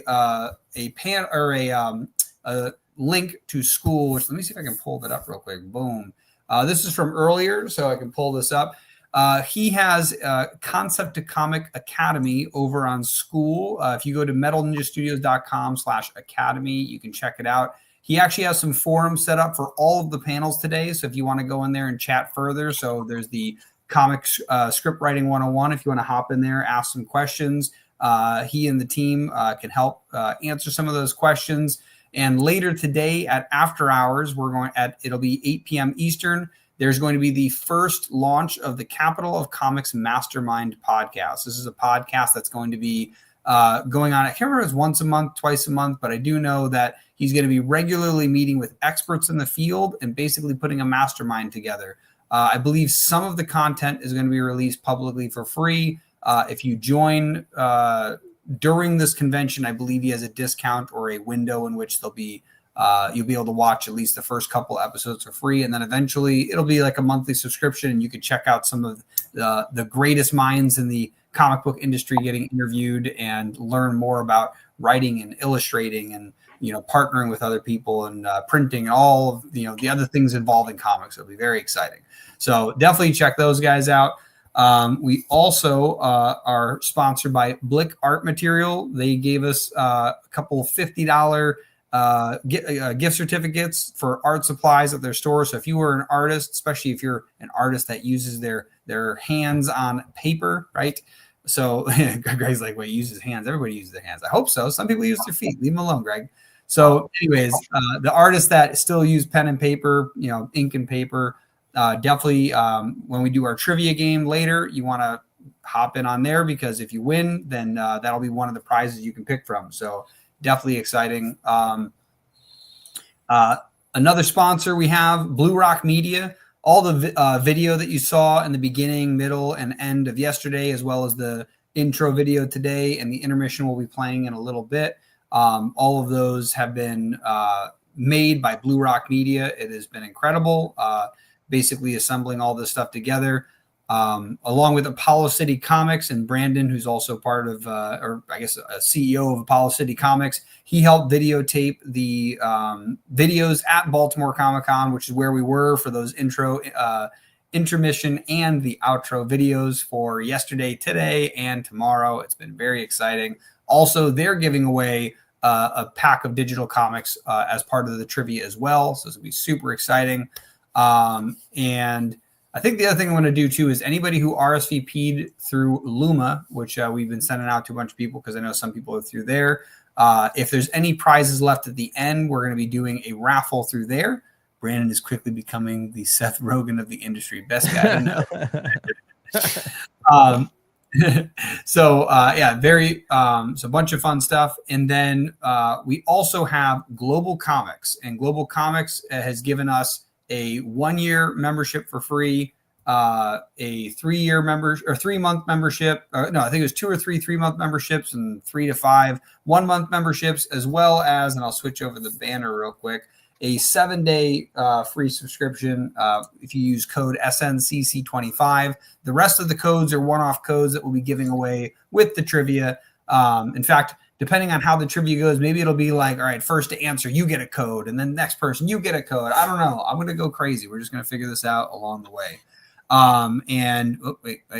No, come back, banners. Don't go away. Did I miss anyone? We got Comics, Blix, Global, Blue Rock, Apollo, and Metal Ninja. We got everybody. So I'm super excited.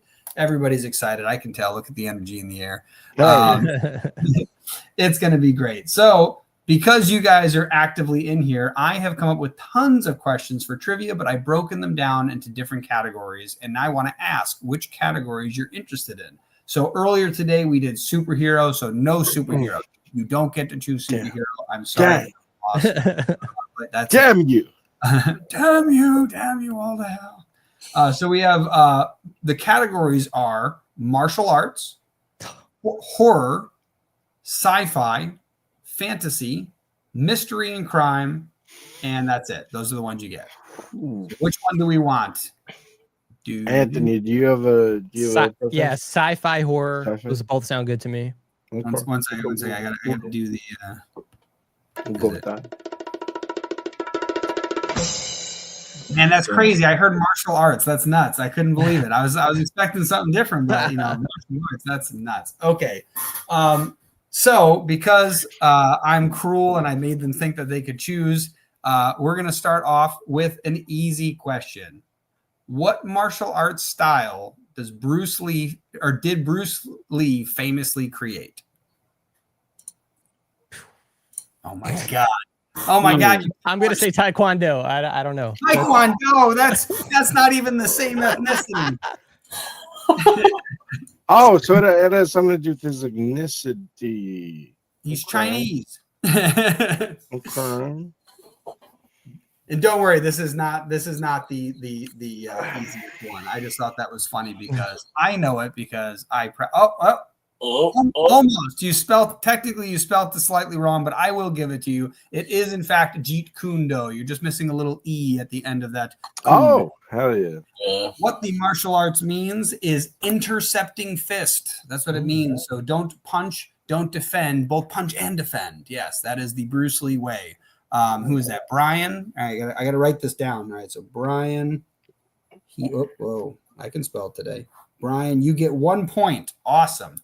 Next question, and everybody in the by the way, because we have we got the audience that's here, and we have the peanut gallery. They're a little delayed, so we're going to be splitting points depending if you both get the answer. So don't worry, people in the crowd, you'll also get a chance. The next question. What? So Braden's got to go. So I got to run. I'm so sorry. No, you're totally good. Get out of here. Okay, cool. Okay, you guys take care. I'll see you guys tomorrow. Peace. Definitely have a good one. This is awesome. All right, cool. Now we're back here. I'm going to put you in the hot seat in the middle, even though I think technically this is the hot seat, but it doesn't matter. It looks like you're in the hot seat because for whatever reason, it makes the downward triangle. So the next question, a little bit easier. In Teenage Mutant Ninja Turtles, Greg, you don't get to answer this question. Which turtle wields the bow staff? Oh, Donatello. Easy. All right, so we got Anthony with 1. All right, let's see if anybody in the crowd figured it out. See, there's like a delay. I don't know how long the delay is, so I can't even tell if they're cheating and they just heard your answer. You know what I might do? I might make you wait like 15 seconds. Yeah. Now you're the only one here, so you're not competing with anybody. And then we'll see, because there'll be this little gap. It'd be funny if somebody's watching it in like delayed time. They think they're live, and like 20 seconds later, like, it's Donatello, or like, where you been? We're on question 6. Oh man, where is everybody? Look at that. There's like 7 viewers. Who's not answering questions? Who doesn't know that answer? Somebody say the answer, even though it was already said. That's what I got to see. Where's Brian at? Brian knows Jeet Kune Do and he doesn't know Donatello. This is crazy talk. Yeah. That's fine. We're going to move on to the next question because that's nuts. What is the name of the tournament in the original Mortal Kombat film? Oh shit.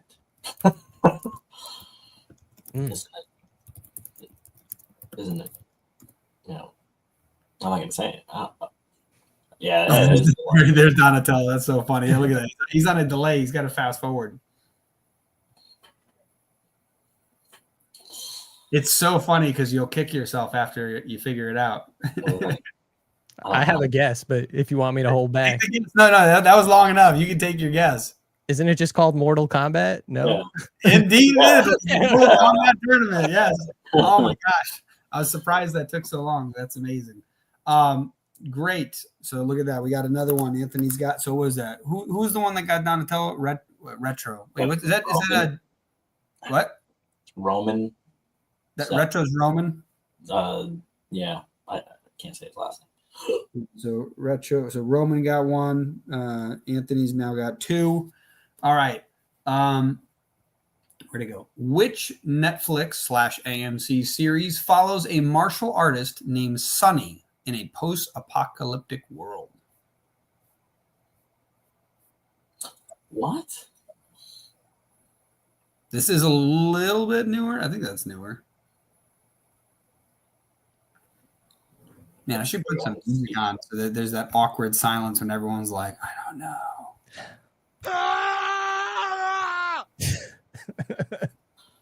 Yeah, I don't even have a guess. Why aren't those sounds playing? Can you guys see those sounds? That's so weird. It's not playing on my end. I'm just making the sounds. Oh, now I hear it. That's weird. I don't know why I couldn't do that. Did you hear that? Yeah. Oh. But that wait.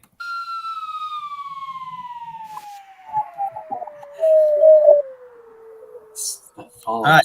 Damn, that's a lot longer than I remember that. Anyways, did anybody answer it yet? Nobody in the crowd? No. Okay, man. I guess that would lose it. It is Into the Badlands. Oh. Yeah, that's right. Yeah, perfect. So now back to another easy question.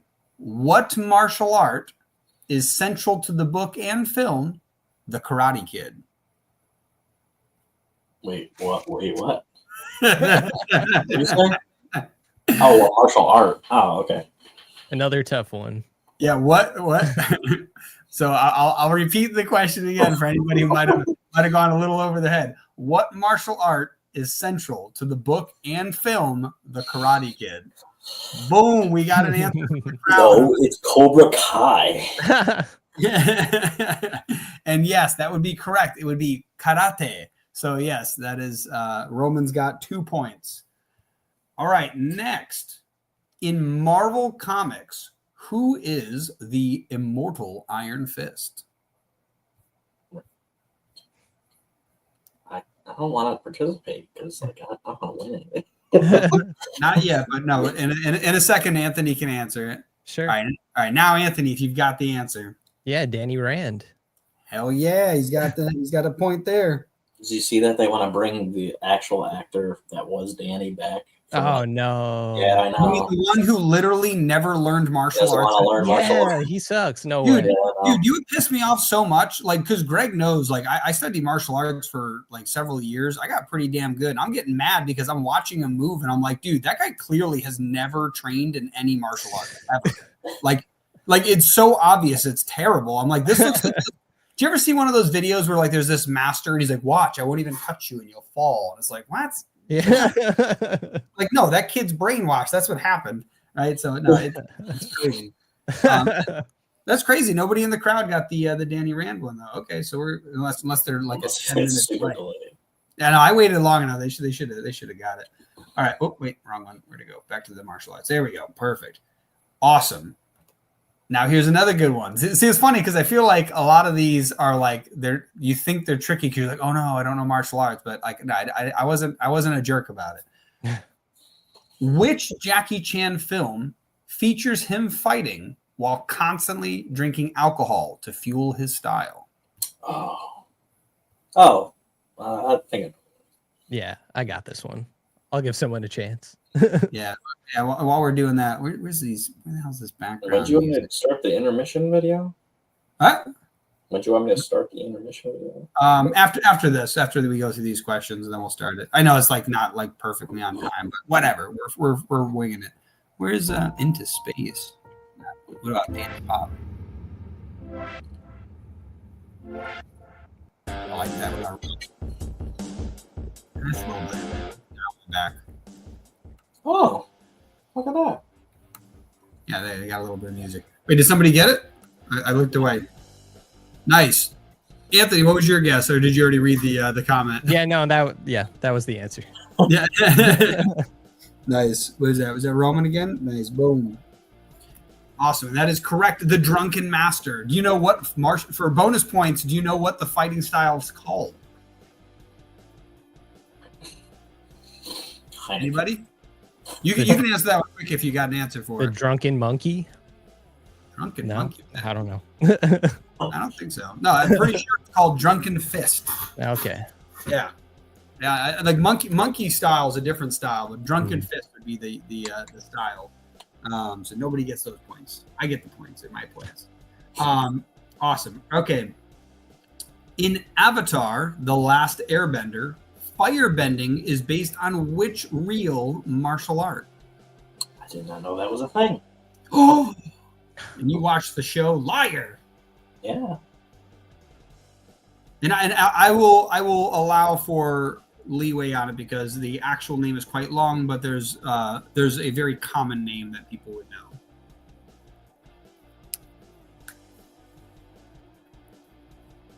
And by the way, does Anthony have any idea what it might be based on? I'm gonna guess jujitsu. No, I will give another chance while we wait for the crowd. It is much more ancient, but it's a name you would know. Oh, and there's the audience. The audience got it. Roman's correct. It would be Shaolin Kung Fu. Nice. The actual one it's based on is Northern Shaolin Kung Fu. So, but either way, Roman gets the point. That's all I was going to say. Shaolin. That's a little tough one. We're getting a little harder. Okay. Oh, I go back.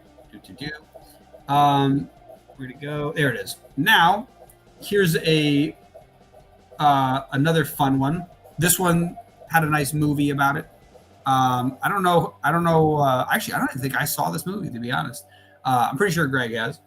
What is the name of the martial arts focused superhero team led by Shang-Chi? Oh. Oh yeah, I know this one. Give it a couple seconds. Few more seconds. Couple more seconds. All right, Anthony, we got an answer? Yeah, the Agents of Atlas. The Agents of Atlas. No, wrong. No. Oh, really? Oh, Retro's got no idea. Interesting. It's funny because it's. I'll give you a hint because this one might be a little more. Like in the know. It sounds like the name of the attack in Kill Bill. You know the attack in Kill. I'm saying the attack, like it's the one thing that they like. You're like, oh, what is that one? Like the 5-finger death punch? Yeah. So what's the name of the group? I'll even give you the last. Oh, part. the 5 rings or the 10 rings or no? No. 5's definitely the right number. Let's see if anybody else. Does Greg got an answer yet? It's not rings. No rings. Really? The whole Mandarin thing? Yeah. What is something one might use to attack somebody? Weapon. The 5 weapons. The 5 weapons society. Yeah, there we go. Oh. Those points because that was brutal. Yeah, I didn't know that one. No, this is fun. I like this because I remember we were talking to Gamal yesterday, and I remember learning from his book. There's 26 categories of genres, like of top level genres, because you could have like horror, sci-fi, but horror and sci-fi are separate, and unique.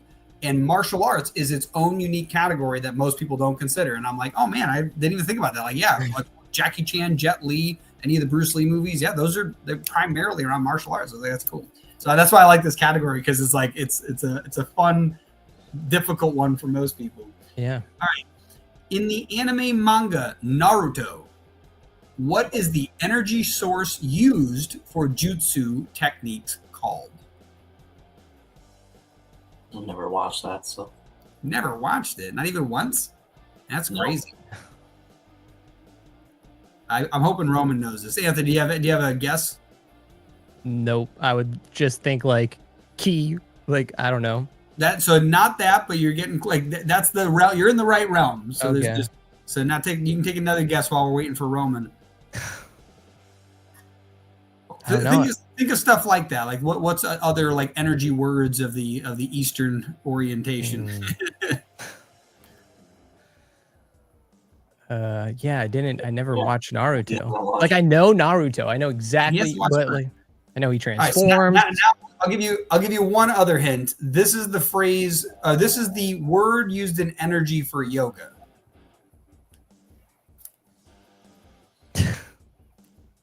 There are No, not Ki or Chi. There are 7 of them. Okay, chakras. Ah, there you go. You got it. Oh, okay. Oh, yeah. Okay. All right, so yeah, you get it. I'm going to give you that one just because apparently nobody else was even in the ballpark here. All right, which martial arts legend starred alongside Jet Li in Once Upon a Time in China?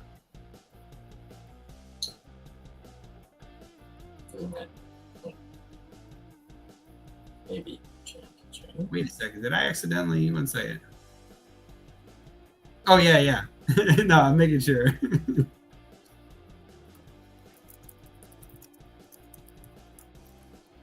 Once Upon a Time in China.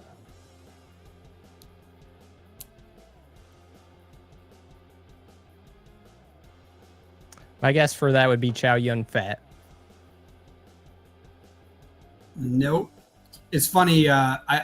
I feel like I should have said the other guy's name because it's probably the less likely you'd recognize. I'm trying to think of what else he's in to maybe help with that because he's in both movies. The other actor. Is it the grandpa from Three Ninjas? The grandpa from Three Ninjas. I don't know. Did you not see Three Ninjas? No, I don't think so. All right, so yeah, it is the same guy I was thinking of. It is. He has a very famous role as the master of Bruce Lee, although that's not. He doesn't play that. Like he is the person who is Bruce Lee's master in Wing Chun. Do you know who that is? Yeah, I think someone said it in the comments. No. Oh yeah. No, you got it. Donnie Yen. Oh, sorry, I didn't even look. Sorry, I was waiting because I thought Greg was looking at it. Yes, that is absolutely correct. That is Donnie Yen. That is Ip Man. Yes. But yes, he played alongside Jet Li in the film Once Upon a Time in China. So that is awesome. So damn, Roman's getting ahead now. We're almost done though. Where are we at here? Yes. All right. Last question. Oh, here we go. In the series Cobra Kai, what is the name of Johnny Lawrence's revived dojo?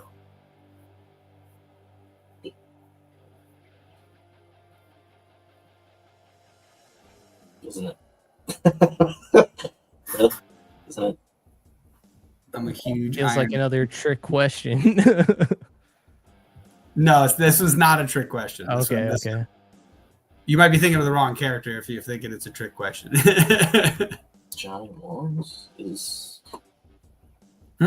like when he first started the show, or like later on. No, revived. His revived one. Oh, he hasn't watched. I'll just take a guess that it's Miyagi's dojo.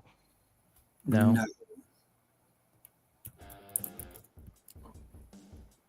And any other guesses?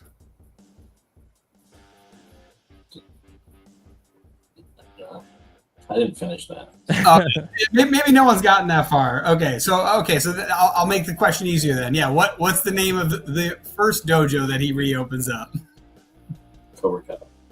Yeah, Cobra Kai. Oh, that's what I thought. Yeah, so later, if you don't remember, what's his name? John Kreese, the original owner, comes back and takes over. Right, so he ends up opening a different school. I don't know if you guys got that far, so that's fine. But anyways, yeah. So the new school is Eagle Fang Karate. So yeah, that's that there. So anyways, Roman is the winner. Anthony a close second. What's it? Roman? Yeah, was it Roman and who's the one that won yesterday? Jerome. So I got to reach out to both of them. They're both winners, and we'll be going through the prizes later. And what time is it? Where's the thing? Blah, blah, blah, blah, blah. I see Jesse coming in, so I wonder if we went over the intermission time and maybe we'll play. That's at 4:30. Oh, okay, cool, awesome. Then start the intermission window video, and we'll see you guys back after intermission. And Jesse will be a little bit of delay because we started intermission a little late. But Greg and I need to go to the bathroom and walk away for 10 seconds and catch our breath. So we've got a nice intermission video. Thank you, Anthony, for joining us. That was very fun. Thanks for having me. Yeah. I'm glad I tortured you with martial arts questions, and thank you, Roman, and the other people answering. I think it was Brian was one of the first people that answered. It was awesome to see everybody here, and we will see you back shortly.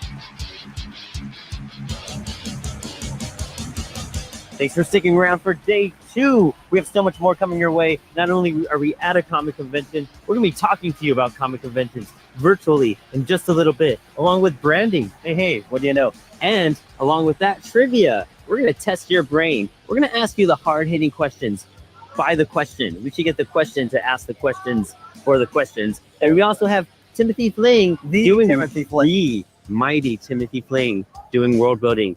Thanks for watching. Stick around.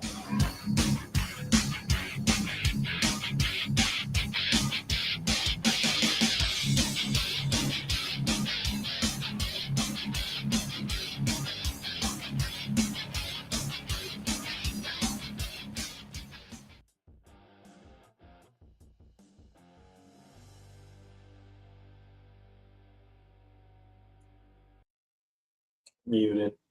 You're muted. Yeah, I was muting the audio too. There's music going on in the background. Welcome back to Sierra Nova Comic Con 2025 Virtual Expo.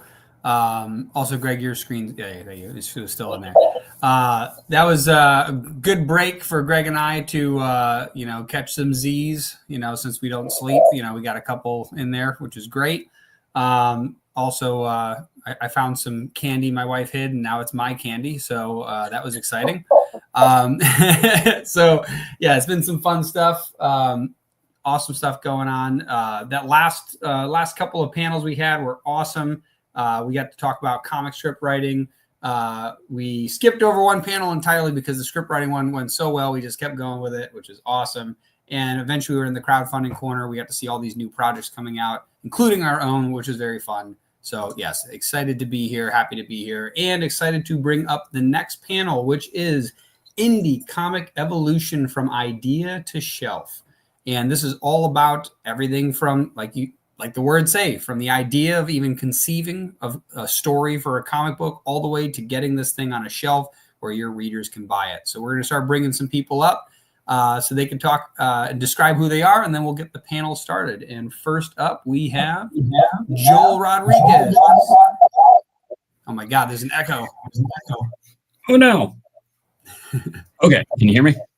Yep, we can hear you. Who are you and what do you do? Not Greg. Perfect. I am Joel Rodriguez. I'm the CEO of Metal Ninja Studios, home of the Done For You concept to comic creation service, where we specialize in taking things from idea to shelf. So this seemed like a fitting panel. Perfect. And next we've got Jesse Souza. Who are you and what do you do? Hey, name's Jesse Sosa. I'm a professional art director over at Gearbox Software. We just shipped Borderlands 4 and an expansion pack for Risk of Rain 2. I currently run my own side studio called Dinosaur, and we do comics and stuff, as well as indie games and collectible statues. Awesome. And next we've got, if I can click on it, there we go. We've got Anna Peterson. Who are you and what do you do? And thanks for coming back. Yeah, I'm Anna Peterson. I have been working on comics since around 2018. I had my first original comic debut last year through Lesser Known Comics, and I'm working on the next issue for that series. Very cool. Next up, we've got John John Holland. Who are you and what do you do? Excuse me. I'm John Holland. I've been writing probably since the 90s. I've been published with like Fantagraphics and Kitchen Sink and Innovation and a lot of different indie publishers. And now I write and self-publish under Diebold Comics, in addition to working with some additional publishers like Antarctica and a few other different publishers. Awesome. And last but not least, we've got, there he is, Pat O'Malley. Hey, Who are you and what do you do? I'm a comic creator. My name is Pat O'Malley. I run Punch Publishing Comics. I put out a book called Pop Scars that was published by Sumerian, and now I'm back to kind of self-publishing. That's my deal. Nice. I just realized Sumerian. Are they based here in Nashville? I think they did move there. Yeah. It's awesome. I think I know somebody who knows like the owner of Sumerian. I just realized you said that before, and then they just hit me. I think I know them. Yeah, they were in Texas, and I think they moved to Nashville. Yeah, everybody's coming here. It's awesome. You should all come here. Anyways, this panel is going to be run by Joel Rodriguez, so he'll be the one bothering everybody. Also, Joel, I muted you real quick because I think there's an echo. I don't know if it's because the volume on your speakers are loud enough it's getting picked up, but you can unmute yourself and test it out. But I kept hearing an echo. Testing. So I turned the speakers down, so hopefully that'll fix everything.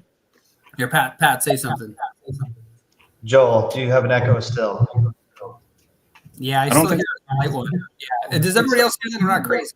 No, there's a weird wompy echo thing going on a little bit. Yeah. Let's see. I wonder if the microphone's just too close to the speaker or what it is. Do you have what's the yeah? Give me 1 second. Run away. So how's everyone doing this Saturday? Good. Hey, Anna. Hey, how's it going? Good. Doing good while Joel's working on that. Okay. Testing. How about now? I turned down the gain, so hopefully that should fix it. Are we good? Testing. It's a little bit, but it sounds better. It's good enough now. It won't interfere. That's the main thing. I want some people. Perfect.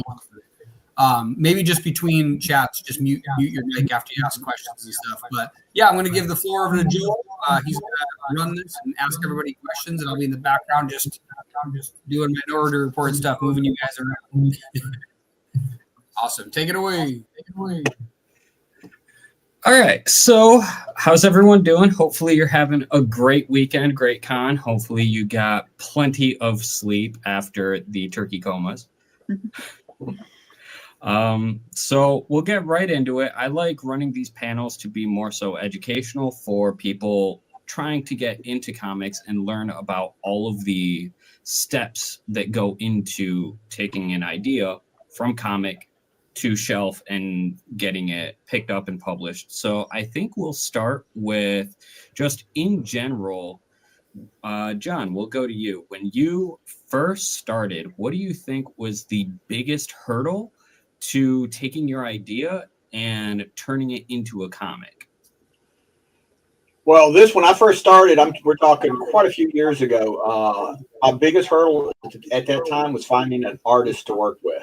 This was before the internet. This was before Facebook. Before, basically, I found artists. There was a magazine called Comic Scene, and there used to be a newspaper called Comic Buyer's Guide, and I ran. And they had like ads in the back of the newspaper, and I ran ads in the back of the newspaper looking for artists to work with.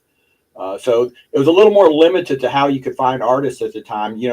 since the internet started, I've used the Facebook and a lot of other sites, and it's become a lot easier to find artists. But at that time, my biggest hurdle, I think, was just finding somebody to collaborate with.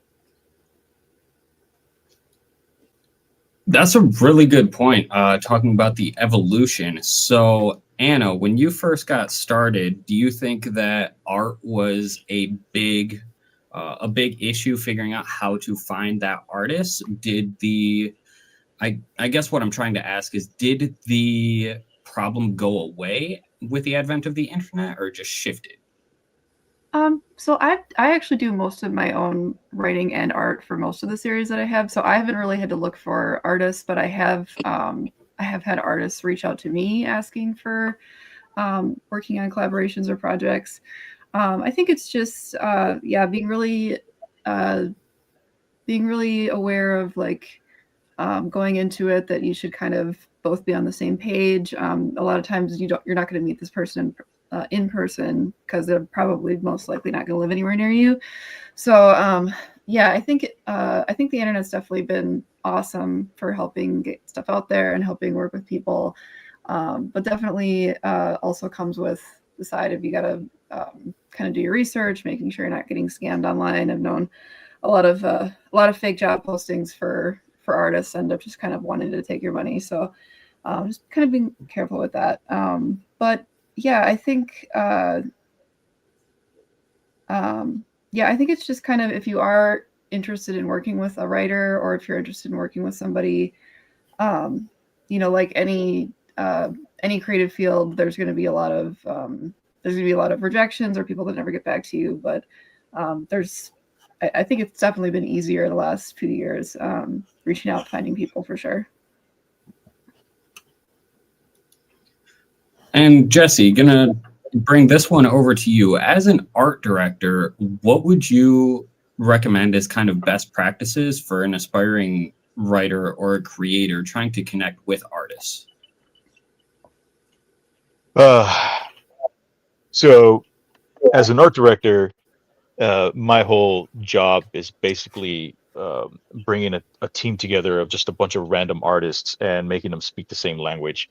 And a large part of that is having to sell them on the idea that, hey, we're going on this journey together, right? This is the type of art style we're going to be doing. This is the best practices and everything. And a lot of it is very motivational in terms of trying to keep people motivated, right? You're dealing with several different people, different types of egos, and not everyone is excited for your idea, right? So you have to have the soft skills in order to sell your idea to people who may not, who have their own visions in their own heads. That's always a really difficult thing to do. So a large part of it is identifying who you want to work with, having casual talks with them. In my experience, that always works the best. Like, just bring them on, hey, cool, what kind of comics do you like, and do all that. Get to know them on a personal level, because then you get to know exactly how and what they enjoy, right? Because as an art director, the artists are your tools, and they're your crayons, and you got to like harness their creativity and their rendering talents and all that. So by getting to know people personally, I think that's something that not a lot of people tend to do. And so you can't really get the best out of a production artist if they think this is just another job. I'm going to come in here and just do that. But if you give them the freedom to play and inspire them, you'll get the best possible. Yeah, I think that's a great point. A lot of people tend to have a hard time balancing the business with the personal. And I know that's something that personally I've had to develop over the years. So I think that's a really great point. Pat, coming over to you. When you were first getting started, what do you think was your biggest hurdle? Was it similar to John, finding the artist, or was there something else that kind of gave you a hiccup? I think definitely that's the intimidating part. If you've never done it before, trying to find an artist and find someone to connect with your vision, your story. I think the first part that helped me get started was getting an editor and someone who was more experienced, who kind of has done a bunch of different comic projects before. that helped me in a big way, not knowing where I was going. Having someone to kind of like hold my hand basically and say, this is how comics are made. This is how you kind of reach out to someone. This is how you set up a contract. That kind of made it feel like that barrier was kind of broken, and it was a lot easier to kind of sift through and reach out to people. Whereas now I kind of go like how Jesse said, a little bit more casually reach out to someone and develop a relationship, on, whatever social media platform. It's pretty easy to reach out to people now. And, if you have some kind of shared interest, that could go a long way. But for me, definitely getting an editor to kind of show me the ropes. That was how I kind of got started. Yeah, that's a really good point, in the fact that people don't have to go in alone. And it kind of goes back to Jesse's point about just the personal aspect of it. Whereas being a creator, you have this idea, you don't know what to do. You just have to find connections, whether that's an artist, editor. Really, that first connection will help open all of the other doors. Not so much. Sorry, I was gonna. What you're saying is really, because like that's kind of even finding the editor was like a hard part of it, and it took a long time. So I think it's just like finding that one connection can really help you kind of branch out and meet more people. And kind of, sorry to interrupt, but that's what I was gonna say. Is the editor was also a hard connection to make, but once you do, it kind of broke the ice. No, I don't mind the interruption at all. It really seems like the trend is the first step in developing your idea, specifically in this medium, is really making connections. So with that, how valuable do you guys view online connections versus like conventions? A good example is myself. When I was first getting started in the industry, my guide, so to speak, was some random guy at a convention. I asked him, how do I get started in comics? And he said, write a short story, submit it to anthologies. That's what I did. And that one random conversation at a convention really launched my career and led to everything that we've done thus far. So if you guys could kind of point to that first kind of catalyst, because it's different for everyone. And I think that us sharing our experiences in that regard will help the up-and-coming creator who doesn't necessarily know. So, Anna, what do you think your first catalyst for getting the courage to tell your story? Well, I think it was, I had been working on my story for a while at that point, but I think the thing that really finally got me really moving on it was, I think it was around like 2020-ish, maybe 2021. I was kind of career-wise felt like I was just kind of in a stall. Nothing was going anywhere. I was just getting kind of frustrated with the whole like trying to work on my own stuff, and then also trying to just do a day job to pay the bills. And so I just reached out. There was a studio in town that had a bunch of well-established comic artists, and I didn't think I had any shot, but I just sent them an email one day being like, hey, is anybody looking for an assistant? Is anybody looking for anything? I'll literally take anything. I'll do it for free if I have to. Like, can somebody just help me out? And I actually got a response back, and they're like, yeah, we are looking for an internship this summer. And that's how I got kind of my first real paying gig. And I was working for, I got to work for Cullen Bunn, which was really cool because I read a bunch of stuff by him, and that was awesome. And yeah, I think that kind of just sort of cold call is kind of rare to get an actual response that leads to anything, but you never know. You miss all the shots you don't take. So.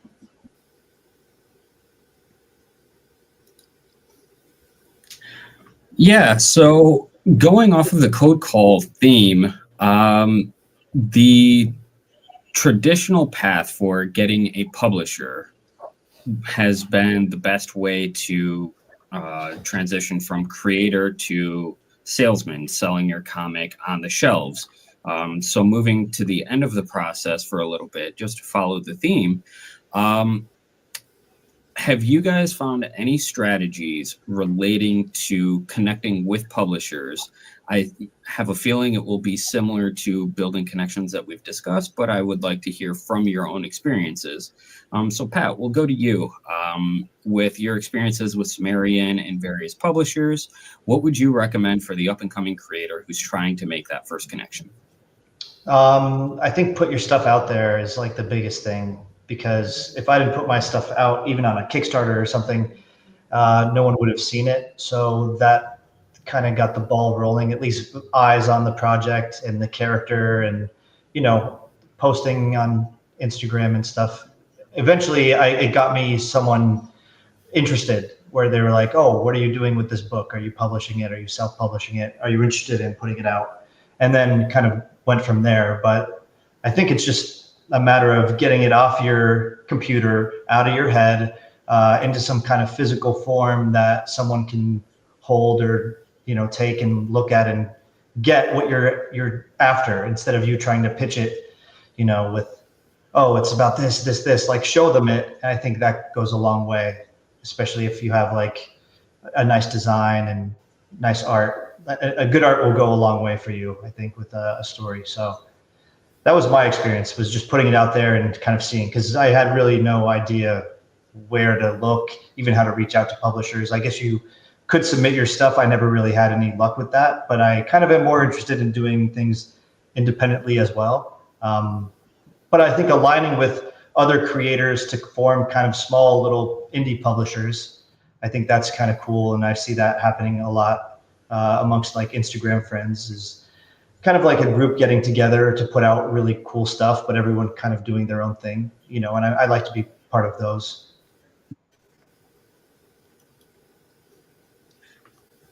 So Jesse, with what we've been discussing, your role is relatively unique, being an established art director for a game development company. So when you're trying to find artists, do artists come to you, or do you seek them out? Because I think your role is comparatively similar to an independent comic creator trying to find a publisher, whereas it's a matter of perspective in how you approach these companies that you're trying to get into.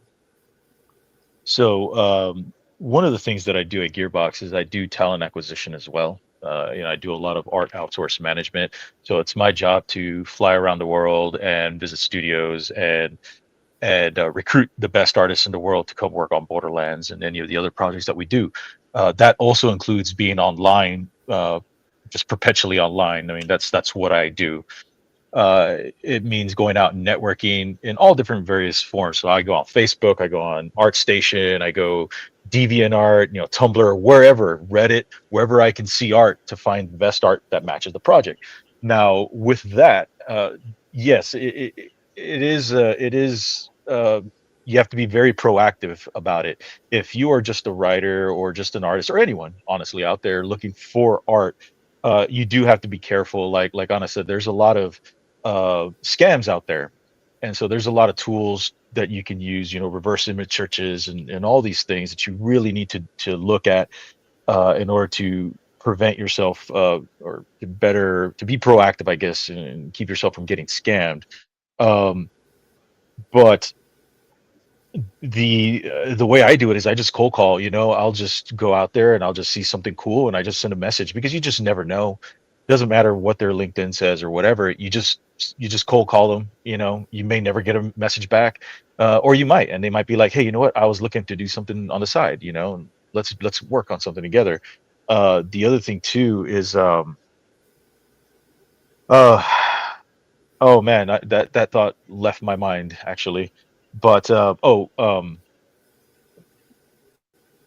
yeah, going to conventions is another really great thing. Usually when I go to conventions, I just go table to table and I look at every single person's art and I'll give them a card. It's just being proactive, like getting out there. Oh yeah, and the one thing that Facebook has done recently that I think is key for this, it'll keep you a bit sane, is they allow you to post anonymously now in groups. So if you decide to look for something, post anonymously, because the people who are the most serious will actually post their artwork. The scammers will, oh, check my DM. I DM you, you know, I'll DM, check your DMs. And they'll never want to do that. So posting anonymously keeps a layer between you and everyone else, and allows you to control what's coming at you.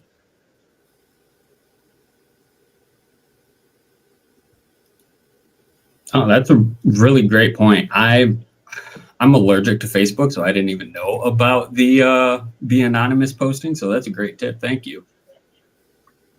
Yeah. Oh, the other thing too is when you're looking for talent, you need to cast a wide net. So it is hard, like you said, you're allergic to Facebook, but it's a tool just like anything else. I mean, if you have a profile there, just make it just to look for art. That's about it. John, bringing this one over to you, with the recurring theme of this panel seemingly being reaching out to people, cold calling, being willing and open to share your work and make connections. What would you say to the new creator who's worried about someone stealing their idea, or if I post it, then no one's going to want to pay for it? I think that's something that's really hard to get over for some people. Some people are so scared that, you know, that someone will steal their idea, that they're gonna, you know, put their, you know, mail their script to themselves, all these different ideas that's supposed to say, you know, to keep it safe. But and as long as I've been doing this, I've really haven't come across a whole lot of people stealing ideas. I'm not saying it doesn't happen, and I'm sure it does, but you know, ideas, you know, in some ways are, you know, a dime a dozen. It's what you do with the idea, you know, after you get it started that makes the difference. I actually was posting a book that I was working on with an artist on Facebook. We were posting pages as we were finishing it, and Ben Dunn from Antarctica Press, seen it, actually emailed us and wanted to publish the book when it was done. I've had that happen twice. I've had Ben do it, and I've had another publisher called It's Alive see what we did, and he wanted to publish it as he read it. So it also works, you know, if you post it, sometimes the right person may see it and want to work with you or want to publish it. Because, you know, the whole point is just to get as many eyes on this stuff as you know, you can see it. So I don't think there's a lot of people out there, you know, ready to steal your work. I mean, there is some. I don't want to, you know, say there's nobody out there that's going to steal it, but I think it's more important just to get it out there than to worry about somebody stealing your idea. One of the goals that I set for myself is I want to create something so awesome that someone wants to steal it, because it's a fun joke that I tell all of the new creators, because if anyone's going to steal your IP, they're not coming after you. They're going to come after the people they can make a bunch of money off of. So if you build an IP that's worth stealing, congratulations, you win. But a good point to that is some of my favorite novel series I actually got for free. Like they gave away the first volume of their novel series, and I went back and bought everything else. So if I were to give any personal advice to up and coming creators, it's share it all as much as you can, because like everyone on this panel has said, the more eyes you can get on it, the faster you'll be able to grow.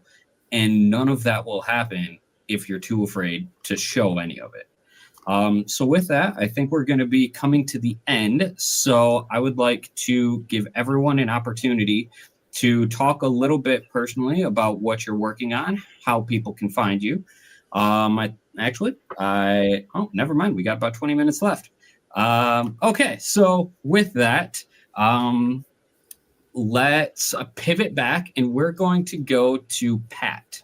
With you, Pat, what do you think would be your favorite story of taking a comic from beginning to end? Everyone has a story that they didn't expect to happen. They didn't expect to make it big, but because of a crazy random happenstance, something happened. A good example was John talking about how Ben Dunn saw his story on Facebook and reached out. What was a similar situation that you've experienced in your career? I think for Pop Scars, that's like really my main comic. So I didn't really have anything happen with any of my other projects. But for Pop Scars, it started as a short film, maybe in 2012. And I worked on that short film for 6 years without even thinking about it as a comic book. And as it came like closer to wrapping up, I realized there was more I wanted to tell with it, but I was done with the short film. I just like couldn't make that anymore. So kind of towards the end, I started writing a comic version that would kind of spin off and include some characters from the short, but then some new characters. And then I was able to kind of stretch a little bit because making a short film like guerrilla indie style with no budget, you can only do so much. So I could finally like have some fun and do some things that I was unable to do with like just me and a camera and like some actors. So I kind of got to push the limits of storytelling a little bit.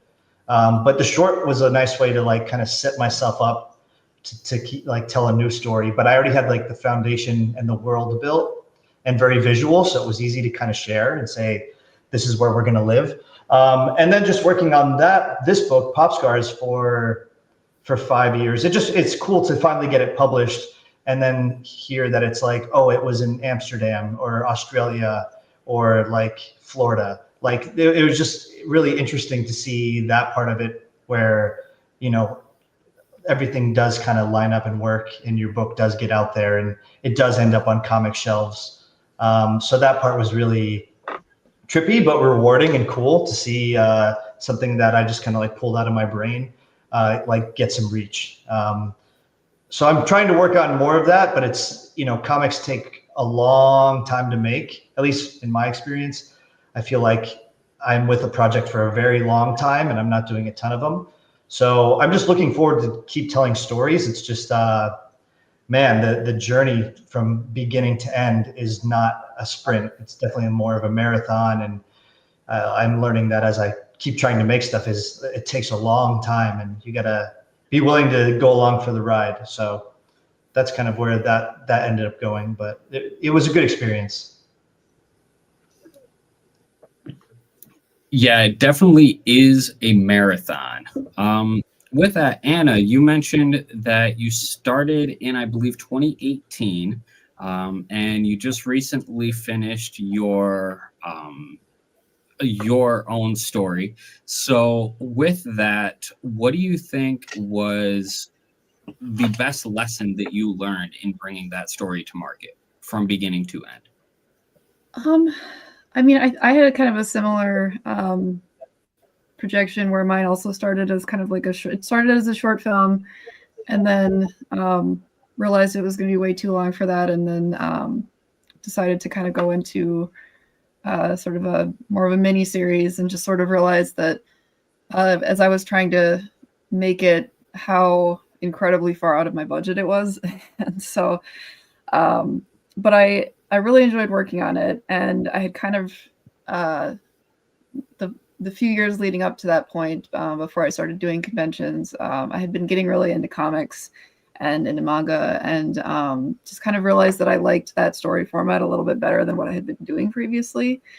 But yeah, it was a lot of trial and error because I spent a really long time working on it as a film project. So the transfer over to comics at first just felt like, oh, I've sunk so much time into making this as a film. I feel like, do I want to try to do it as a comic? But I think I learned so many lessons trying to make it as a film that it really brought a lot to my project. Because there's a lot that's kind of transferable from the film process of, you know, knowing how to get a shot set up and like understanding how to sort of work with the different elements of like grading it like you would be grading a film with color and pacing and timing. So I think it was just kind of all the lessons I learned doing the film first, I think did really make my project a lot stronger in the long run for sure. No, that's great. And okay, with the next one, I kind of want to open it up to the panel, and whoever would like to chip in first, by all means. I would like to talk about the shift in distribution as we're seeing it in comics. So everyone knows the troubles that Diamond has been going through. So while this panel focuses on idea to shelf, I think it would be worthwhile to talk about what does shelf mean and what does distribution look like going forward. I believe that there are benefits to Kickstarter as well as direct market distribution through various outlets. So what would you recommend to new creators who are trying to figure out what's the best way to release your story? Is it digital? Is it crowdfunding? Is it trying to get into a massive indies or get into these direct market distribution platforms? So with that, I'll open it up. What would you recommend to a new creator? Well, I think all of them, every idea that you can, every way you can get them into, the more you can get your book out, the better. It's a lot harder to get into a comic shop. That's going to be one of the hardest ways to get into. And most of my work has been through, either Kickstarter or through conventions or through mail order, things like that. I have had, working with, Ben at Antarctica, that one book that he picked up has turned into a few more books. So, I've been getting more work showing up that way. And then it's the other publisher I worked with, it's Alive. Back when I first started, I was working with a lot of indie publishers like Fantagraphics and those that all were on the getting through, into the comic shops at the time. But it's, like I said, right now, most of what I deal with is through Kickstarter and through mail order. And Kickstarter has been really good because it, one, it finances your book and it gets, a lot of books out there too. Yeah, I agree. I was going to say the same thing as John, all of them. Yeah, just any which way you can get your book in front of somebody, whether it's Kickstarter, a publisher, a convention, I think they all, well, somebody said, I don't know who, but like make it once, sell it forever kind of thing. That's how I think about comics, is like make this book once, I can reprint it as many times as I want, but sell it any which way possible. I think that's probably the hardest part for me. Is I like the pre-production, the production, but then once it comes to distributing it, I kind of am like, what do I do with this? This is like, that feels like the hard part. And even with film, I felt like I would get to that point and that would be like, okay, now what do I do? So I think as a creator, you probably don't think about that part as much, about the distribution part, but I think that's everything. The marketing and the distribution is just as important as how good the coloring is and how good the character designs are. And I think that's the part that most new creators will probably overlook and not think about. You just want to get the book done and out the door, but what's out the door, and I think that's what you have to really plan and really consider the marketing piece and the distribution piece as being just as big a part of, if you're going to do the book, that has to be part of the whole pie, And speaking of things that creators overlook, a lot of creators overlook the fact that while getting into comics, there's a large project management aspect of it, managing your entire creative team and managing marketing, all of these different elements while hitting timelines, especially once you hit direct market distribution. So we're going to start with Jesse and then move through the panel as everyone would like to contribute. My next question is, what software tips, tricks would you recommend to creators to make the project management side easier? Oh yeah, I actually showed this in one of the yesterday's podcast, but personally I use a piece of software called Miro. Here, just sharing my screen real quick. So you can see like Miro is a virtual whiteboard where you can jump in and you can do all kinds of things. So I work with all my artists here on concepting. We use this in the game industry as well, but we kind of go through here and go through all the iterations for everything possible. You know, my artist post it all up here. I give my feedback. We go through. I leave notes, and just like this is just fantastic piece of software. It's collaborative. You can put you can like write story notes. You can connect it up to all different APIs like Google Docs and everything. You can actually draw straight in there, so you can see I was doing some real fast direction with my artist, just talking about like what I want to see when it comes to this character's evolution. Oh shit, there's actually some new stuff. I gotta review that. But then I take it all the way through because I have several artists that are working on my upcoming book here. I come through and I'll do these graphic design things, upload the PNGs. My penciler inker will come in here and grab them, download them, and include them. We do all our storyboard treatments in here. You know, I do quick storyboards here. He does his sketches, and then we get down into the actual artwork in here, where you know I got my temporary words. When he completes the book, I send this board over to my letterer. She comes through and she sees everything within context and everything. But this is, for me personally, if you think like I do and you're a creative person, this is fantastic. Yeah, that's sick. Along with Excel. I like Excel too. I think with both sides of the brain, but this is an amazing thing. It's free. Anyone can sign up for it. It's awesome. Check it out. Miro. I know of Miro and I use it, but I've never seen it used like that, and I love it. Yeah, that was rad. Thanks for sharing that. No problem. Okay, Pat, coming over to you. What advice would you have to creators to make the project management aspects easier? I don't know. I'm not really good with the management. I'm still learning that part. I like what Jesse's doing. I just kind of make sure that the page numbers are organized and right. I mean, as far as like sharing art direction, I've never done anything on that scale. You know, sometimes I'll bake in like links in the script, but that feels like kind of amateurish versus this whole like layout like that. That's pretty impressive, actually. I like that. So I don't have a good answer. I think Jesse's was way better. And I'm probably going to steal that and start doing it that way. Anytime, man. That's what I'm here for. All right, don't worry, Anna. I'm not going to make you compete with Jesse. I've learned that's not a fight anyone wants. So with that, we're down to the 8-minute mark. So now we'll start doing the roundup. So with that, Anna, we'll start with you. Go ahead and tell people what you're working on, where they can find you, and what you've got coming next. Yeah, for sure. So you can find me. Instagram's usually the best way to find me. I've got my first issue of Book of Rifters out, and I'm hoping to have an announcement on the second issue.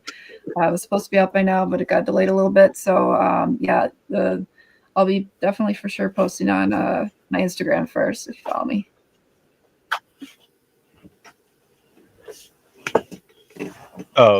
You correct me if I misheard you. You do not have an active campaign right now? Not right now, no. Okay. And on the QR or on the screen, you can see a QR code that leads to Anna's Instagram for anyone watching at home. Jesse, we'll come to you next. Well, I'm in the last days of my current campaign, Teen Strike. It's teenstrike.com. That'll take you to the campaign page. That's just a story, very personal story of mine about growing up in South Texas, and it's a story that we wrote back in high school about growing up in South Texas and having superpowers. And unfortunately, we didn't do anything with it until one of my friends passed away that used to help us write it. And so now I'm just trying to have one last adventure with him and my other friends and finish up the story. So it's a little cliche, a little tropey, but it's raw and it's sincere. And so, just trying to honor my friends. That's basically it. Teenstrike.com if you want to go check it out. Definitely checking that out. That's awesome. Pat, coming over to you. I'm Punch Publishing on Instagram and punchpublishing.com. You can purchase my graphic novel Pop Scars. I'm running these for $20 right now. They're 174 pages, so you get like 6 issues plus cover gallery with like 20 different artists. So yeah, just Punch Publishing on Instagram, and that's me operating it. So hit me up. I'd like to message with different creators and stuff. Thanks for having me on too. Of course. And John, where can people find you? You can find me. I have a Substack at jholland.substack.com. From that Substack, you can order books, and through Diebold Publishing, I've published about 25 comics so far. Plus on Facebook, Instagram, Blue Sky, you can find me under Diebold Comics. I don't have anything right this moment. We're working on the sequels. That you can't see this very well because of the glare. But 2 Tons of Fury, this will probably be coming out in a Kickstarter, the next issue, and probably about January. And we're working on the 2nd issue of Alma, which this is What If Buffy Was a 72-Year-Old Grandmother. The 2nd issue of that has been written, and the artist is going to start working on that. And I've got a few other things that I'm working on, other comics at the time. At the moment, I've got no active Kickstarter or anything, but hopefully that's all going to start at the beginning of the year. What was the line for Alma? It kind of cut out a little bit. What if Buffy was a 72-year-old grandmother? Awesome. All right, awesome. And I'm Joe Rodriguez. You can find me at Metal Ninja Studios. And we just launched the Concept to Comic Academy, which is our educational platform that is dedicated to teaching not only the creative side of comics, but also the business side, so that people can have an easier time making comics and making money making comics. You can find that at metalninjastudios.com/academy, and we are debuting the Capital of Comics Masterclass podcast tonight after the live stream at 8:00 p.m. at that same URL. That's metalninjastudios.com/academy. It's free to everyone, so I hope to see you there. Awesome. Exciting. No, we're good. It's the first time I came in not muted. Where's Greg? Greg's missing. Greg's AWOL. What am I supposed to do? That's okay. That was awesome. I was enjoying, again, playing Keanu Reeves back. It was Keanu Reeves? No, Tom Cruise, the Minority Report, moving everything around. I just everybody knows I got a touch screen, so as I'm moving you guys around, for whatever reason, the mouse click is actually slower. Like it doesn't register all the time. So I'm just like literally like going like this, trying to move you guys around while you guys are talking. So it's super fun. But yeah, super exciting. That was very cool to hear all of that. And hopefully we will see you all back here for future cons and panels. I don't know if any of you have more panels that you guys are on later today or on tomorrow, but grateful to have you here. Joel, John, Pat, Anna, Jesse. Super fun. So I'm going to boot you guys all out, and we're going to start up the next panel, which is comic conventions behind the scenes. So again, ciao, everybody. Thank you. Nice talking to you guys. Great meeting y'all. And gals. Okay. Glad to be here. Oh, wait. Oh, no, go away. Bloop. No. Oh my gosh. There we go. They were all leaving as I was clicking on them to go. So it was that was a hectic. Anyways, like I said, Greg's not here, so I get to be full screen in the darkness. And also I've got my pet Patty here, which is my pet Fancy Rat, but she's tired, so she's just laying there. So I'll have to get her later, but it'll be fun. So anyways, like I said, this is the next panel. We have comic conventions behind the scenes, and I'm going to bring everybody up with starting with go away. There we go. Starting with our host, Brandon Blocksdorf. If I can click on, there he is. Boom. Howdy. Who are you? What do you do? Oh, hello. I didn't see you there. Good to see you guys. Nice to have you enter my realm right now. I am Brandon Blocksdorf. I'm the brand and community director at Comics Wellspring. I host all of our shows. I connect with the people. We have print on demand coming. We have crazy announcements. So please inquire all you want. I'm hyped to talk about conventions, right? Table as CWS, but I also table as Apollo City Comics, my publishing imprint. I am a writer and creator. I guess I'm an artist. I'm drawing literally right now. I need to start calling myself an artist. I'm really bad at that. But Apollo City Comics, check it out. All your cool, awesome punk rock stuff. We actually have This Comic Kills Fascists digital for free. I don't know how to do this. Digitally for free right now. Go check out our Instagram. There's a code. I think it might even do it on checkout. So go get a free digital book on this Black Friday weekend. I am hyped to talk about conning with some amazing people, such as I didn't prime you for that. I'm sorry. I should have. John H. back. Didn't even leave his seat from Diebold Comics. Hello, sir. I'm so hyped to meet you and talk to you. You want to give us a little shout out on who you are and what you do as well? Yeah, I'm John Holland. I'm a writer. I started writing back in probably the 90s. I was published by Fantagraphics, Innovation, Malibu, a whole bunch of different publishers at the time. I took a little break for a little while and came back, and I've been writing, self-publishing under Diebold Comics. I also still work with other publishers. I've been doing some work with Ben Dunn at Antarctica. I had some stuff done from a company called It's Alive Comics. And I'm actually talking to a few other publishers at the moment, too. So could be more things coming out that way, too. But I also self-publish. I published about 25 comics through Diebold Comics. So I've been putting a few things out there. I'm trying to get more. Just a few. I love that, dude. We got to connect more. We definitely got to talk because I love meeting creators like you and getting to know more. Just like I know Anna Peterson right over here. Hi, Hello, Anna. Brandon. Anna's amazing. Didn't even leave your seats again. Carrying on from one panel to the next. How are you? How's everything? I hear all your socials and whatnot too, real quick. Yeah. I'm Anna Peterson, writer, artist. Easiest way to get. I do it wrong every time. It's here. My Instagram's easiest way to get a hold of me. I've got current project. Any projects I'm working on, I'll announce there when they're ready. So check it out. Love it. There's so much to bring up regarding conning and where you're at and located. There's a lot of good introspect we'll get from you right now. Just like from his side of the country in Minneapolis, we have Jeff DeMars back with us right now. Hi, Jeff. Still same beanie, different shirt. Love it. Yeah, don't call out my beanie. Not changing it. Make me seem like I'm dirty, but yeah. Jeff DeMars, easiest way again is Instagram too, Jad_Inks.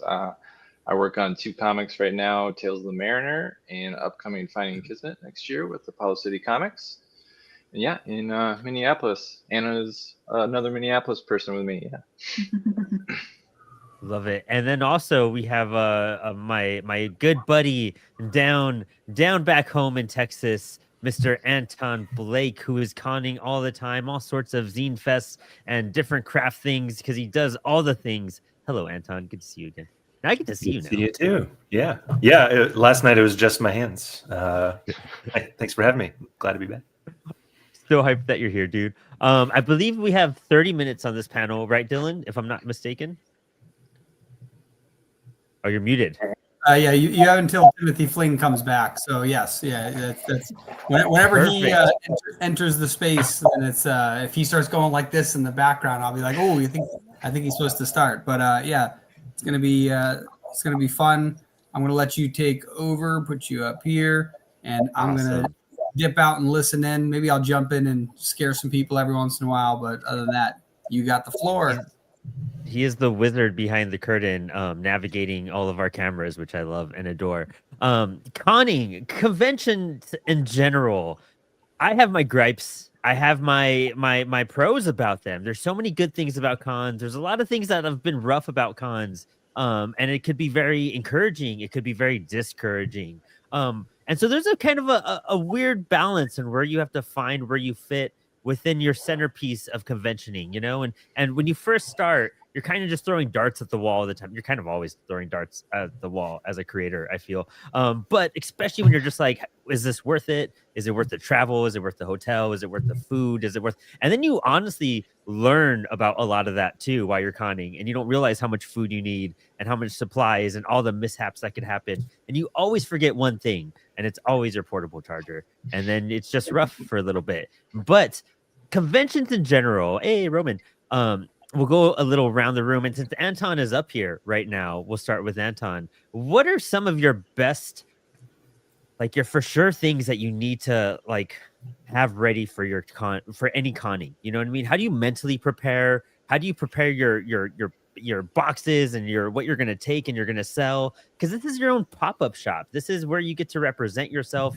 where you meet new people, where you meet new creators. So it's kind of like a really good first impression is a must, and keeping that energy high for 1 to 3 days, is 1 to 4 days actually, could be tiring as well. So how do you prepare yourself to enter the con realm?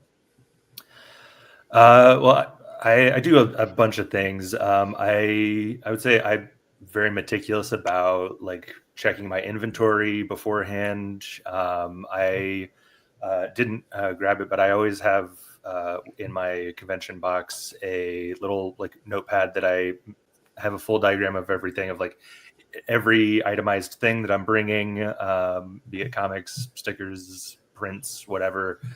And then I will also, with that, just like have things broken down for like once it is time for the convention, have like sales from cash from my Square, whatever, you know. So having that kind of thing planned out, so you don't have to be scrambling during or after to know how much you sold of what and how is that going towards paying off this print run or what have you. And on top of that, since it's such a social thing, and myself and a lot of other creators tend to be somewhat introverted, I try to make sure that I am like the week leading up to kind of giving myself more time to myself so that I can kind of have sort of reserved energy for more socializing. Oh, that's really good advice too. I need that in general as well. That's something I need to take care of myself more. Is just a week, a little before, just take a break and kind of breathe, have everything ready, but don't like wear yourself out because you're about to talk a lot into everybody and everything for the next 3 days.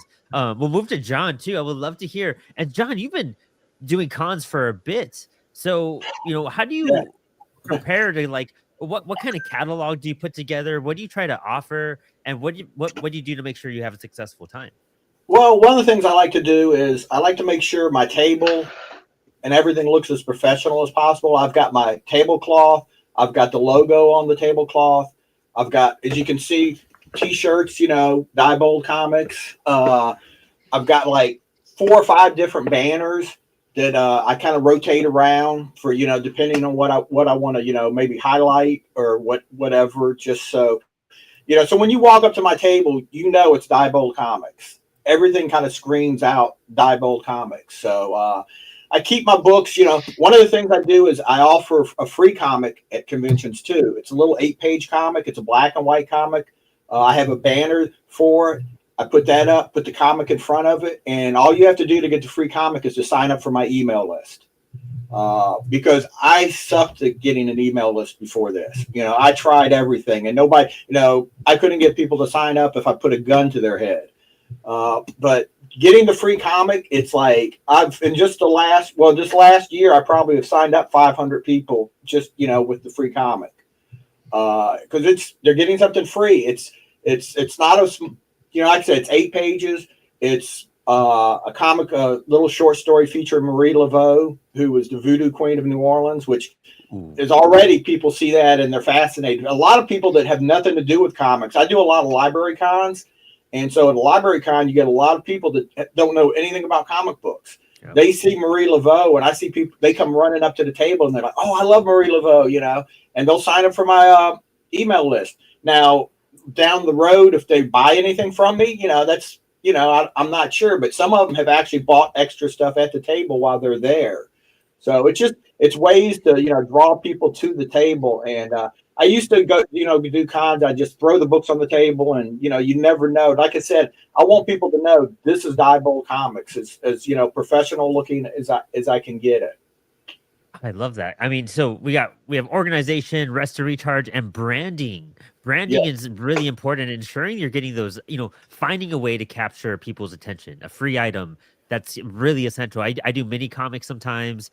Depending on the sticker run I do, I'll try to get stickers to give to people. But now utilizing that for a newsletter, that's such a good way. And do you just pen and paper to have people get their emails? Do you bring an iPad or? No, I use pen and paper. It just, every convention is different as far as, do you have Wi-Fi? Do you not, can you set up and stuff like that? And I'm not the most technically inclined person to begin with. So if there's an issue, I may take all day to try and figure it out. So the only problem with pen and paper though, is when I bring it home and I try to type it in, sometimes their handwriting is not that well. And I'm sure I've lost a few because I probably put the wrong thing in, and somebody else may be getting my newsletter that never signed up for it. But so far I haven't heard anything back from any of them. But yeah, I put my brand Diebold on it. I have a backpack that I've got the Diebold logo. Everything, and when I come to that convention, it's got Diebold somewhere on there probably. It just, you see it all. So it makes me look like I'm a lot bigger, than just being me. It looks like I'm a bigger company. So Apollo got that a lot when we started off. People thought we were bigger, and I was like, we got 2 books out, man. Like, yeah. I don't know if we haven't done anything. Now it's a lot better, but still, I get that feeling. But that's great, is that this was an old like rock and roll thing. Motley Crue chose that name Motley Crue because they were like, this sounds big and successful, so we're gonna find a band name that sounds big and successful. So like I kind of carry that ethos with everything. You got to look big and successful to seem big and successful. Kiss used to put fake amps behind them to make them seem like they have giant rigs, and it was just empty speakers everywhere. You got to make it seem larger than life sometimes. I love that. Make it till you make it. Yes, dude. Yeah, Yes. you have to give that persona off, and it works too. People are gonna be more attracted. They're gonna want to hear your story sometimes a bit more, and you just come off a bit more, I guess, quote unquote, professional in that way at a table. I love that, dude. Anna, what are some of your ways to really prepare for a con? And I love your scenario because you have a book out, and I think you have some anthology stories as well, along with like your stickers and some art. So you have like a smaller, I guess, offering coming out to tables. And so how do you mentally prepare to like go about and just keep on selling and pushing the book while you have a new release pending? Yeah, so I think definitely I'm kind of in the I didn't have as good of signage this year as I've had in past years. And I think one thing that's really important to take into consideration when you're making signage is how far are you traveling for these cons? Because like even just my basic sign that would sit behind you at a convention, I don't remember how tall they are, but basically if I get on an airplane, I have to check it, and I've realized that it would be cheaper for me to, in a lot of cases, like basically order a new one to be shipped to the convention and leave it there, then take it back and forth. Like that's how expensive some of the shipping is. So I think one of the things that I'm really working on is making my displays more collapsible so that they're easier to transfer, because I think there's just it gets really, it doesn't look like it's a lot of stuff when you just look at it, but when you try to fit it all in one suitcase, it doesn't usually end up fitting. So one of the things I'm definitely going to be doing is trying to figure out ways to make things a little bit more collapsible. I'm also trying to do displays. I found that displays that spin, people will spend more time there because they have to spin it around. And I've also found, with books, getting people excited in them, having synopsis that they can read as they're standing there without me having to explain every single book has helped a lot too, because I think comics are a lot harder to sell comics and books, like when you're selling them at conventions, all people are going to see is just that cover, and obviously you're going to talk to them and explain more, but I think the more information that they can get visually without me having to explain what the book is about, it definitely has helped a lot for sure. That's smart. Signage is one of those things I think a lot of us forget. I forget my wham stands like pretty often when I table too. And that's one that just hurts, you know what I mean? But any type of signage to indicate of what you're offering and being clear and not like overbearing about it too. We tried to experiment with that on a con, and it helped a lot, because when you're at a busy con and you have people walking by and you have a crowded area, it gives them a moment to read something. Kind of like the newsletter thing. When you have them writing out their email, it's smart because you have a moment with them and you kind of get to like talk, and they're kind of like taking, they're writing something. So you get a bit longer to kind of dive into some stuff. But especially getting your pitch down like that too, like having the synopsis like helps you emphasize your pitch if you can't get it to them. And that way, when you get to them, it just comes off a lot easier. They already have a general idea. So there's a lot to take away. I haven't considered putting synopsises up. That's smart. I really want to do that. One other thing I just thought of that makes it easy. So I'm also one of the people that I would consider very introverted, and I'm not great at like, hey, you come over here. Like, I'm not really good at that style of marketing. But one of the things I found that's, really effective is when you're going to these conventions, just if you see people, dressing up for conventions, being like, oh my God, I love your outfit. Like, I love it from that show. And even if you don't sell anything, they leave with a positive impression that definitely has helped a lot when you're like, if you have something in common that you like with the person that you're like, oh, I like that show. I like this thing. Like, that definitely makes it a lot easier to then start talking about your stuff rather than kind of just being like, hey, you come here. Like, I'm not very good at that at all. So, I mean, that leads to things too, because if you could get them to even come to you for a moment and just talk for briefly, even a compliment, or like they'll be like, oh, thank you so much, and they'll check out your work, they're being nice back in that sense, But also, if they take a card, if they take a free sticker, if they sign up for your newsletter, like all of that is a lead. And so that you gain a follower on Instagram or something, like that all has beneficial parts. And figuring out how to wrangle people to your table is difficult, because depending on the crowd, they will just keep walking. They'll give you that weird awkward smile and just like keep diving towards. Or it is tough because I feel like a lot of the people that come to these conventions are also kind of introverted. Like, there's a large percentage of the crowd is definitely very introverted. So it can be hard, but I think, it's kind of a weird way to figure out different personalities and approaches too, like you have to be kind of gentle with some people you can just get real like intimate with and excited with and sell things, but like it also depends on your mood and energy on how that can fluctuate too, because when they're high energy too and you're just like, man, I'm starving, I'm so tired, and it's 4 p.m. we have 3 hours left, I'm over this. Like, I'm tired of staying. There's things that factors that kind of like can affect both parties, is what I'm saying. And it's good though, but having that signage, having ways to recognize what you're doing, saves you a lot of that strife in a big way too. Let's bounce over to Jeff here. And Jeff, being an artist, you have 2 books, 1 book out for sure. I think you have another one and some like smaller things. But like, what do you put together for your offerings for a table now that you're expanding more of your catalog as well? Yeah, and I think that's actually one of the things I've struggled with a lot of focus on, is it's very hard to only have like one thing on the table, because you can very easily lose somebody if they walk up, you manage to get them there, and they see the one thing you have, and then they just move on because they don't have another thing to kind of move to. So yeah, having a lot of kind of priority on expanding the offerings for me personally, since I'm kind of new back in the game, has been a big deal. Whether that's, I did the short for an anthology and I just printed that up and I can sell that for relatively cheap, but that adds something to the table that I can, move people on. If what I have with Tales of the Mariners and their thing, I got another little thing that's coming more down the line that they can kind of take in and consume. And I think with people who have less at the table, one of the bigger things that I found success with is bringing, if you do traditional art, bringing that art with you and having it there. There's a lot of people who don't know what goes into making a comic book, and they find that exceptionally interesting, and they can find it also kind of endearing to you and what you're offering, and buy it just simply because they've seen how much work you put into it. So having some art there, original art that they can page through just to see kind of the process, and talking through the process can also be really, really helpful to keep people's attention. And I'm also going to echo the free stickers that was mentioned. I have a great sticker vendor, so hit me up on Instagram. You can get a lot for cheap.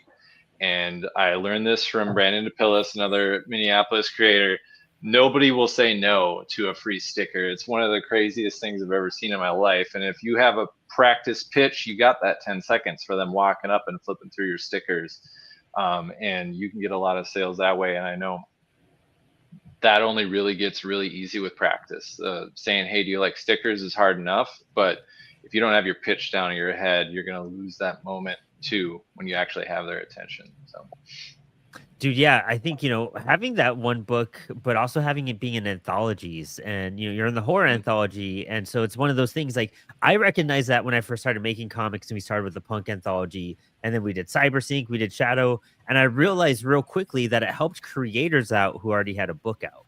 And that just gave them another little free offering to help boost Yeah. or like what they're displaying. And then if you do those little anthologies and you dip into a couple of them, you go from having like your one solo book or one, collaborative book to having like 4 or 5 books at your table now you can offer with Yeah. different stories. And so the anthology route, I think that's something more people need to chase. And I mean, Cosmic Lion, I'm forgetting the name. I'm messing it up. Lion Cosmique. Lion Cosmique. Yeah. I was right there at the tip. My tongue just went twist around to it. Lion Cosmique is a perfect one for people to jump onto when they're making, I think, their third now, I think, taking submissions. And so stuff like that is just really beneficial. This Comic Goes Fascist still has a month left to take submissions as well. 1 to 4 pages. Anywho, but what you're doing with original art too, I think that's pinnacle. Do you ever prep little small pieces or like sketch cards or things like that? Yeah, and I talked about this a bit in another panel on making comics with a budget, but things with kind of high profit margins are going to be your original art. I have the other kind of added benefit of bringing the original art is it is for sale too, and if I can sell a page of the comic I inked, that is a lot more profit than the actual comic book itself. So having original art available is, me specifically, I always count that as just pure profit because the cost of paper and the items I use to make it is not a lot compared to the printing cost of the comic. So making sure I have offerings with that, also bundling them. So yeah, I do have some sketch cards that if I get somebody with a sale and they're really, really interested, I could say, well, you can bump up for like $10 more and you get like an actual piece of original art with it too. And that's just sitting right there next to the comic. So it's kind of easy for them to move on and move up if they're interested. That's always good. Finding a way to give some offerings, and finding bundles, especially if you're sharing a table. I was doing that with a friend, Doug Knight, at a con, and we started doing bundles, and the bundles were selling, and that way we were all making money. I tabled once with John O'Burke and our buddy Jeff as well. And what we did, I think, was all of our number ones we gave for like $15, and they saved like $5 that way. And we all moved a book. We all got a little piece, and it helps. It works. And that goes to my next question, and we'll bounce back to Anton for this round. You do a lot of cons. You table pretty frequently, and so finding the cons that are worth it, or not even the cons that are worth it, but expanding outside of that. With Apollo, we went and did some, like, I forget their name, DC. It's a bunch of cool, awesome DC activists that were around this summer. That This Comic Goes Fascist and our punk anthology did great. We did the Cannabis Festival earlier in April because we have our book one hitters with the High Adventures of Weed Wizard and Bong Boy and stuff like that. And so like those, and plus some library cons, really, I realized you get so much more introspect. And so like you get so many more curious people, kind of more respectful people in weird ways, because it's a different crowd. People are excited to see a comic there. Where do you find success outside of just regular comic cons? I've done also like 1 or 2 library shows, but I definitely think the cross section of comics and zines and like zine fests is really good. There's one here in Austin called Lone Star Zine Fest, which every year I've done it, it's been one of my best for that year of shows. There's particularly for the type of books that I make, and I think generally for most indie comics, finding shows that are like very focused on smaller things like Zine Fest or whatever. There's a different community feel to it, as opposed to like say Heroes or a big like Fan Expo or something. Like they have each have like their pros and cons to them, but every time that I've done a show that has a very like established kind of niche or feel to it, regardless of how big or small it is, that usually turns into like one of the best shows that I have, because it's attracting very specific people that are looking for the exact kind of things that you might have.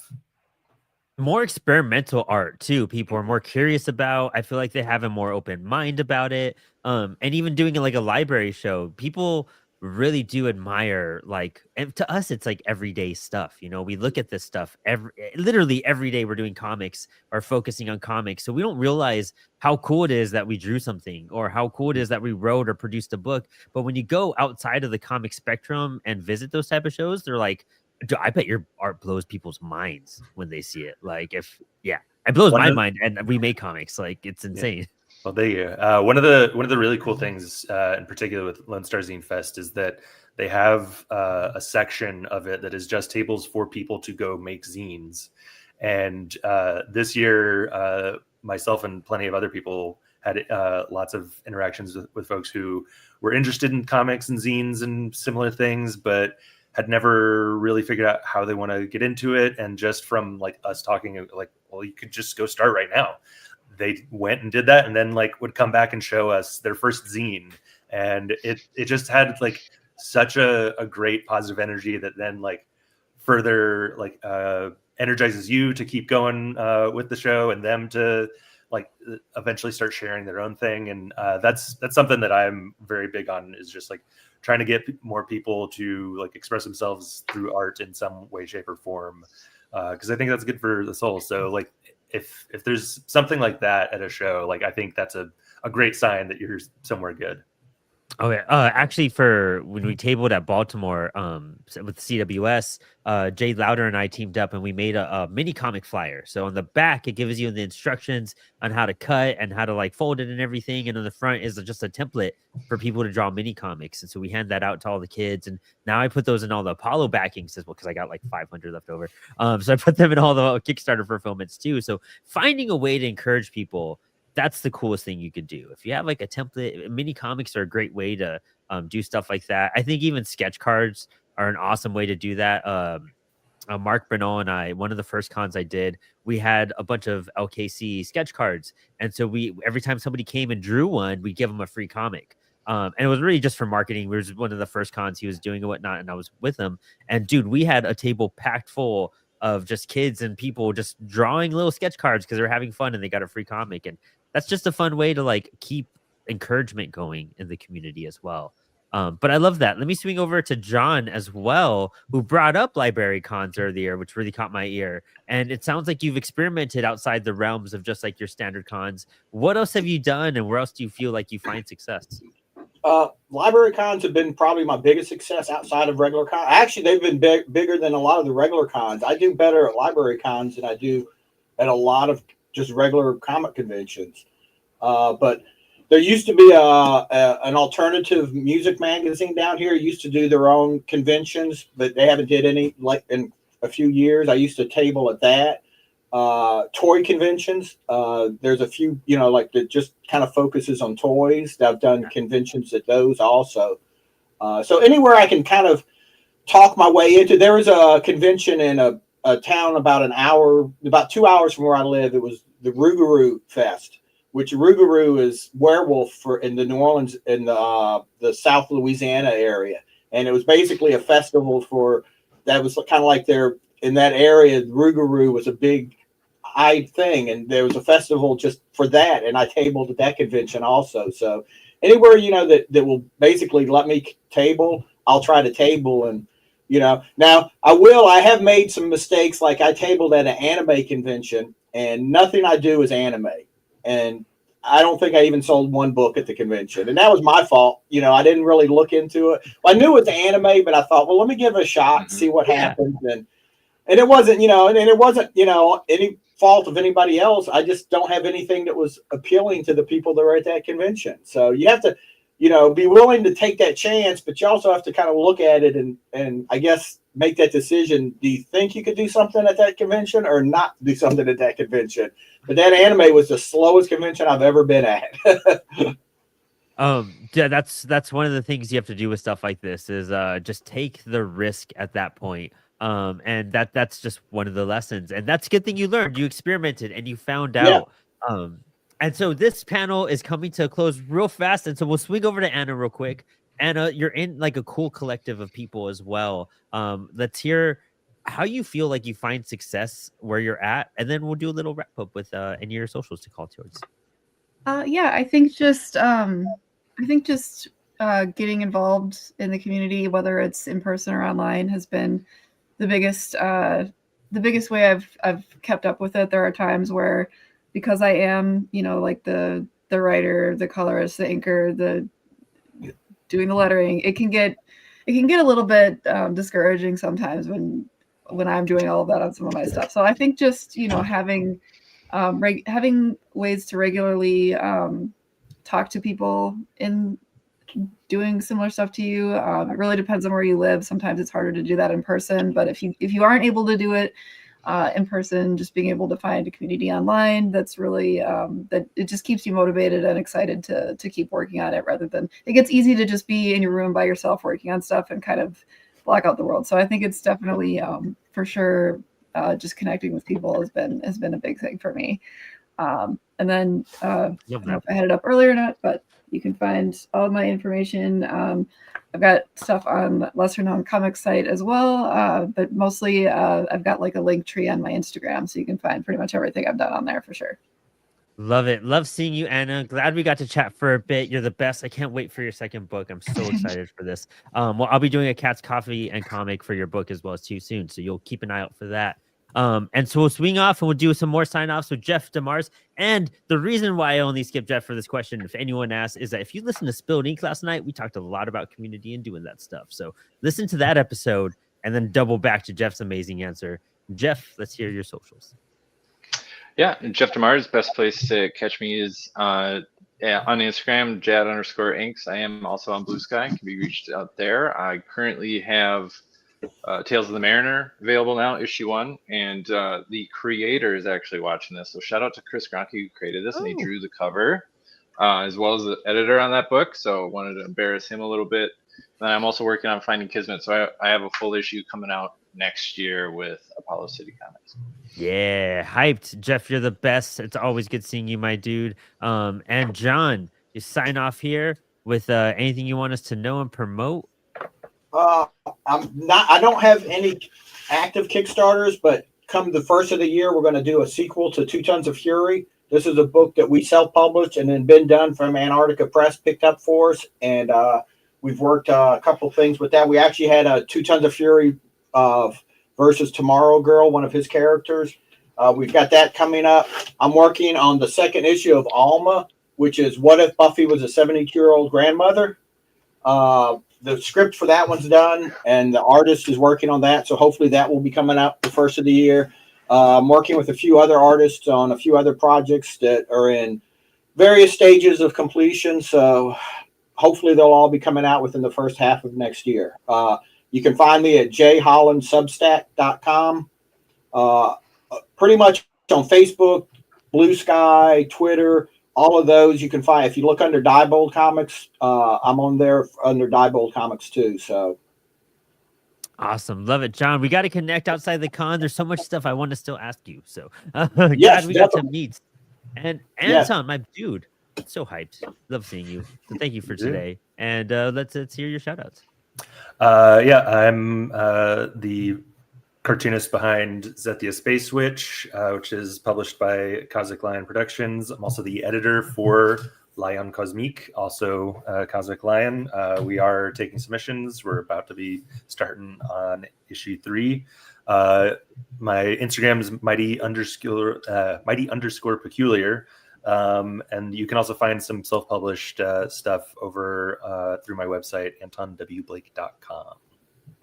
Love it. Anton, thank you guys so much. Thank you all so much for hanging out and being at this panel. I know it was short. I know it was fast, just like a regular convention. And, that's just how it happens. But thank you guys all. I think that's it for me for panels for tonight. Check out Capital of Comics. I will be there with our amazing, curators for this show, Joel Rodriguez and Dylan.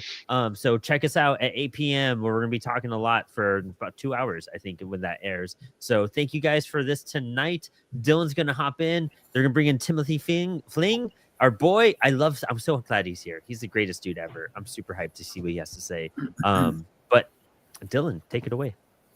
Indeed. Thank you so much. It was a great panel. Great to not have to host for 2 seconds, which is awesome.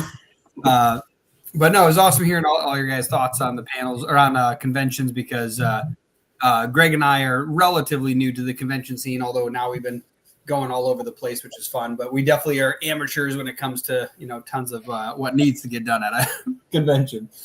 Also, Patty's awake. She's running around now, so that's good. We're doing good. Anyways, thank you so much, everyone here that's on the panel. I'm going to be booting you out in a second because next up we have, where'd it go? There it is. World Building Masterclass, which is Surviving a Tectonic Cataclysm with Timothy Fling, the Timothy Fling. So it'll be great. Again, thank you ever so much. Thanks for hosting, Brandon, and we'll see you on the other side. Later. Thank you. Thank you. There we go. Yeah, I'll bring Greg up too. There we go. Woo! That's how I nailed it. I got everybody out without breaking it, which is great. Yeah, so that was very cool, very exciting. Almost as exciting as bringing the Timothy Fling back. Thank you so much for having me. It's always so exciting to be here. And I apologize. This year I didn't bring my own bumpers. I should have made some video bumpers. Your microphone's connected. I think it's working, but it's the other microphone. I don't think it's this one. I think it's your computer mic. You sound too far. Oh yeah, actually I can hear it moving, like it's attached. Yeah.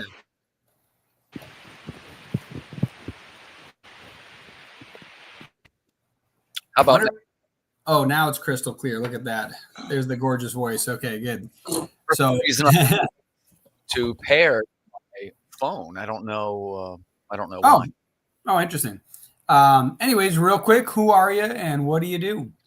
My name is Timothy Fling. I'm a writer and musician from York, Pennsylvania. We're going to talk a little bit tonight about world building. I'm primarily a sci-fi writer with a big interest in lore and world building of all kinds, really. And I guess I should mention I have a little bit of a reputation as a podcaster too, right? We did over, I want to say it was over 300 episodes of the Creative Cranium, and we're going to be returning to that at some point. But that's one of the things I wanted to talk to you guys about. I'm trying to figure out what the next move is for podcasting and what is my next move? Some of it is this trivia thing, right? Which we had. You see what I mean? We did it this morning for a couple minutes, and I did bring some more questions in case you guys want to play a little more. That's fine with me, because we only did. We got interested in talking about music, which is my other passion. Yeah, we actually have a one more panel after this, but after that we have one more trivia to close out the night. So if you want to come back for that, definitely. As well as the next panel if you're interested. But I'm going to bring up the other guests we've got. Missed him. I'm not adding them. There we go. Got him. There we go. Anton, who are you? Long time no see. And what do you do? I'm Anton W. Blake. I'm a cartoonist, editor for Lion Cosmique anthology, and occasionally on the side, I'm also a TTRPG designer. Nice. And also, is that cosmic or is it cosmic? And you're just saying it fun? It is Cosmique. Okay. I've seen like Cosmic Lion. That's why I was curious. And now it says Lion Cosmique. So yeah, it is. The publisher is Cosmic Lion. And okay. All right. Just making sure. It sounded familiar. So I was making sure. Awesome. And next up, we have Jonathan Medici, right? Medici? Medici? Close enough. It's all Medici? good. You can call me whatever you want. Okay, so Medici. It's like it almost sounds like any of the Latin languages where you say each of the syllables evenly, like Medici. Yeah, Medici. That'll work. Yeah, sure. We got it. Awesome. Who are you? What do you do? I'm the writer-creator of Uric, which is my first graphic novel that exists in a much larger world of Avalon or universe of Avalon. I write a lot of sci-fi, animated stuff, screenwriter, and I've been a screenwriting professor at a top film school in Los Angeles for about a decade. So I teach that stuff also. Awesome. And have you ever met Timothy Fling? I have not. Oh my God, that's terrible news. Well, now you get to meet him, so now you get to both be up there. It's absolute pleasure. in the sci-fi realm. So yeah, that's an awesome connection. But All yeah, right, I got a little bit of an animating background too. I always love to mention that. Buckle up, nerds, because we're going sci-fi creating right now. Oh yeah, and so yeah, this is this panel is basically just Timothy Fling's panel. We're just here out of his kindness. We basically make this 3-day convention just so that he can have this one panel, which is awesome. It's just a trick to get people here to listen to him. So yeah, definitely, take it away. Well, let's start out some questions, right? I'd like to circle the room. I'm always interested in meeting creative personalities. And let me tell you what I think is the most interesting part. What I call the why. Why are we doing this? Why are you doing this? Most of us did not happen to stumble across being creative because we heard there was a lot of money in it. There's some other reason, right? Typically. Hey, and for some people it is the money, and that's fine too. But you find a lot of times that's not the case, right? So my question is, let's start with Jonathan. Jonathan, why did you become a creative?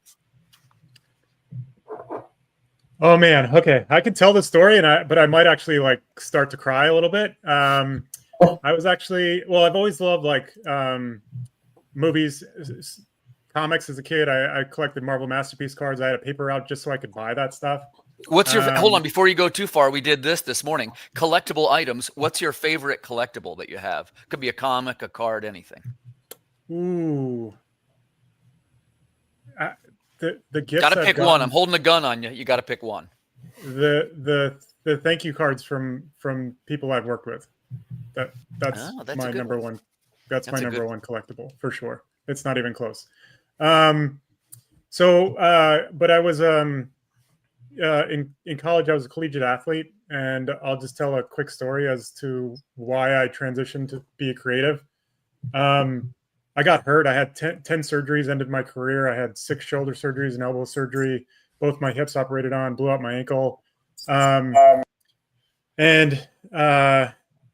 people ask me if, my career didn't end because I couldn't keep going, it was because of injuries. So when people ask me, what do I miss most about it? I give this story, and this is exactly why I transitioned to be a creative. I live in Los Angeles, played at UCLA.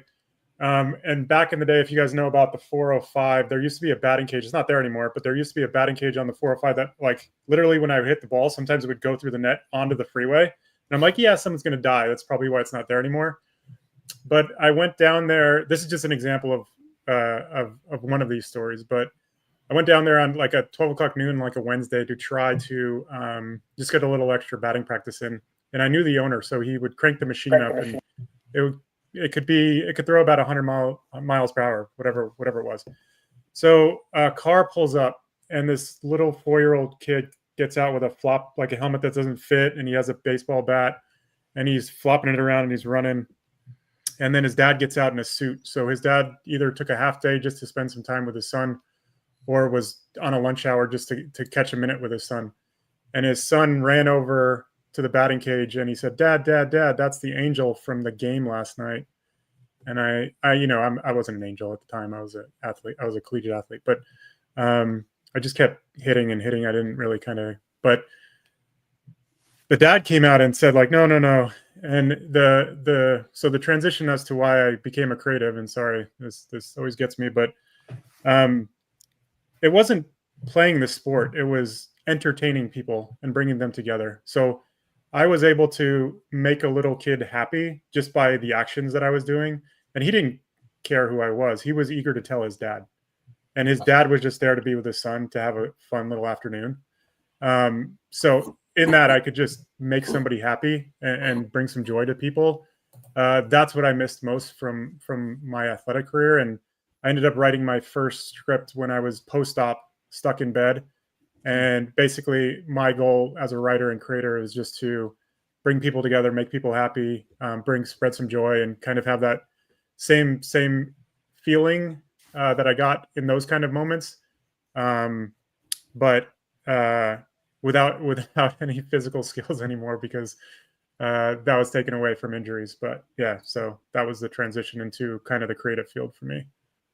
That's a good answer. Yeah, it's usually you find out people became creatives for a little bit deeper reason, So let's move it over to Anton. We'll go around in a circle. Sorry, I'm coming through somebody's speakers over there. I think I can hear reverberating. Anton, why did you become a creative?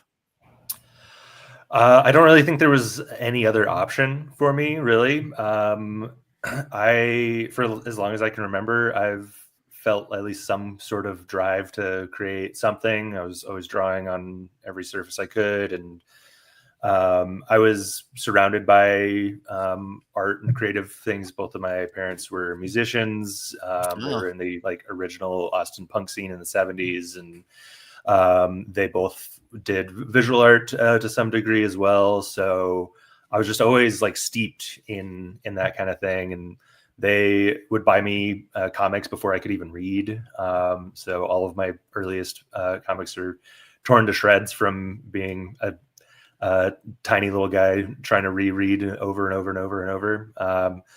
So really, yeah, I think it's just between being exposed to all that from a very early age and just always being surrounded by it, and also just having some sort of drive from the very beginning. I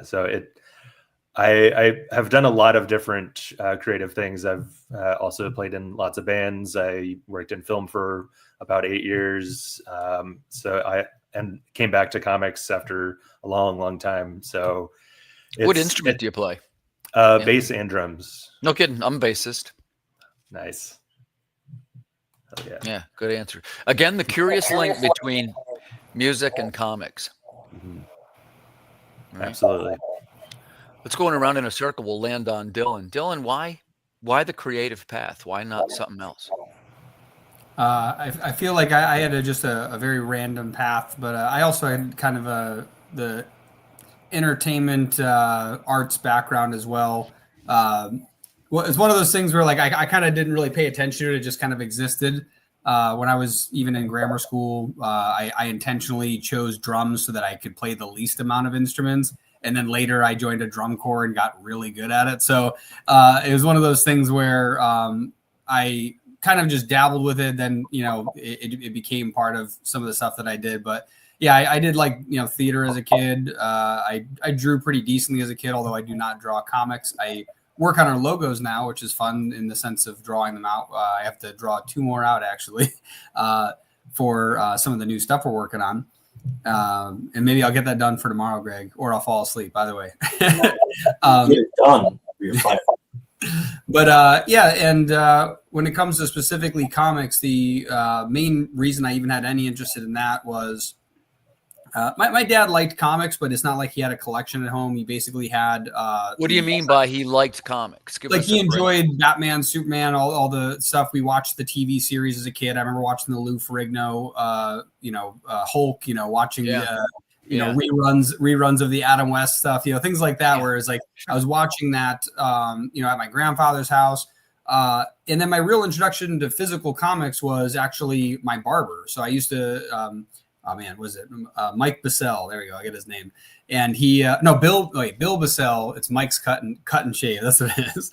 But he has a barbershop in Watervliet, New York, and he had this bookshelf, and on the top of the bookshelf, it was filled with comics, just like laying on top. And he used to just swap them out all the time because he had a large collection. And so I used to keep my hair rather short, despite what you see now. And because of that, I get my hair cut every other week. And every other week I got my hair cut, I would check out some new comics. And I kind of did that for a few years. And it kind of, again, just sat in the background. And then I went off to college, never really thought about it. Ended up working in engineering, actually. So that's my degree, mechanical engineering. And while I was there, I got bored. And I decided to build a marketing company. And while I'm looking for clients, I'm on Craigslist because I found a couple people on there, and someone's like, "Oh, I need a graphic designer," and that's where I ran into Greg, who didn't know that graphic designers don't make comic books; those are comic book illustrators. And so I was like, "Hey, buddy, I think you're looking for an illustrator, but I can make you a logo." Since that's what I was there for, to find clients. And so yeah, I ended up meeting Greg. We became friends first, and then eventually we started the company. I eventually attended New York Comic-Con. I got to meet some really cool people there, and I was kind of like, dang, this is a whole new world of people. And just over the years, met tons of people, got sucked into it, and now you guys won't let me go. So I'm trapped in my box. Welcome to the box. Welcome to the box. Glad to have you. That's a good answer. Thank you, Dylan, for sharing that. So let's see. I will go to. I didn't hear from Greg yet. So Greg, same thing, right? And add in here too. Are you a musician also? So in middle school, I was learning to play like bass. So So a little bit. But did you ever play in bands or anything like that? I was trying to make a band the entire time, middle school into high school, and I wrote songs, but that never happened because Okay. nobody was reliable. So why? What was it that set you on the creative path? And in particular, how did it? Like we heard the beginning of how this turned into Sierra Nova. Like when you were having your why, this is what I want to do. This is what I want to make. And also, what led you toward the partnership? So in 7th grade English class, we had a project that we had to do, like a narrative project, and it was only 15 pages that you had to write. And I wrote 85, so that was a little more. And it's weird because like I never actually like watched a horror movie then until like way later in my life, but it was a horror story about me and a couple friends were in a mall that's like basically almost abandoned now, and there's a serial killer like security guard, and he's trying to kill us. That's the whole story. And my teacher gave me extra credit because it was like way longer than it was supposed to be. And my mom actually read it, and she was like, "Wow, it's actually really good for like a 7th grader." I was like, "Oh, cool. Yeah, I know grammar." So that happened, and then I was like, "Oh, I like writing." So then I just kept writing and writing, and then like I put it away for a while, and then like 2014, I started writing again because I was like, "Oh, I remember I like doing that." And then I started writing this like 1,200 page story called the Sierra Chronicles, and then that blossomed into all of the Sierra Nova stuff. Nice. Interesting journey. And thanks, commenters. Yeah, I love to hear the beginnings of folks and their companies and their finished products. I think it's interesting for all of us. So thanks everybody for sharing your answer on that one. So we're going to circle around into how does this apply to world building, right? We all make different things. So I'm going to try and tailor our question a little bit to something we all make. We all kind of start with a script, right? And we're all somehow involved in at least the graphic novel / animation process. So my question is, what is your step one? Here's what I mean by that, right? We all have a different starting place in what we do.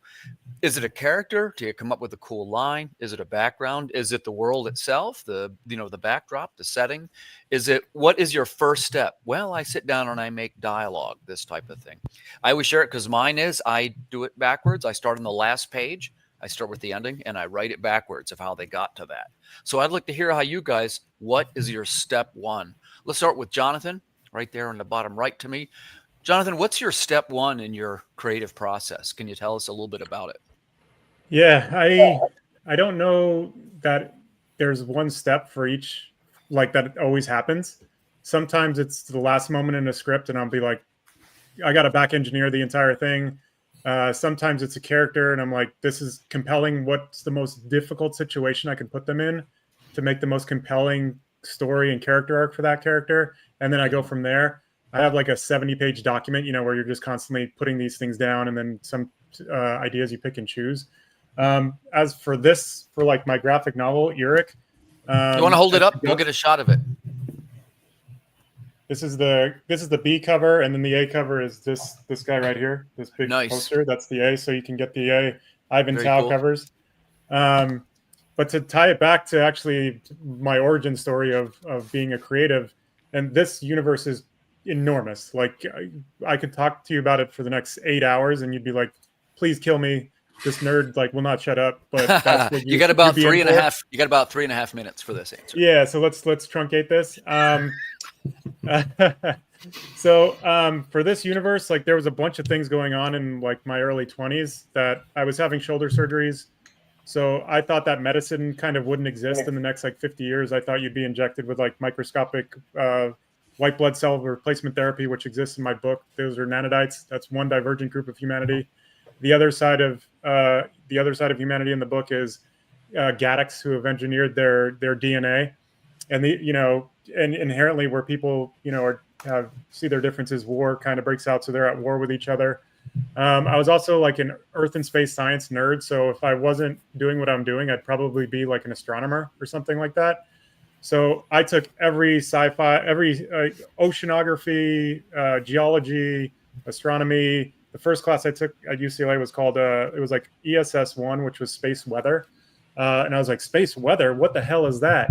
And then I was like, let's go, and I dialed it in from there. So just to like, I'll give an example from the book about how vast and how I use that to kind of build out this giant universe. So like the whole thing is that we want to be multiplanetary. This is back in 2000, by the way. Like we got to go to Mars or whatever. And there's so many issues with living in a 0.3 G, which was what humanity would be on Mars, that you ain't having a kid like on Mars, like a baby growing in utero, like in a third of gravity. Like what is that going to look like? It's going to be all kinds of issues. But we do have a sister planet in our solar system that is a hellscape. It's, you know, you can't live there, and we couldn't even travel there, which is Venus. Venus is 99% the size of Earth. So how do we terraform Venus instead of going to Mars? And this is actually in my book, but we can use Kuiper belt objects and Jupiter as kind of an anchor, and actually orbit Kuiper belt objects around the terrestrial planets of our solar system and move them. So we could move Mercury, Venus, and Mars closer to Earth and put them in the habitable zone to make them 4 potential planets for humanity to expand to. So in our book, we use Kuiper belt objects, and I could show you the panel, in a figure 8 pattern using Jupiter as a gravitational anchor, and we pull them out or push them in. And then, okay, so we've gotten Venus out closer to Earth, but it's still a hellscape. How do we fix that? So Europa is an ice moon of Jupiter, which is actually the exact same size as our moon, but it has more ice on it than Earth has liquid water. So we have Venus, that's a hellscape. It has a solid core. So the reason why the Earth has a magnetosphere is because when you spin iron, it creates a magnetic field. So that's the aurora borealis when you see that, like in the northern lights. So how do we get Venus to get its solid iron core liquid again? We use Kuiper belt objects to move Europa to Venus. Then we orbited it elliptically around Venus, which stretched and squeezed the planet, which liquefies the iron core, which kickstarts plate tectonics. And as you're orbiting Venus around it elliptically, Europa around Venus elliptically, the gravity is so intense that as it orbits closely around Venus, all the water ice on Europa gets yanked onto Venus and turns it into a second Earth. There's more steps that are in. This isn't even in the book. This is just all my nerd to the 3,000th degree. Admittedly, a very detailed subject, and like I say, that does seem very interesting. This is one panel. We'll save that section of the answer. Yeah, I told you to cut me off. We're also in a second going to talk about conflict, but let's keep so everybody can get an answer here. Let's move it over to Greg. Hey man, when you start making your things and you've got your script going or whatever you're working on next, what is your step one? And like I see, and this is a good exercise to show us, everybody will have a very different approach, right, as to what they create. And it can be something very simple, like Jonathan was saying, can actually illustrate something very complex. Greg, how do you do it? What is your first? Do you do the ending? Do you do a script? Do you do dialogue? What is your step one? So Venus, no. No, it's like my notes app on my phone. Like I just start thinking of something and I write something down, and then I make sure to put the heading. But hold on, I'm calling you out. Ready? You think of something. What is it, Greg? What do you got there? What did you just think of? Is it a line for a book? Is it a title? Oh, just anything. Like whenever I think of something. Like it could be a recipe for orange. For a story, a character, you know, and then I expand on that. So then I do bullet points on like in a Google Doc, and then I'm like, okay, now this has to turn into a story. So then I start making a plot line, and then then I start making a script that's kind of coherent. And then Dylan looks at it, he's like, "That's trash," and then he goes through it and then makes it. So you start out with kind of like an outline before you start writing the script. Yep. How long is your outline typically? Like depends on how many pages the comic's gonna be. So like I do it in sequences. So like every couple pages is like a different sequence. So like ink, like issue 1, it'd be like nightmare scene, tattoo shop, journey, and so it'd like be broken down in like a couple different pages. Good. And like I say, guys, I love talking about these things. I'm a big super nerd too. I keep a pad by the bed for the middle of the night to make my notes. How about if we're going around in a circle, my circle changed, but I got Anton I didn't hear from yet. Same thing, Anton, if it's you're a graphic novel guy, right? Yeah, graphic novels, serialized comics as well. Whatever you'd like to start with, but like, how do you do your step one? Where does Anton start? Is it a script? Is it dialogue? What is your step one? The funny thing is, it changes per project. Every single time it's been different. So say with my main series, Zethia Space Witch, it started with that title popped into my head one day, and just I was going to say, you have great titles. Was Cosmique you too? Yeah, Lion Cosmique. Yeah. Yeah, they're cool titles, man. Thank you. Yeah, that title and just the basic idea of a young witch traveling through space, having weird adventures, that popped in my head and just kind of sat and gestated for probably a year and a half or so before I started to get going. And that each issue for that, my process is ever shifting. I have like my outlines that I'll work on, but as I'm figuring out like a script. Did you say you're illustrator too? Yeah. Okay. So do you care if I work a little character design into this question? Mm-mm. So you have your characters figured out. Do you ever like sit up in the middle of the night and sketch a character out? Like, I'll never remember this in the morning. Because like I'll wake up and I'll jot down just a quick couple of notes. They generally don't make a whole lot of sense the next day. But at the time, I think it's genius, right? Do you ever come up with a visual character and be like, this is great, I got to write this down right now?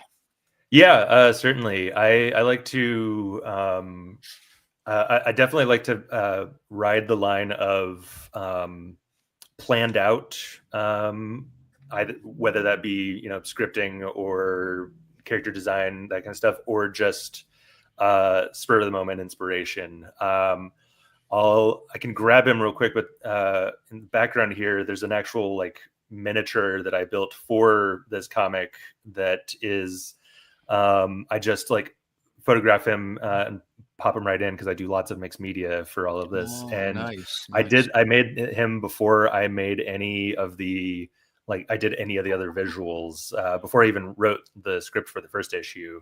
And it's all just out of trash that I had. And it was just a slow but surely like, how does this look? Is this thing going to work?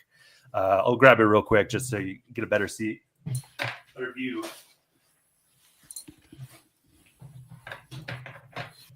Oh, very cool. So he's yeah, I dig it, man. So he's made out of, say, like the parts of his legs that have kind of treads. Those are the caps of like prescription bottles. So yeah, very cool. Things like that. So just kind of trying to let myself be inspired by whatever random things I can find. And similar kind of process with other parts of Zethia. Like I'll start writing the script, and if I feel stuck on writing the next scene, I'll just pivot over to thumbnails, or maybe I'll have the idea. Hold on, save this one. I have a question about how to get unstuck if you're stuck on Okay. plot. Yeah, So save that one till the next one. I think we did not hear. Thank you for sharing that answer. I love to hear people's different processes, but I don't think we heard Dylan yet, right? So Dylan, if you're making a script or a logo, whatever you feel like talking about here for creative process, what's the first thing that you do? How do you get started? So a lot of the stories I work with Greg, like he's the one that's originating the idea. But there has been some stuff that I have shared with Greg that we will be working on for one of our future imprints. But even for those stories, a lot of the ideas kind of like an overall idea, like this thing happens in this universe. So like just some unique thing that's different than everything else. And then from there, it's kind of like, where would this go if these are the rules of this universe, where would this lead to? What could this possibly, what could occur from that? Then it's like, okay, well, who would interact with it? So I think I start from like the what of the universe, and then it's the who would interact with it, and how would it interact with the people and the universe itself. And then from there, it's kind of like trying to pull a story out of the idea. I think it's a lot harder for me to just think of a story. It's more of an idea that shapes into a story. And that's ironically probably part of my marketing background, where I don't come up with a story. I have a product and then I develop a story. So it's like, if I have a client I'm working with, here's the thing they're trying to sell. I'm like, okay, well, what's the story behind it? How can I pull that out and make this interesting? So I think that's the same thing I think about in the storytelling realm. It's like, come up with just an interesting idea of something. It could be a physical thing. It could be just an idea that exists. And then basically, how do you make that fun? Interesting. That is. Thank you for that answer. I often do not. Maybe many of us do not think of it from the perspective of a client. Like I very rarely write for someone else, right? So I don't have that perspective. Thank you for sharing that. So let's move back to Jonathan. One of the things that I wanted to talk about, and we're talking about world building for people that are joining us, and talking about lore and a little bit about writing processes, and trying to learn a little bit from a very varied group of writers. So one of the things that I like to talk about, and Jonathan was just brushing up on it on the last answer, which is how do you create conflict in your story, right? We talked a little bit about how we get our scripts rolling and how you get the creative process rolling. But I think it was you, Jonathan, in the last turn, you said something to the effect of, now it's time to start torturing these characters, right? And putting them through the ringer. So Jonathan, for your question, what type of things do you do to cause conflict in your scripts? As it pertains to like world building and my incoherent rant from 5 minutes ago, I'll tie it back to this particular graphic novel. So for sci-fi, and what I love most about it is world building, and all this stuff is the window dressing of a character's arc. So like to directly answer your question, like how do you then create conflict? Like for me, because my universe is limitless, I then have a very rudimentary basic story. Like this is a father trying to save his sick son. That's as basic as the story. That's beginning and the end. That's what he's trying to do. But now I can play in my sandbox, and the conflict is going to be honing it around the idea of like whatever structural terms you like to use in your writing. If you like sequences, acts, whatever, it's all kind of semantics. But you create, you frame it around objective versus obstacle. So what is your character trying to do?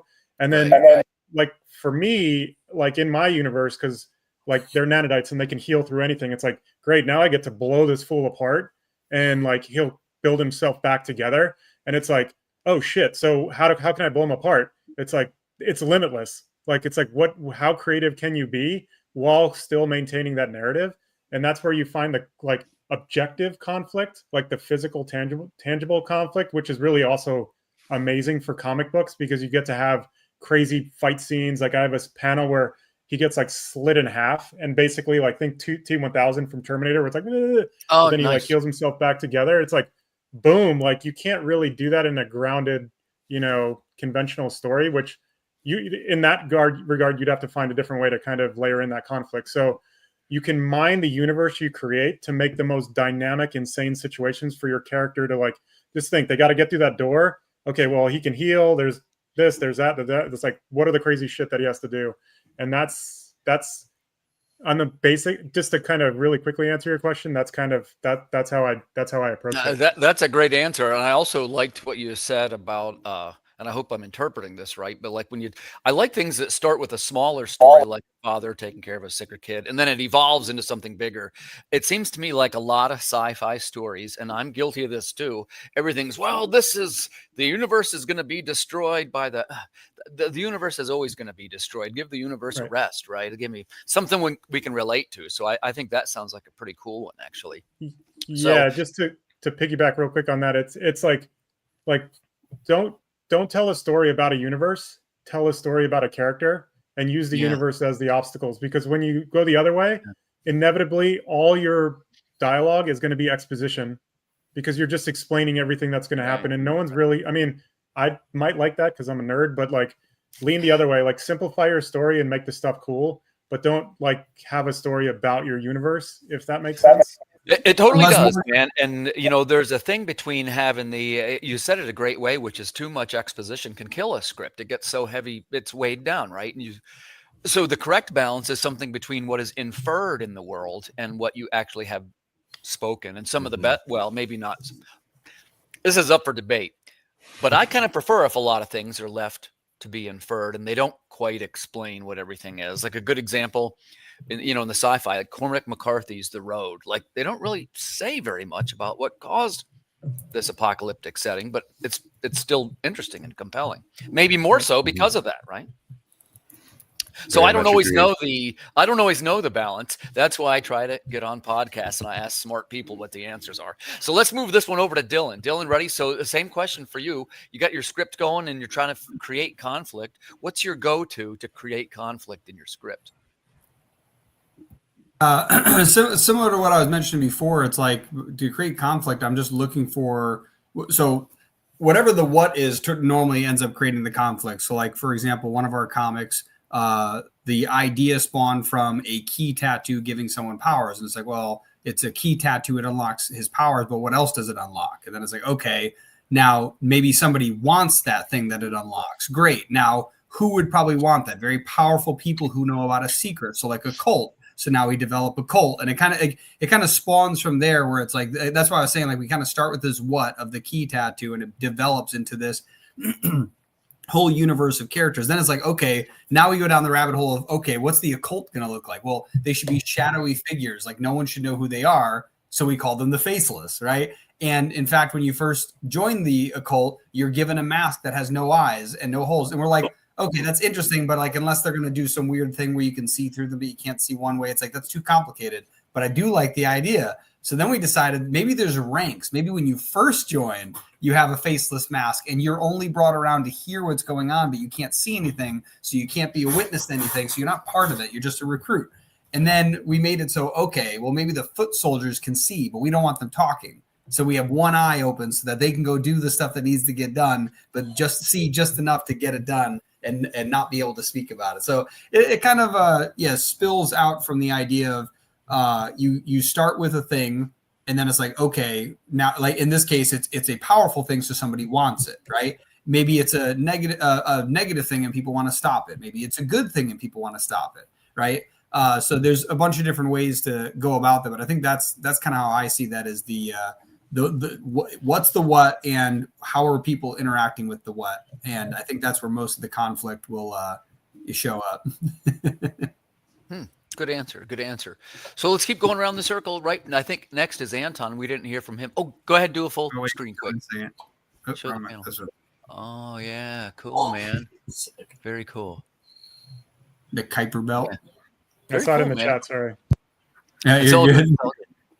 Complete nerdiness is welcome here. We get quite a bit of this in the tectonic cataclysm panel. So we were going to ask Anton, you were talking about the elements of conflict, right? Talking about world building and general writing tips. So if you want to work in something, when you approach your script, how do you create conflict? Anton, it's all you. I see it as essentially one of two things. Like basically, especially for something that's very character driven, if either other characters within the story or greater circumstances within the story are like go counter to something that they want, that is a very quick and easy way to create some sort of conflict. So in the first issue of Zethia, Space Witch, she's having a relaxing day. She runs into an old friend, and then a personification of death, like a space Grim Reaper, shows up for that friend. It's his time to go, and inevitably he doesn't want to die. So like, how do you deal with that? And like, given the strange like sci-fi fantasy tropes of the book, like what can you introduce to try to deal with that in a strange and inventive way? So I'd say it's a lot about what when wants and needs butt up against reality in a lot of ways. Good answer. Appreciate that very much, sir. Let's see, Greg, I don't think we heard from you yet. So we're talking about conflict, right? And you're making your script. What kind of steps do you use to create conflict? Well, Dylan was talking about ink. I'll talk about mittens. Which mittens, one of my favorites, by the way. So it all just starts with him getting a mission from a mob boss on Planet Yarn, and then it just like goes all crazy. So he just has to get this item from this dog planet, and then obviously he's now being chased by like multiple characters because of that. So he went from just being a master thief to now 3 different like companies are like after him. So yeah, there's a little conflict with that. And then I'm like, oh, so I have to end the first story somehow, and it's in space. So let's just crash land him on some other planet that he's never been on. and then he, that moves into the second issue, and then I go from there. Yeah. I think that's a terrific book. Congratulations.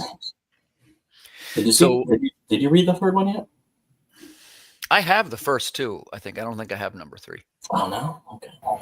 That's messed up. Yeah, man. What kind of collector am I? I'm missing one. So, hey, we were talking a little bit earlier. Somebody mentioned something. One of the dangers, I want to say, of world building. First, let me set this up. I love lore, right? I want to use some examples of what quality world building is like, because you're going to see a lot of different types. Not everybody's going to necessarily agree, right? And generally, you're going to hear things like, well, Lord of the Rings is at the top, right? Star Wars, it's at the top. Harry Potter, that's a great example of world building. And the example that I like to kind of use is that there's a balance between the real and the fantastic. And it's easy to get stuck under the level of details when you're trying to add these things to your project. So my question to the panel is, when you feel yourself getting stuck with all the details of the lore, the world building, how do you get unstuck? How do you keep the story moving forward? Let's start this one with John. Or do you never get stuck? Does it all just go perfectly on the first try? So the question is, like, how do I get over writer's block, basically? Yeah, I'll put it like that. But if you can use it in the sense that how it would apply to, your projects, that'd be great. For me, I mean, I kind of feel like it's sometimes an excuse that creatives lean into too aggressively to be lazy, because in actuality, like, you can just start throwing shit down, and when you'll find something that can work for your story. But the excuse is like, I have writer's block, so I'm going to sit on my ass or play a video game or something. It's like, I don't know. Like, so how do I get over it? Like, I don't know. I think it's just like, keep working at it. Keep working at it. Don't make excuses. Like, go back into the story, do revisions. And like, oftentimes, like, the solutions to an issue will be there if you've done the actual work before that point. So if you do a proper character like bio and you've built out a really deep layered backstory for your character, you can find conflict there and like put them in a situation that makes them uncomfortable, or she, whatever it is.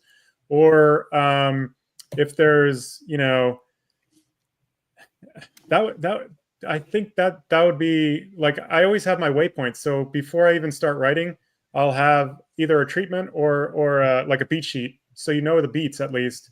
And it's like, okay, I know exactly where I'm going for the next 15 pages, 20 pages, 30 pages for the macro. And then even if you get to a spot where you're stuck, like what's the interstitial connective tissue of the story, and like, where can the story depth be created? Like, I know I need to go here, and I know I need to go there. So if like, can I use my universe to wrap that in and create some dynamic situation for my character to be stuck up against? Or this isn't going to spoil the story anymore, but in my book, it's like, at one point I was like, oh, how do we make like this individual element, completely not trying to spoil it, like unique? And it's like, okay, I need a unique mineral that I can get on this planet, and we'll have to go there. And then there's a whole series of obstacles that we have to just to get to that place. So it's like, boom, like, okay, we have a whole nother series of like 15 pages of objective versus obstacle, and like how we're going to get there. And it's going to be impossible. So it's like, okay, in that, the universe was built out with so much depth. I knew the beat sheets. I knew the beats of where we needed to go. It's like I organically found it in the story itself because I had done all the work. So that's not a great answer. No, that actually is, because here's what I took away from your answer, Jonathan, that you have a process that is probably a little bit more organized than some. Would my panel members agree here? You seem to me to be a little bit more organized in your creative process than some. That's not me ripping on any illustrators or anything, in case it sounded like that. But some writers, like you said, like, I actually do beats also. Many people don't do that. Like, you got to have a sense of where the drama lands on each page and this kind of thing. Now, that said, I do still get writer's block. I've had it quite a bit of times, and I have tried some of your ways where I just try and power through it. And I got some stuff that seems sort of like direct to me, but the artist is his own worst critic. How about Dylan? How about you? Is writer's block a thing for you at all? And if so, how did you address it? Yeah, so I definitely agree with Jonathan on the it's used a lot as an excuse for some people. There's a great book by what's it, Stephen Pressfield called The War of Art. So not the art of war, but the war of art, and it talks about this idea that every artist, and he includes novelists, painters, musicians, and he includes entrepreneurs in this too, which coincidentally is a nice overlap because if you are an artist, you're also an entrepreneur. You have to be selling your stuff. And one of the things that he discusses in there is everyone faces what he calls the resistance, and it's basically just something that you're always fighting against. And what you should be doing is making sure you have a scheduled, like I'm going to write every day from 6 a.m. to 10 a.m., whatever it is, and you have this time block, because the idea is that sometimes you're struck with a muse, and the muse appears whenever they want to appear. But if you're in the same place at the same time every day, it's more likely you two are going to run into each other, right? So that's kind of the idea. And so one of the big things that and I'm trying to basically break past like an idea that we're stuck in is kind of like what Jonathan said, but after I'm already stuck, we just do it then. So like, let's say, for example, Greg and I had a story arc where we were stuck at one point. We're like, how are these guys landing here? We know they have to get here, but why, right? This guy we figured out, but why are these guys landing here? And so by building out the character a little bit more, we figured out a way to get them to this point. And so I think that the character development, I definitely agree, is one of the best ways to get past development. It's those who, what, when, where, why. Just ask questions. And I don't remember if Jonathan, if it was you that was saying that earlier, the therapist, how does that make you feel? Like it's a good question to be like, how is this character feeling now? What would they do if they felt that way? And it's pretty easy to move past things when you do that. So I think that every once in a while, we'll get slowed down, but I don't think we ever stop when it comes to storytelling because, when we're writing, it's like, okay, so what would happen next? I don't know what would happen next. Well, what would the character do next? I don't know. What would the character do next? Okay, what do I not know about the character that if I knew this would help me figure out what they would do next? And I think I mentioned this on an earlier panel, was the idea that like one of our characters lived in this neighborhood and had family there, and that answered the question, right? So I think that that's one of those things that by asking what is it? It's not the answer you're looking for. It's the correct question to ask. And I think that's where people with writer's block get stuck, is they forget to ask questions. They think that their magical gift is just going to come out of their head and then right to the paper. And it's like, no, like you kind of have to pull it out of yourself. So I think that's an easy way to not get hit with that, is just ask more questions. Pretty good answers here. I hope this is useful for some people. I like a couple of these. Let's see, Greg, how about you? Do you experience writer's block at all? Or do you ever have the sensation of being stuck in a script? No, I have the opposite. I have too many stories and Dylan says stop. Like Mittens, it was originally just 3 issues. And then as I was writing up to the 3rd issue, I was like, oh, well, now this panda bounty hunter needs like his own story.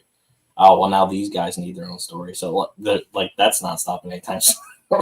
And then all this other superhero stuff. So yeah, now Dylan's like, hey, we have to stop. Like we now have to like actually like try to monetize this business. I was like, oh yeah. So yeah, I don't have that problem.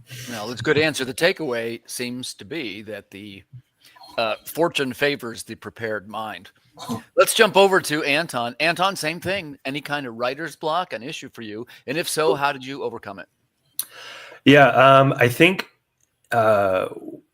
certainly for me, and I imagine it's some case for a lot of folks, when you think that you are having like writer's block, whatever it is, I often think it's most likely that you're burnt out. So like at least getting some rest is a good first step. Having a little bit of grace for yourself when you can, to step back, catch your breath, and then come back to it is a great thing to start with. But also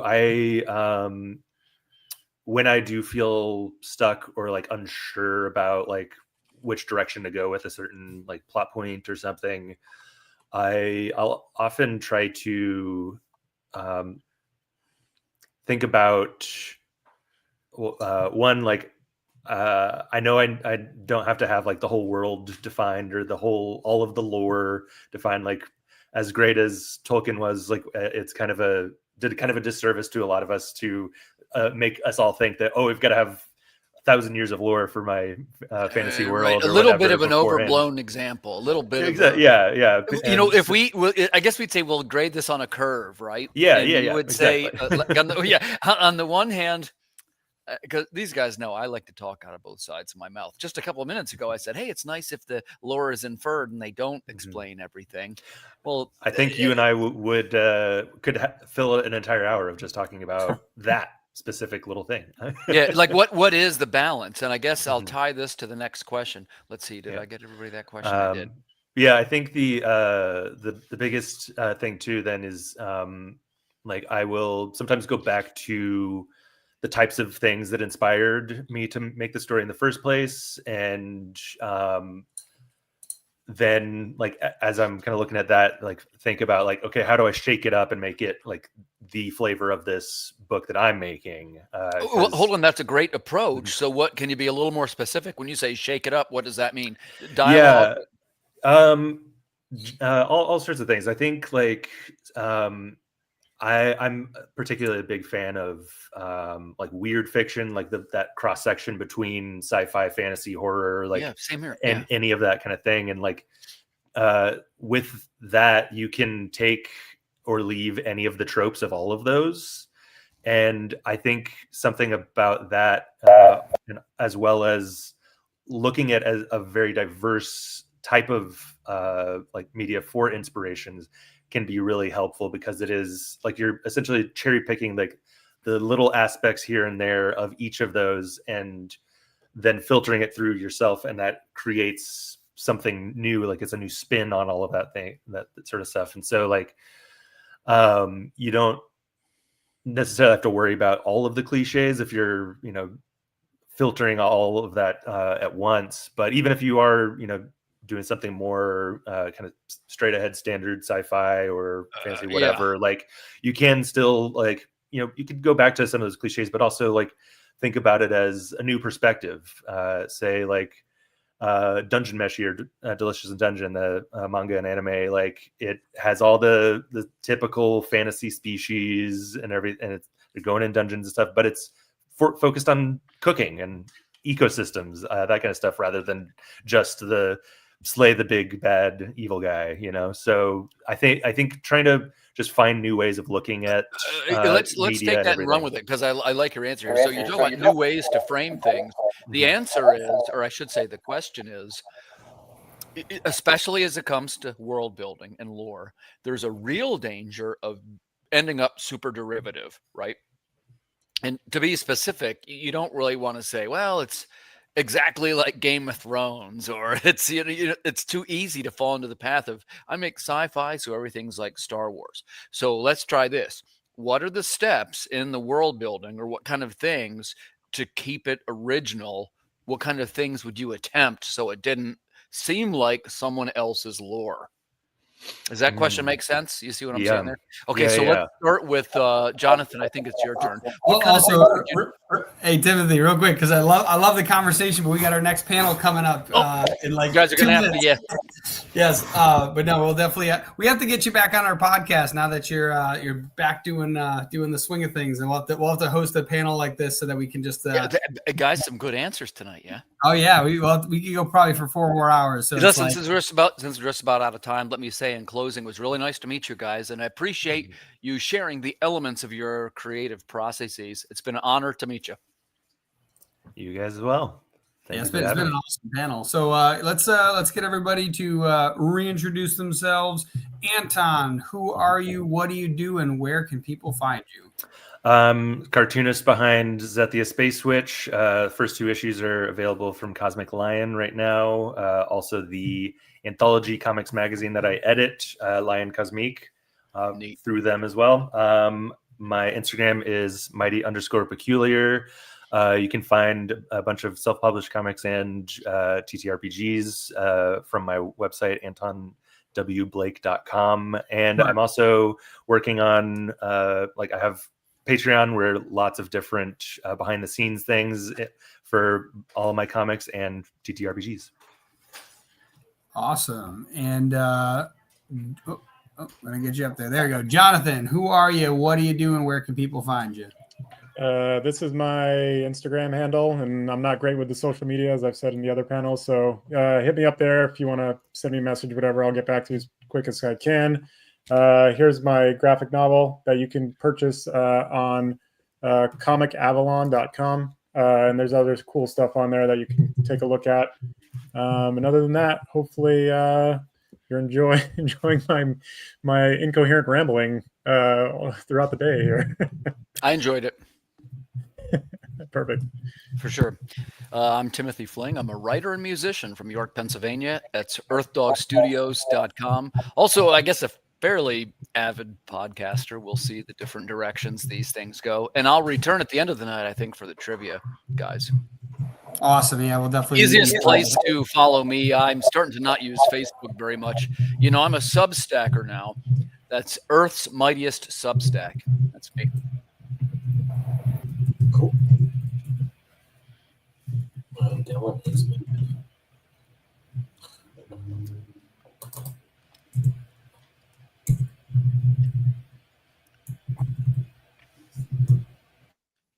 something's going on with this mic. Can you guys hear me? Yeah. Anton had something in his microphone like reverberating, so I had to mute him real quick. Oh, okay. Anyways, you're good. So, that was an exciting panel. Glad to have everybody here. Again, that was the name World Building Masterclass, and with Timothy Fling. Thank you everyone else for coming. Up next, we have Building and Expanding Your Brand, Marketing for Indie Creators. So that's going to be very exciting. So I'm going to boot everybody out of here, and then I'm going to re-bring everybody back up that's here for the next panel. So, ciao. Nice to meet you guys. You too. Thanks.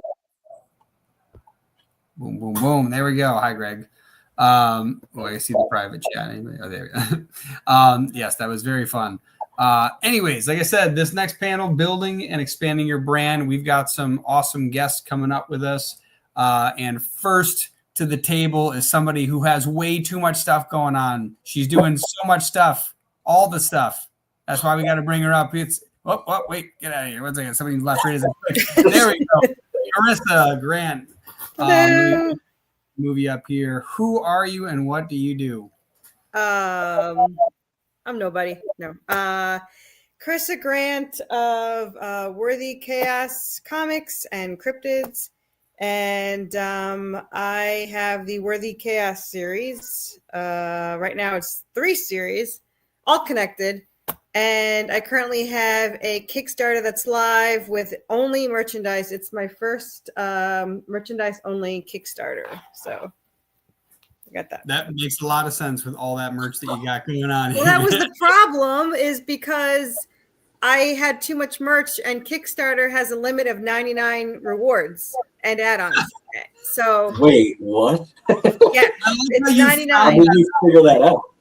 Because I reached 99 and then I broke Kickstarter. They didn't even know it was a limit because I asked them what happened. They're like, there's no limit. I was like, I can't add anything anymore and I can't even get into rewards. And they're like, oh, I guess the limit's 99. So I bet it was just a double digit. They probably just never assumed that someone would get more than 100 items. Yeah. Well, it used to be 99 rewards and 99 add-ons, and now some reason it's 99 total, which really screws me over. Yeah, it's probably because the way they do it is items. Like it's items, add-ons, and rewards.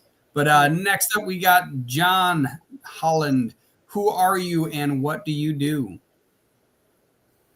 I am John Holland. I'm a writer and publisher. I've written for plenty of indie publishers back in the day, Fantagraphics, Innovation, Caliber, Malibu. Today, I self-publish under Diebold Comics, and I also work with publishers like Antarctica Press, and I'm working with a few other publishers at this time, too. Awesome. And next up, we've got Crispy. He returns. Crispy returns. It was great having you here. Wait, was that this morning or yesterday? It was yesterday. It all runs together. It's all the same. Yeah, right? it's just one day. So, yes. Who are you and what do you do?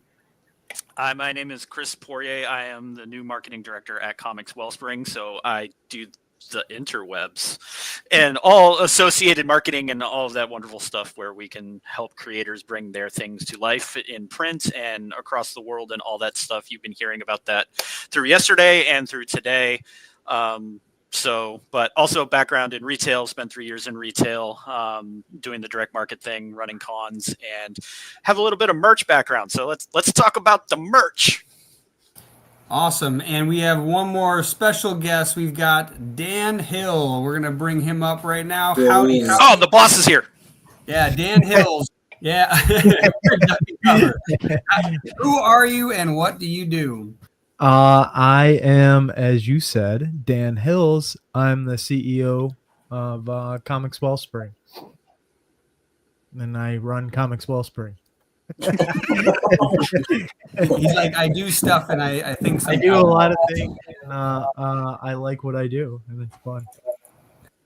No, that's awesome. So exciting, so exciting. So yeah, it's been a fun, crazy day. For anybody who hasn't seen the scroller on the bottom or heard it announced like 27 times today, Comics Wellspring is a sponsor of Sierra Nova Comic Con this year, and very excited to have them involved.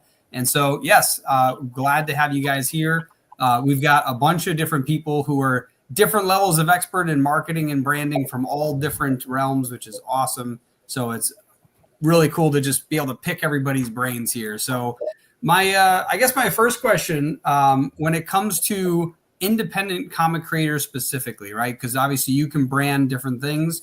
We're looking at the freelancer who decided to make their own comic, right? Maybe they don't even have an LLC yet. They're getting their name out there. They want to know what's going on. How do I actually build brand recognition and grow my personal brand? So if you're going to give advice to a brand new creator, what would the first piece of advice you would give be? And Dan, since you're up here, you could take first. Yeah, I mean, I think it's pretty obvious. The low-hanging fruit is how fast can you curate a community, your closest people. Always less work for the low-hanging fruit. So I think just really curating your direct community is absolutely most important. And that once you get traction there, as long as you're delivering a great product and something people continuously want to engage with, then you really lean into allowing them to help you expand. But I don't think there's really a turnkey way to do it.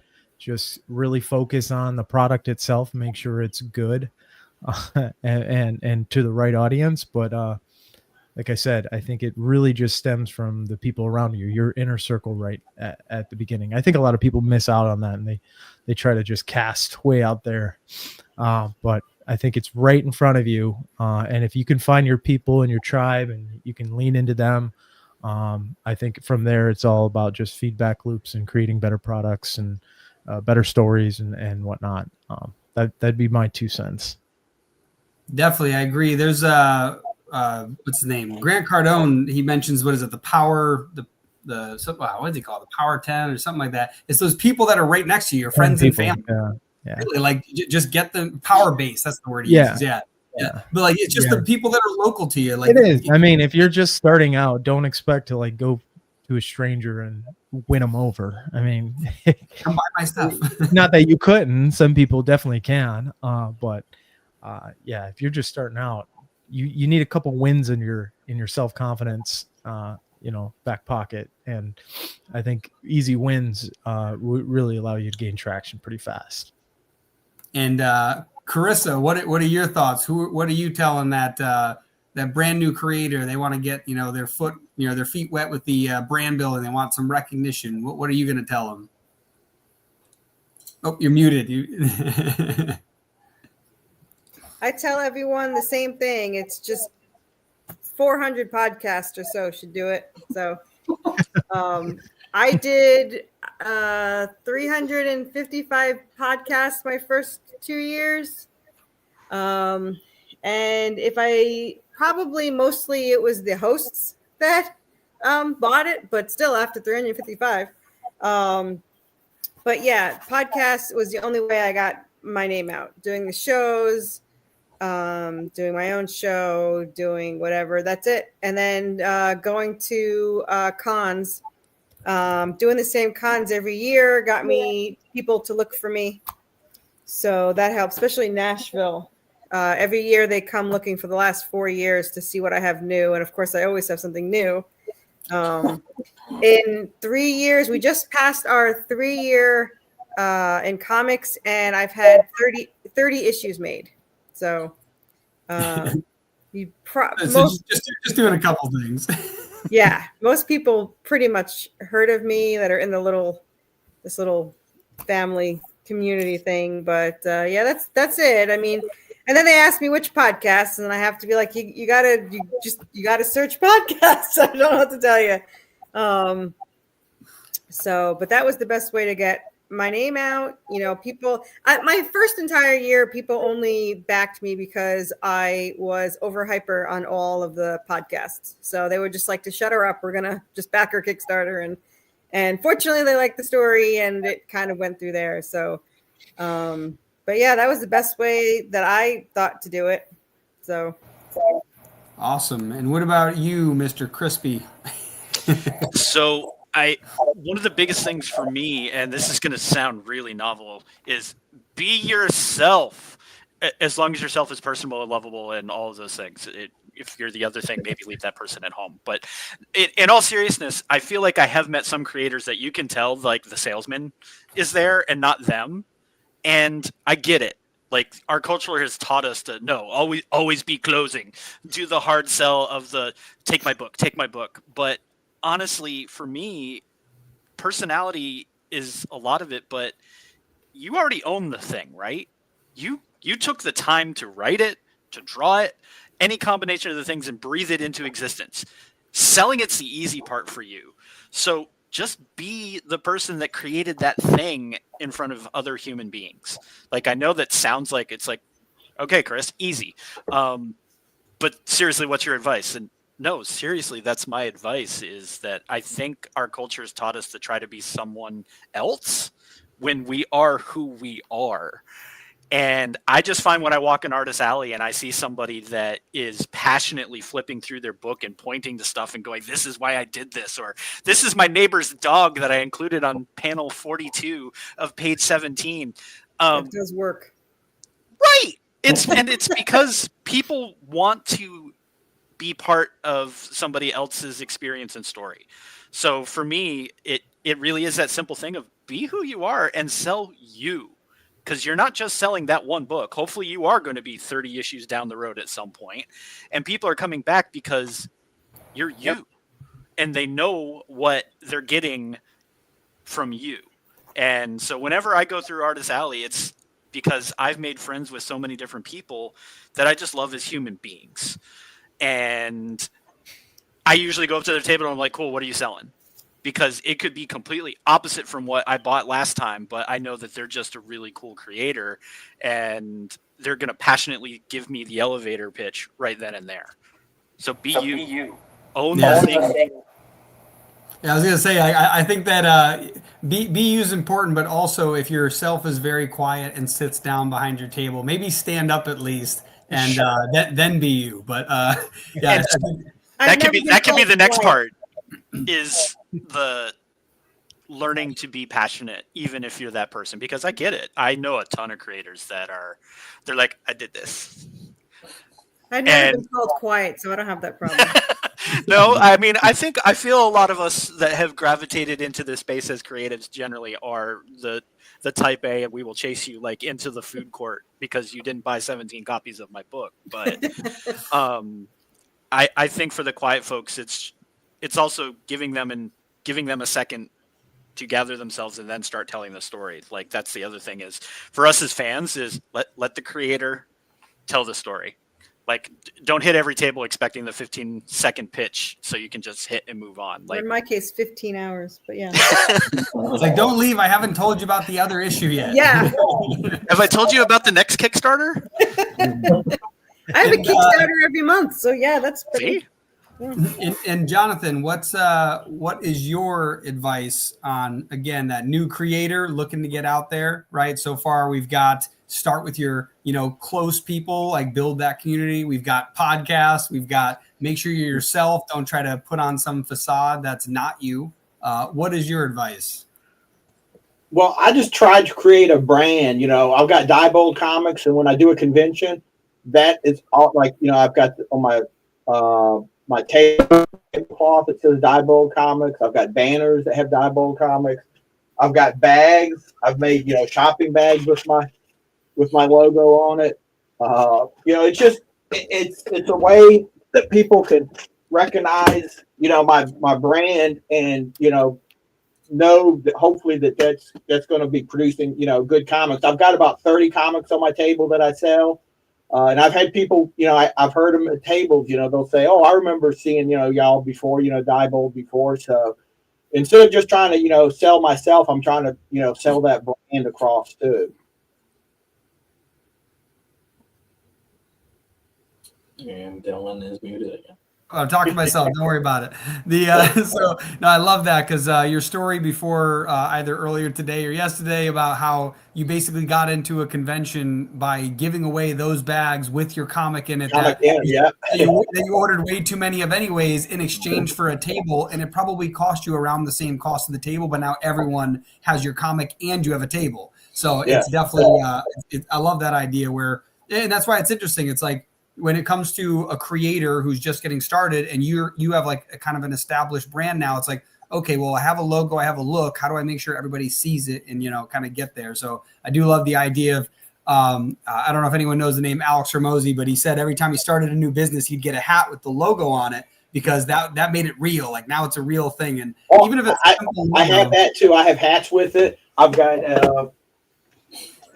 a backpack with the logo on it. Exactly. It's like how are someone else supposed to be a fan if you're not even a fan of your own stuff? So no, I love that.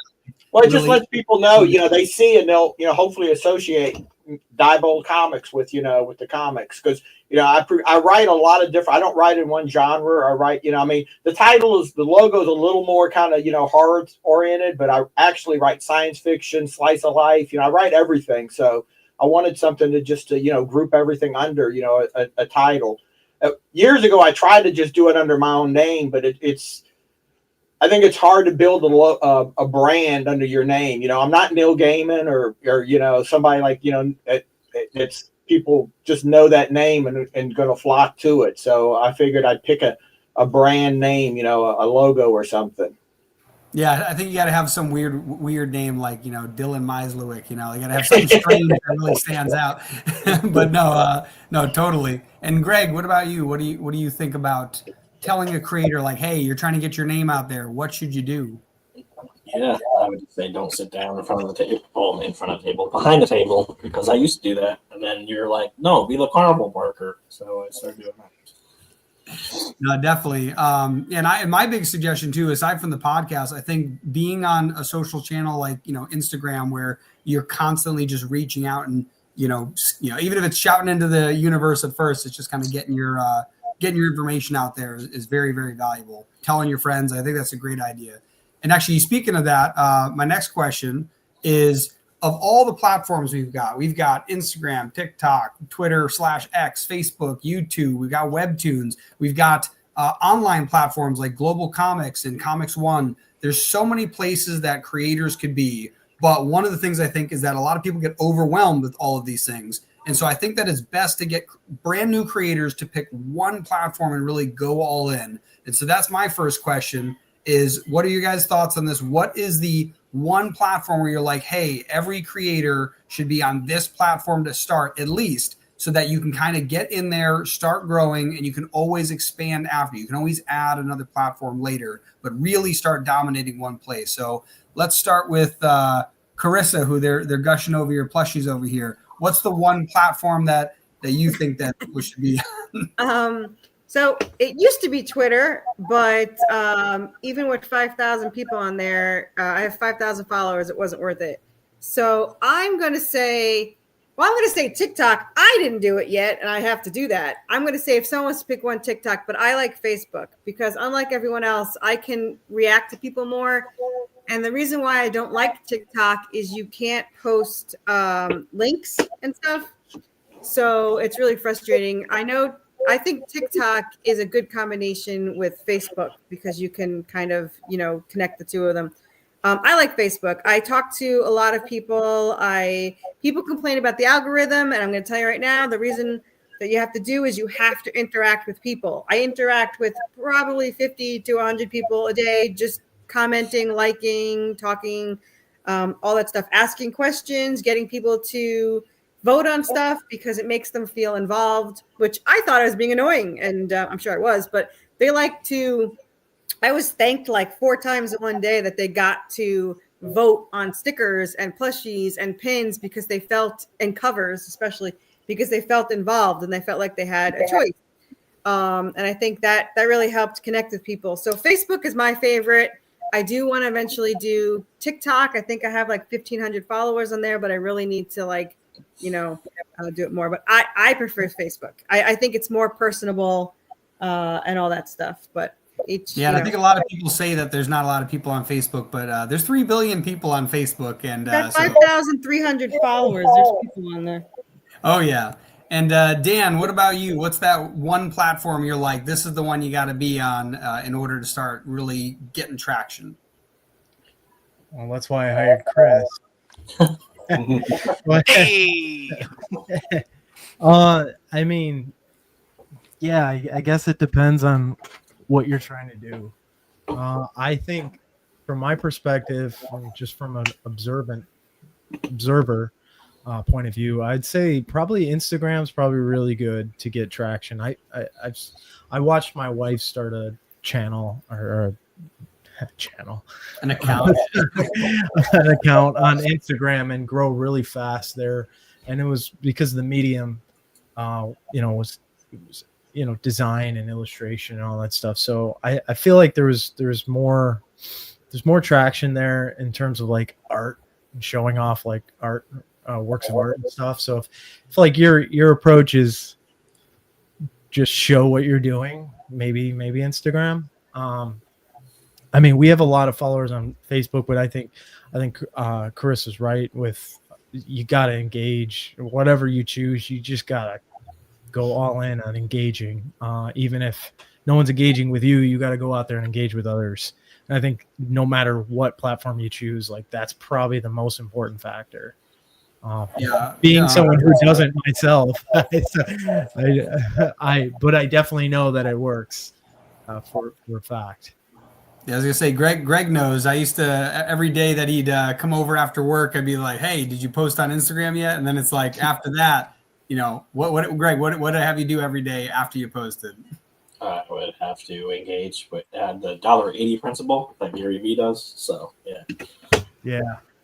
100%. For anybody who doesn't know what the $1.80 strategy was, basically you find 10 hashtags about things that you would like to rank for. You look at the top 9 posts. If you run out of those, you just go to the 9 most recent and you leave your 2 cents. So that's basically the whole idea is you go through finding the world that you want to be a part of and then get engaged in that world. So that's a huge deal. Yeah. And Chris, what is your suggested platform? So I have to give the long answer because of the title that's down there. But the short version of the long answer, though, is what are you selling, for lack of a better word, matters. If you're the illustrator, Instagram and TikTok all day, because that's where creatives live. If you're a writer, an editor, or a publisher, I'm actually going to tell you should be over at Facebook, and I'm going to say the word that hasn't been uttered tonight and might not again. You should be on LinkedIn, hammering that to death, because if you are underappreciating LinkedIn as a comic book professional at this point, you are missing out. If you use LinkedIn like you use Facebook, I will tell you will be just as successful in engaging other professionals and other publishers and other creatives, because they live over there now. Because they got tired of X and a lot of other stuff. So they're like, well, where do I go to talk about this? And it's not me just screaming into the void. So I know that probably sounds crazy, but I'll take my geriatric millennial self and I'll say you should be on LinkedIn talking about comics, because all of the rest of your friends are over there talking about the business of comics. But 100%, if you are in a creative medium that is visual, Instagram all day long, and TikTok if you have any wonderful ability with a camera, then go for it. Same thing, if you want to do long form, then throw that stuff on YouTube. Someone mentioned that in the chat earlier, and I agree that if you're an illustrator, throwing the camera up at the weird angle and just sitting there and drawing for 3 hours actually is worth something. People will love that and watch that. Oh, yeah. No, I definitely. I've accidentally got caught up looking at those. We're like, oh, that's fascinating. It's like, oh my god, it's been 20 minutes. What am I doing with my life? And John, what about you? What's the platform you're telling people to hop onto? I'm going to say Facebook was the one that I started with, and I think I still stay on a lot. But I also agree with Chris. I've really just started getting into LinkedIn, and there's a lot of traction on LinkedIn with comic people.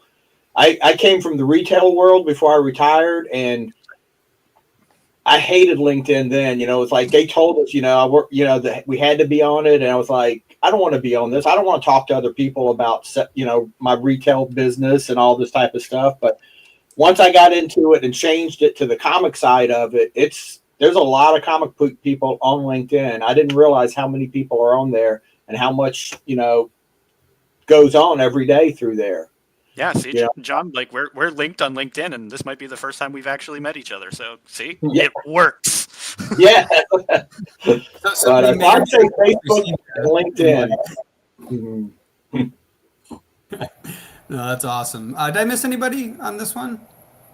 I think I got everybody. Sweet. Where'd that next question? Oh, yeah. So the next question I had was, all right, so we've kind of got we've kind of got an idea that you really need to, when you first start, got to tap into what you have, tap into that local connection you have, pick a singular platform, really grow. Podcasts are definitely a great suggestion. We've got Facebook. We want to recommend that. YouTube for long form. I definitely recommend that if you can do it. It's definitely harder to do because you got to sit there and do it longer. And also, if it's poor quality, you waste a lot of time, a lot more time than if you mess up a couple times on Instagram posts. But yeah, LinkedIn is also definitely underrated. I am on LinkedIn all the time because they trick me with their little games, and I play them every day. And I will crush anyone in here who tries to beat me because I am like that. But anyways, so we've already heard podcasts, we've heard social platforms, even LinkedIn. I don't know if you consider that a social platform or just business networking. But in general, if somebody just released their first comic series, right? They've got either a single floppy graphic novel, they're all ready to get out in the world and really promote this. What is the most effective ways that you guys have found to promote your comics? This can be online or in person or any other medium in which I'm missing with those two broad categories. But I think that's kind of that's the place that most people get stuck. I've got this thing. Where do I go? And I'm pretty sure Carissa has an answer for this already. So I'm going to bring Carissa to the table.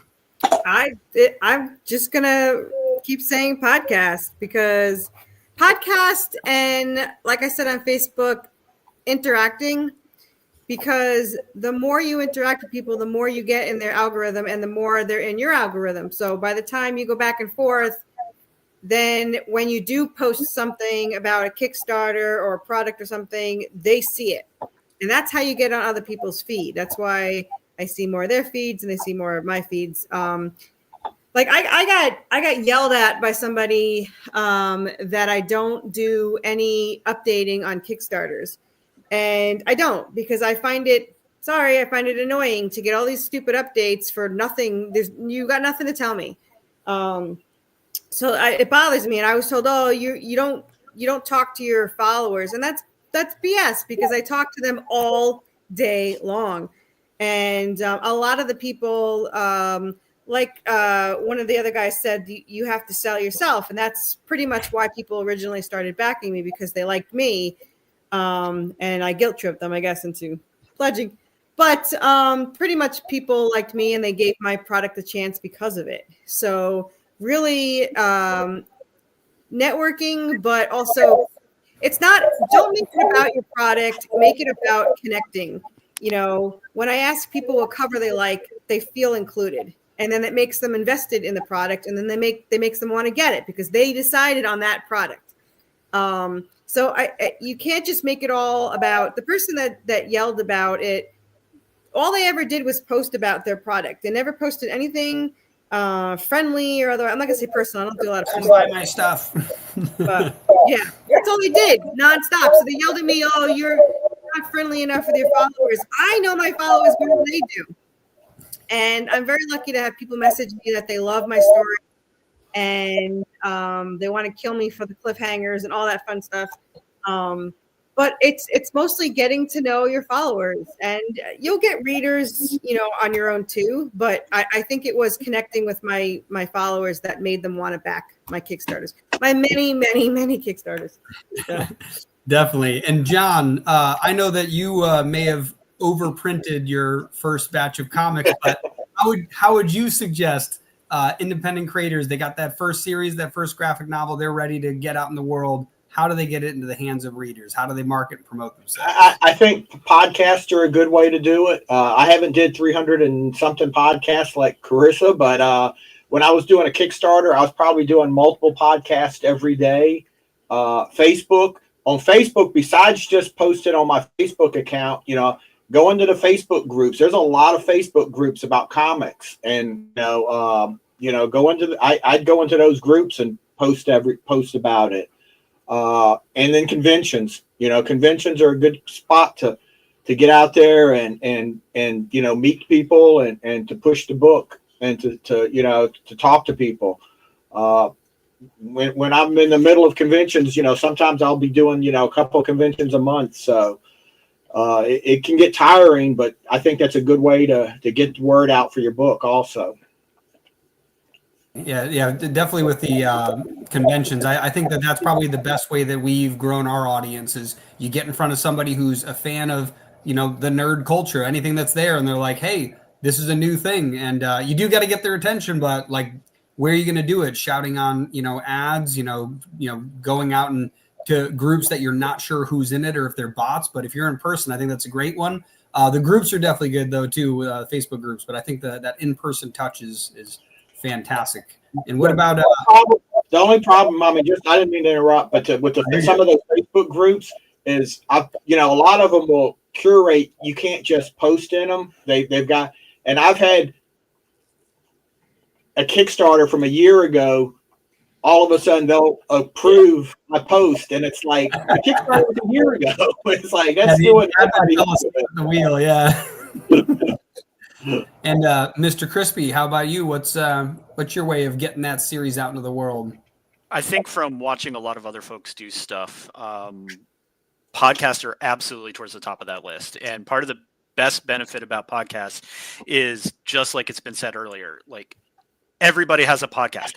I have a podcast, not an advertisement. But my point is everybody has a podcast, which means if you get your name out there and you can just Google comic book podcasts, someone is going to have you on. Not just someone, probably 10 to 25 to a couple hundred someones will have you on. It's just how much time do you want to dedicate to getting your stuff out there in front of different size audiences. But I think podcasts are a huge thing.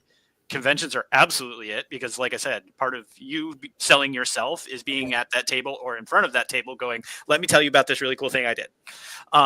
It's hard to match that energy. And I think I've read a bunch of books I probably never would have seen otherwise because I was walking an artist alley and somebody put it in my hand, or they were just super passionate. And then the third, I'll say the thing that will anger every retailer everywhere is, yeah, you should walk into your local shop and be like, hey, do you have a local creator section? And if they don't, then you should look at them awkwardly and silently for 30 seconds before speaking again, just to make them feel really uncomfortable about it. But having been that guy, there's stuff that I went from I would have never known to buying I have a picture of it somewhere, and I swear I'm still going to bring it to a convention or something somewhere, of a creator that I bought bricks of his book by the 25 out of the trunk of his car. So we took the picture of him literally handing me the brick of comics and me handing him money for marketing purposes, because I had a local dealer, and it's because he was really good. A local dealer. And so he was in Atlanta, Georgia, and I was in Raleigh, North Carolina, and he drove to us every couple months with his next issue because we were selling it and I was selling out of it. So I'm not saying that's going to happen every time, but it does happen. And if you don't take the chance to do it and sell yourself, worst case, when you walk in to do that sale, other people will hear you and somebody might go, "Oh, you're a creator? What do you got?" Because fans of comics, even if the owner doesn't want to deal with it or the manager doesn't want to deal with it, if someone heard and they caught a little bit of the art, then you get to do what you do at conventions. 100%. I think that's a big thing at conventions where, Greg and I will be tabling, someone kind of looking, and I go, "That's the writer," and they're like, "Whoa!" Like all of a sudden, it's like, what did you think? There's only like 10 comics. We're not a comic shop. You know what I mean? Like, so no, 100%. And Greg, what are your thoughts? What are you telling a creator? They just got their first comic out there. It's done by a good artist, so it's done and it's not incomplete and broken like our first comic. But if they got their first comic, how are they getting it out to the public? Oh, I would say podcasts. And if you can get into a Comic-Con, then Comic-Cons, because I really like Comic-Cons.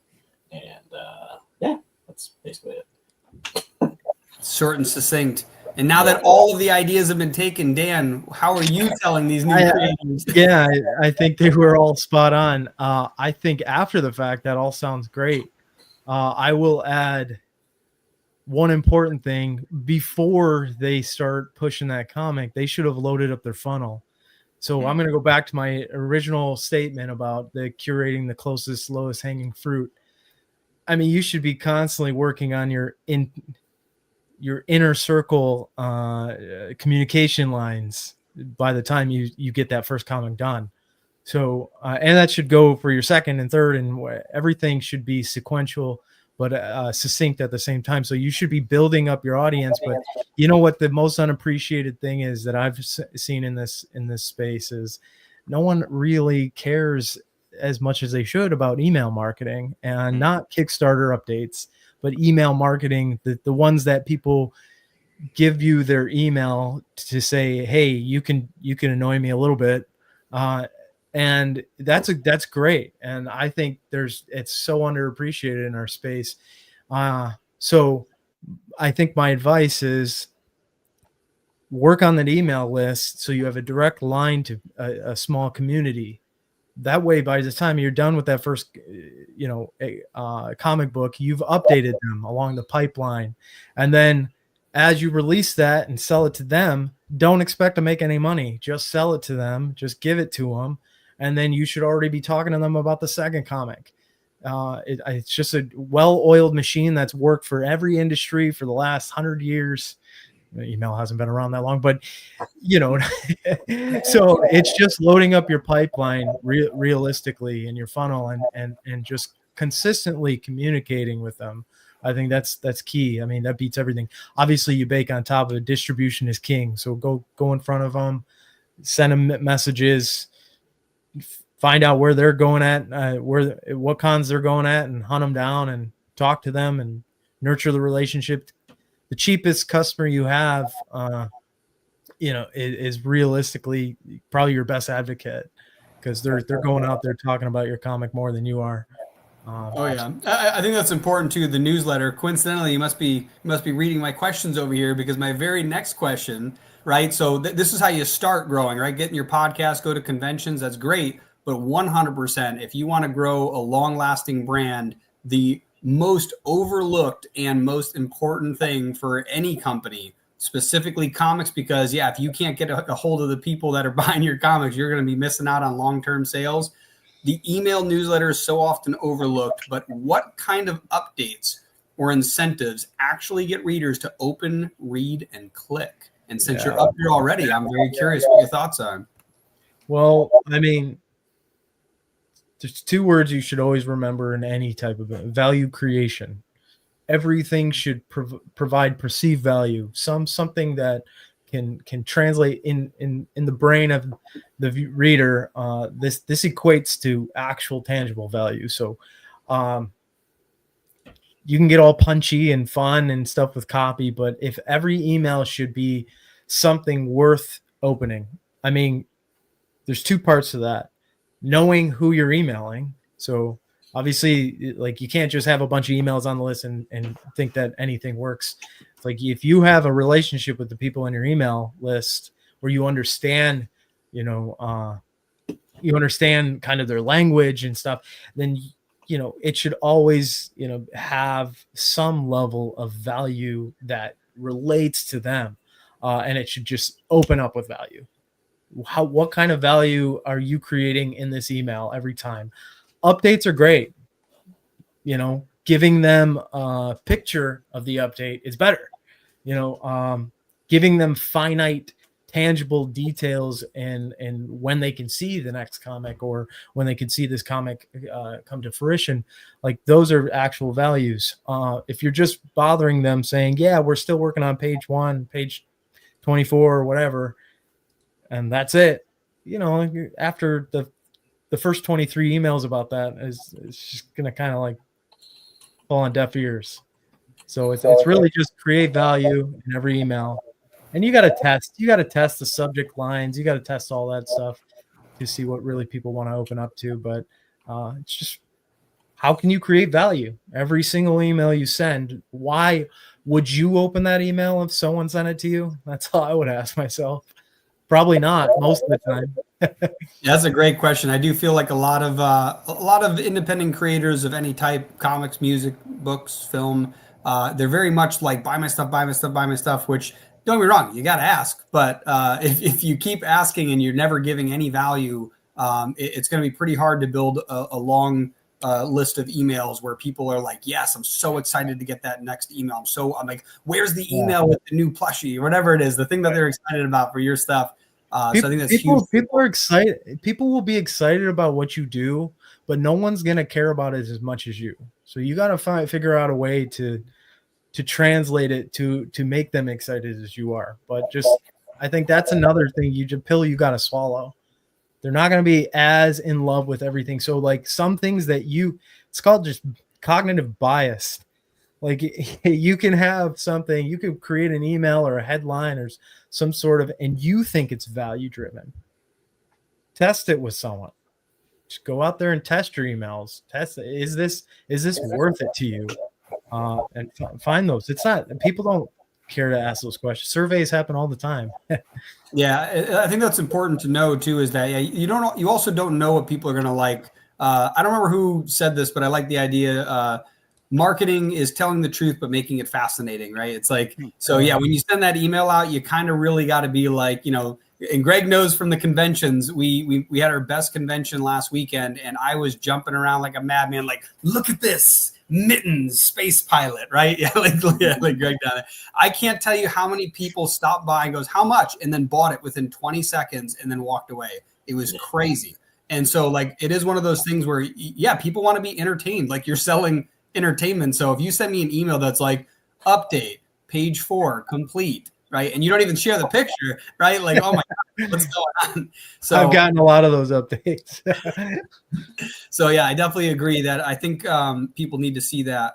Another thing too that I think goes underlooked, probably because most creators have a small email list, is segmenting your email list. So most email marketing platforms, they allow you to add tags or create segmented lists. So it's very important that eventually, if you're getting people buying your comics from Kickstarter versus conventions versus like you just know them, it would be very important to separate those, because they might individually be interested in hearing about your stuff in a totally different way. I feel like Kickstarter, they're way more interested in the process of it coming to life. The people that are seeing your stuff at a convention, they might be more interested in the fact that you just added a line of plushies, and now you have maybe now they're interested in the fact that you have a Kickstarter that's selling all 150 of your plushies.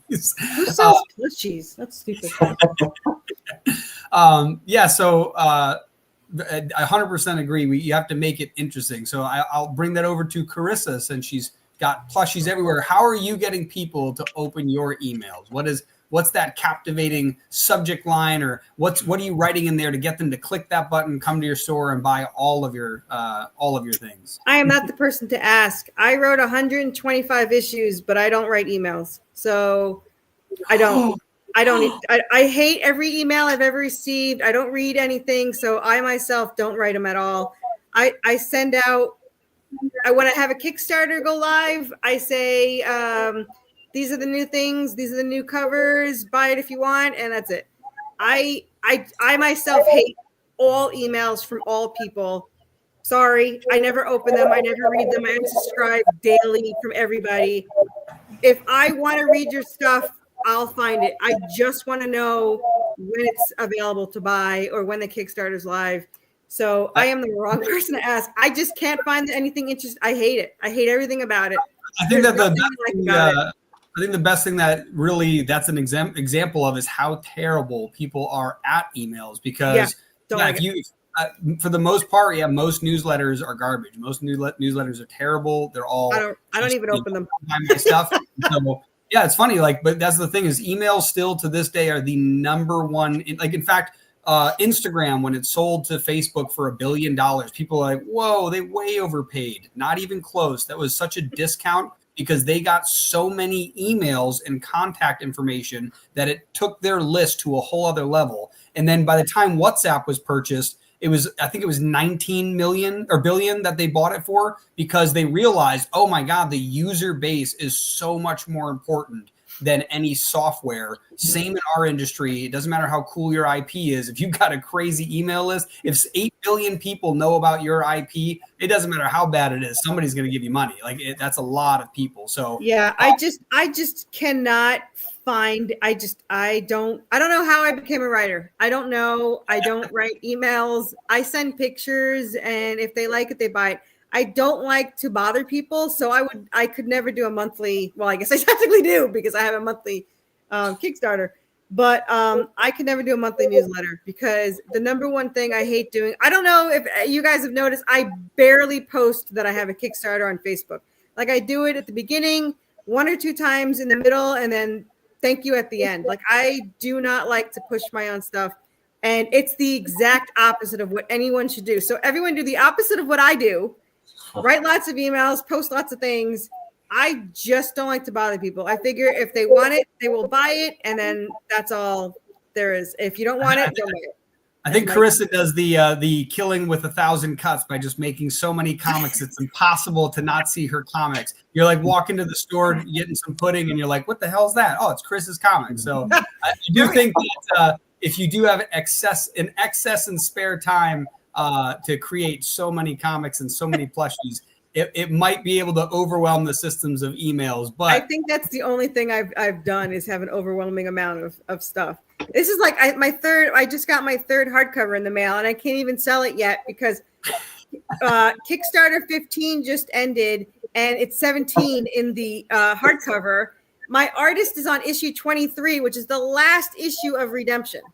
So like the entire series is done. And my artist asked me if he could take 3 weeks off. And I told him the issue you're working on is for sale in 2028. So go wherever the hell you want. You're perfectly fine.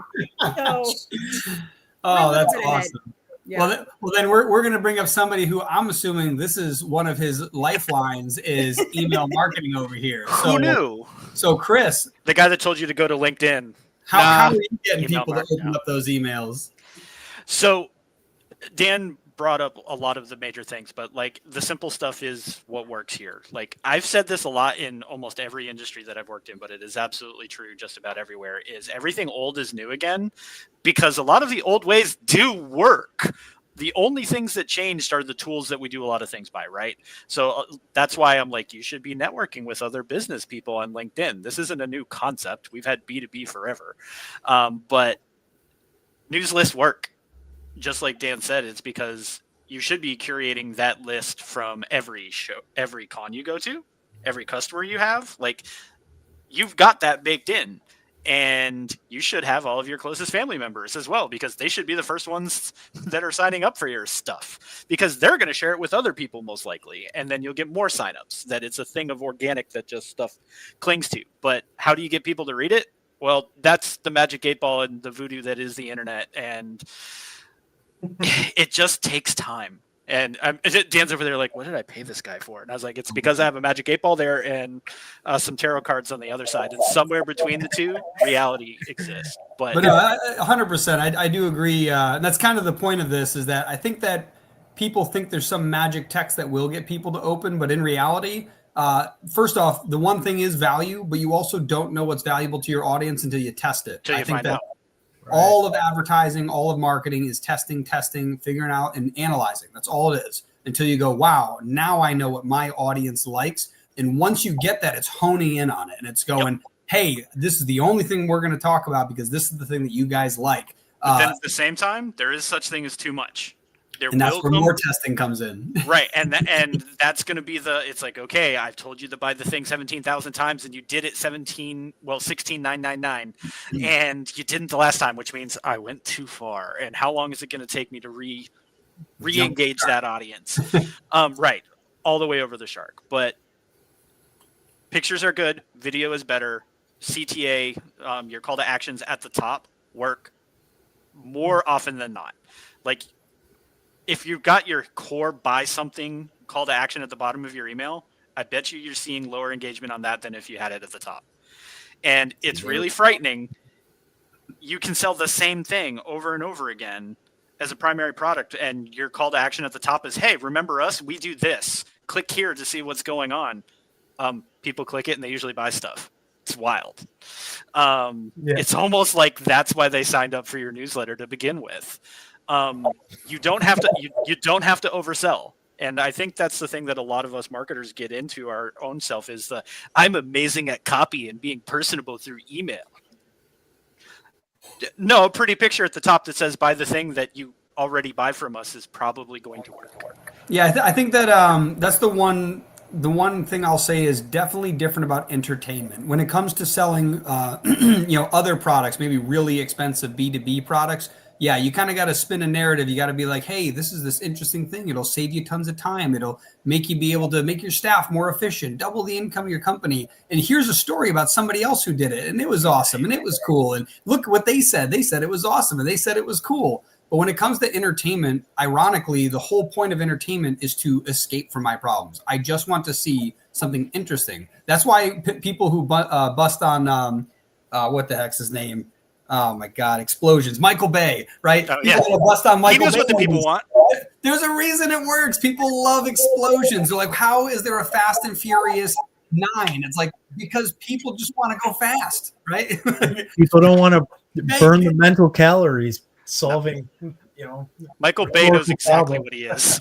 100%. It's like, you gotta be able to, get people what they want. And that's why certain movie franchises can last forever, because that's what the people want. And people are so confused by it. And other people are like, they think that that's the case. And then they just start going off on tangents and ruining Star Wars. But, there's other things like that. Sorry, did I say that? True story.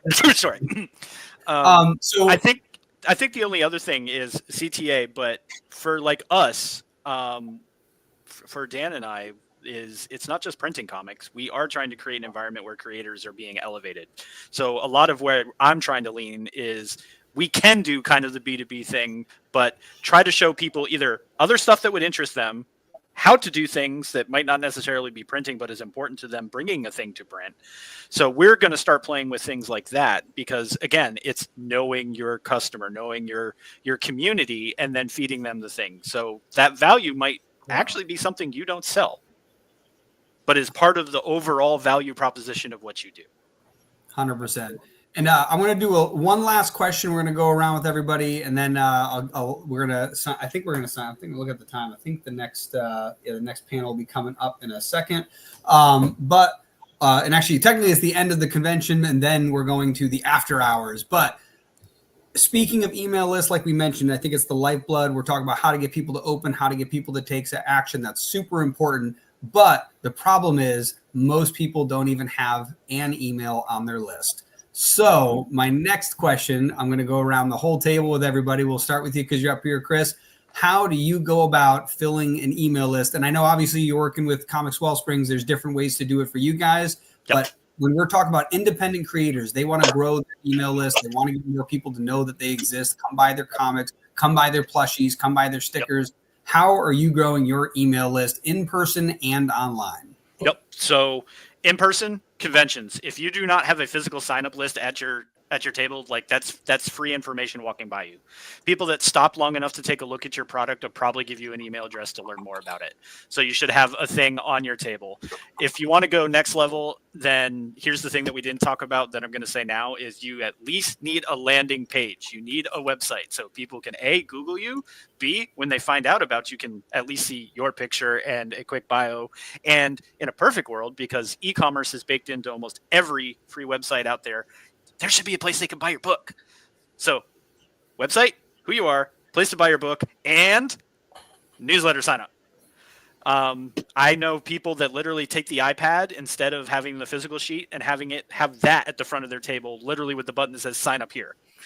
Like if they don't even want to pick up a pen, they can just jam that in real quick and then you're done. You don't even have to do it yourself and maybe mess it up later. But I think if you marry those two things together, you will suck in a lot of information. And then if you've got that landing page, you can drop that on your LinkedIn, on your Facebook, on your Instagram. And that way, when you start expanding your marketing, it'll all come back there.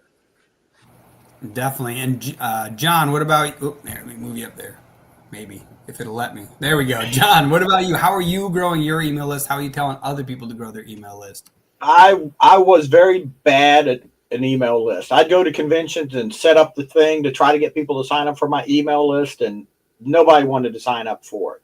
So what I basically did was I created an 8-page comic, black and white comic. I've got a banner for it, and I give away this comic, and all you have to do is sign up for my email list.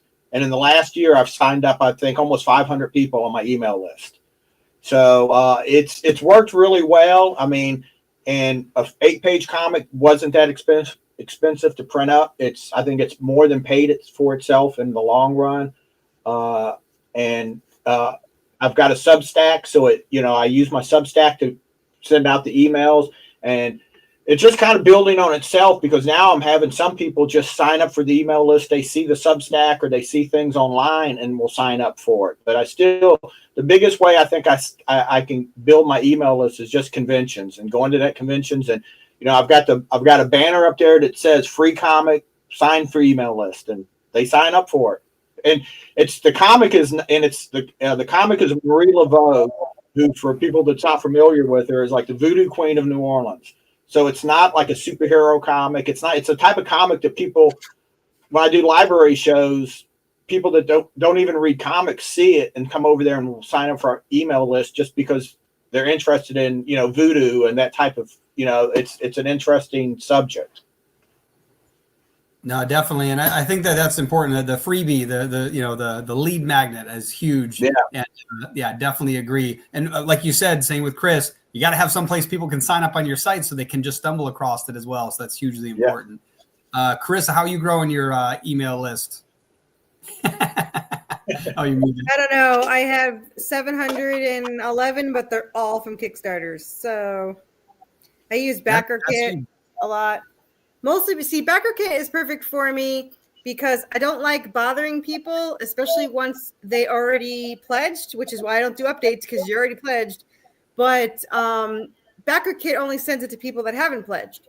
So I send it to them, and then if they want to pledge, they can pledge. And I do have cards at my table with the scanning code, so they can scan, go right to my website. The first thing on my website is the current Kickstarter, and then they can go to that if they want to, and all that fun stuff. So yeah, I am not an email person. So.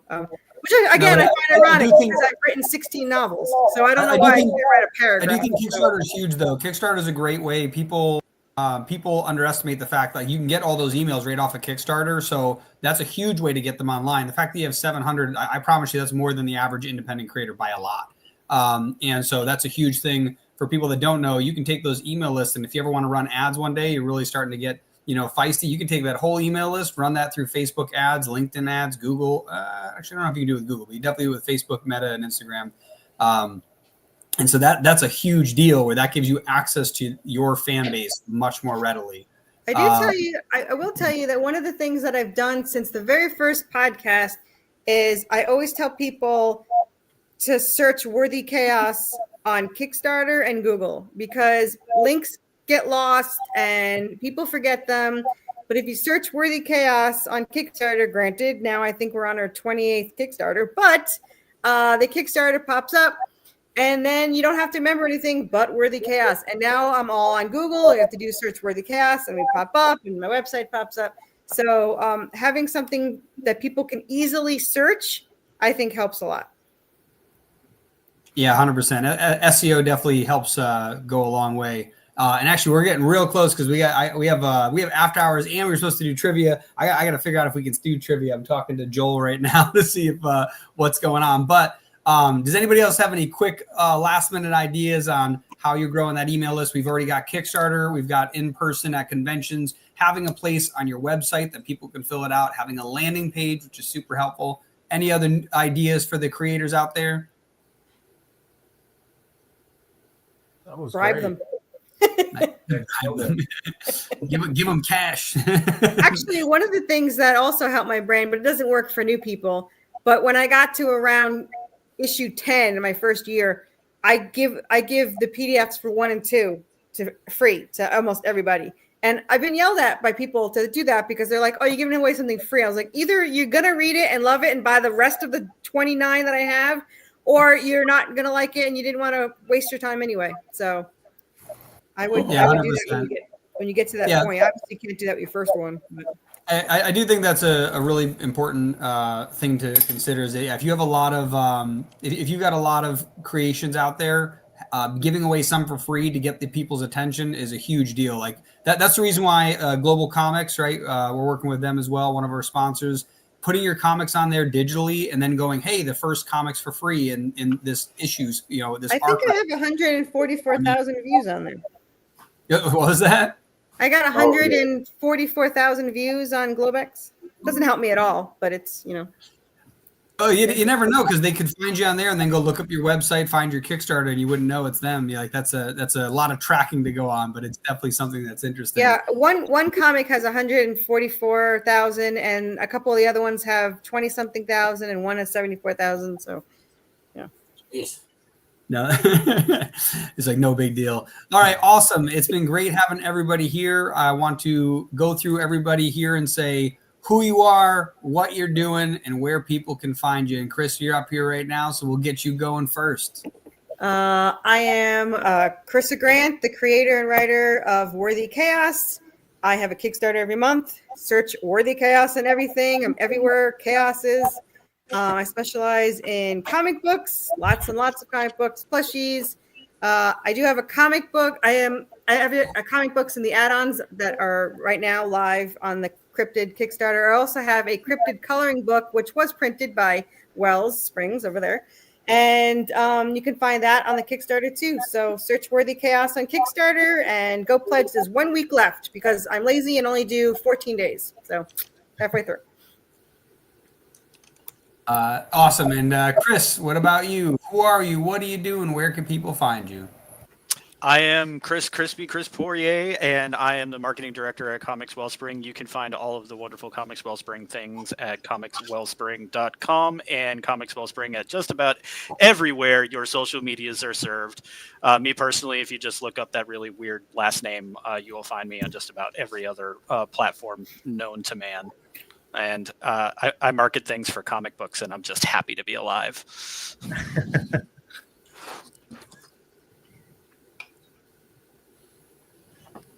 I am John Holland, and you can find me on my Substack, jholland@substack.com.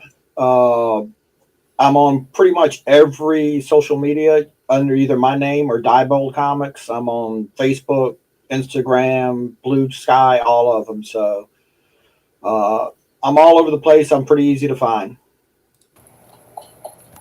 Oh, awesome. And Dan, who are you? What are you doing? And where can people find you? I'm Dan Hills. I'm the CEO of Comics Wellspring. What we are doing is making Book of One print on demand accessible to every creator around the world. You could find me on some social media, but I would recommend going through www.comicswellspring.com and siphon through there. And then if you really, really want to talk to me, find me on, as Chris mentioned, my favorite platform, LinkedIn. Awesome. One second, get this pulled up here. Trying to switch everybody out. There we go. And Greg and I are from Sierra Nova. I got everybody right. I did get it. Yeah, I got everybody. And Greg and I over here at Sierra Nova Comics. This has been an awesome convention. We're actually supposed to have trivia, but I have to get over to the after hours. So I think we're going to do an extra trivia tomorrow because I want to get some giveaways out. And I'm excited about that. The trivia today was very fun. Tomorrow, maybe I'll extend them a little more since we don't have after hours. Maybe I'll even do one at the end and do some extra fun giveaways because I'm very excited about that. But it has been an awesome panel. I'm so excited that all of you were able to join us here. Definitely hope we can have you here next year. And we got one more day tomorrow. But like I said, you're going to be going over to after hours shortly. This feed is going to be ending. So we want you to head to metalninjastudios.com/academy. I can't remember if we have do we have a QR code for that? Man, we got so many QR codes. I've lost track. But anyways, yeah, we're gonna be putting links everywhere on our website and on our events page and a bunch of other stuff. So definitely come check us out. It's gonna be myself, Brandon, and Joel over there on that podcast. It's gonna be super exciting. So again, thank you everybody for coming. Thank you to all our guests down here and all the rest of the guests today. It's been awesome. Thank you to our sponsors. Thanks for Comics Wellsprings, Global Comics, Metal Ninja Studios, Apollo City Comics, Blick Art Material, and missing one. Oh my God, Blue Rock Media, who made all these awesome videos. Speaking of which, that's going to be the outro coming up in a second. But yes, stay tuned. We're gonna be heading over to, like I said, metalninjastudios.com/academy. So we'll see you there. Ciao.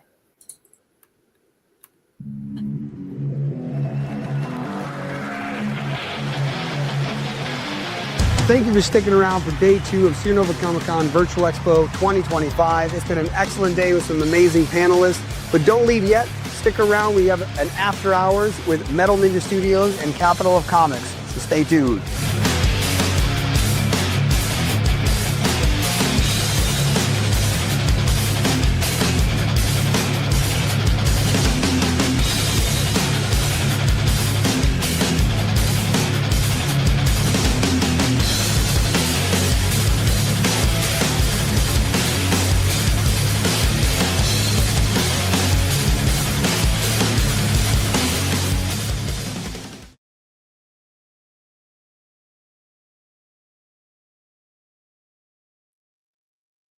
Good night, everybody. All right, Greg, I got to head over there. But yes, if you're still lingering,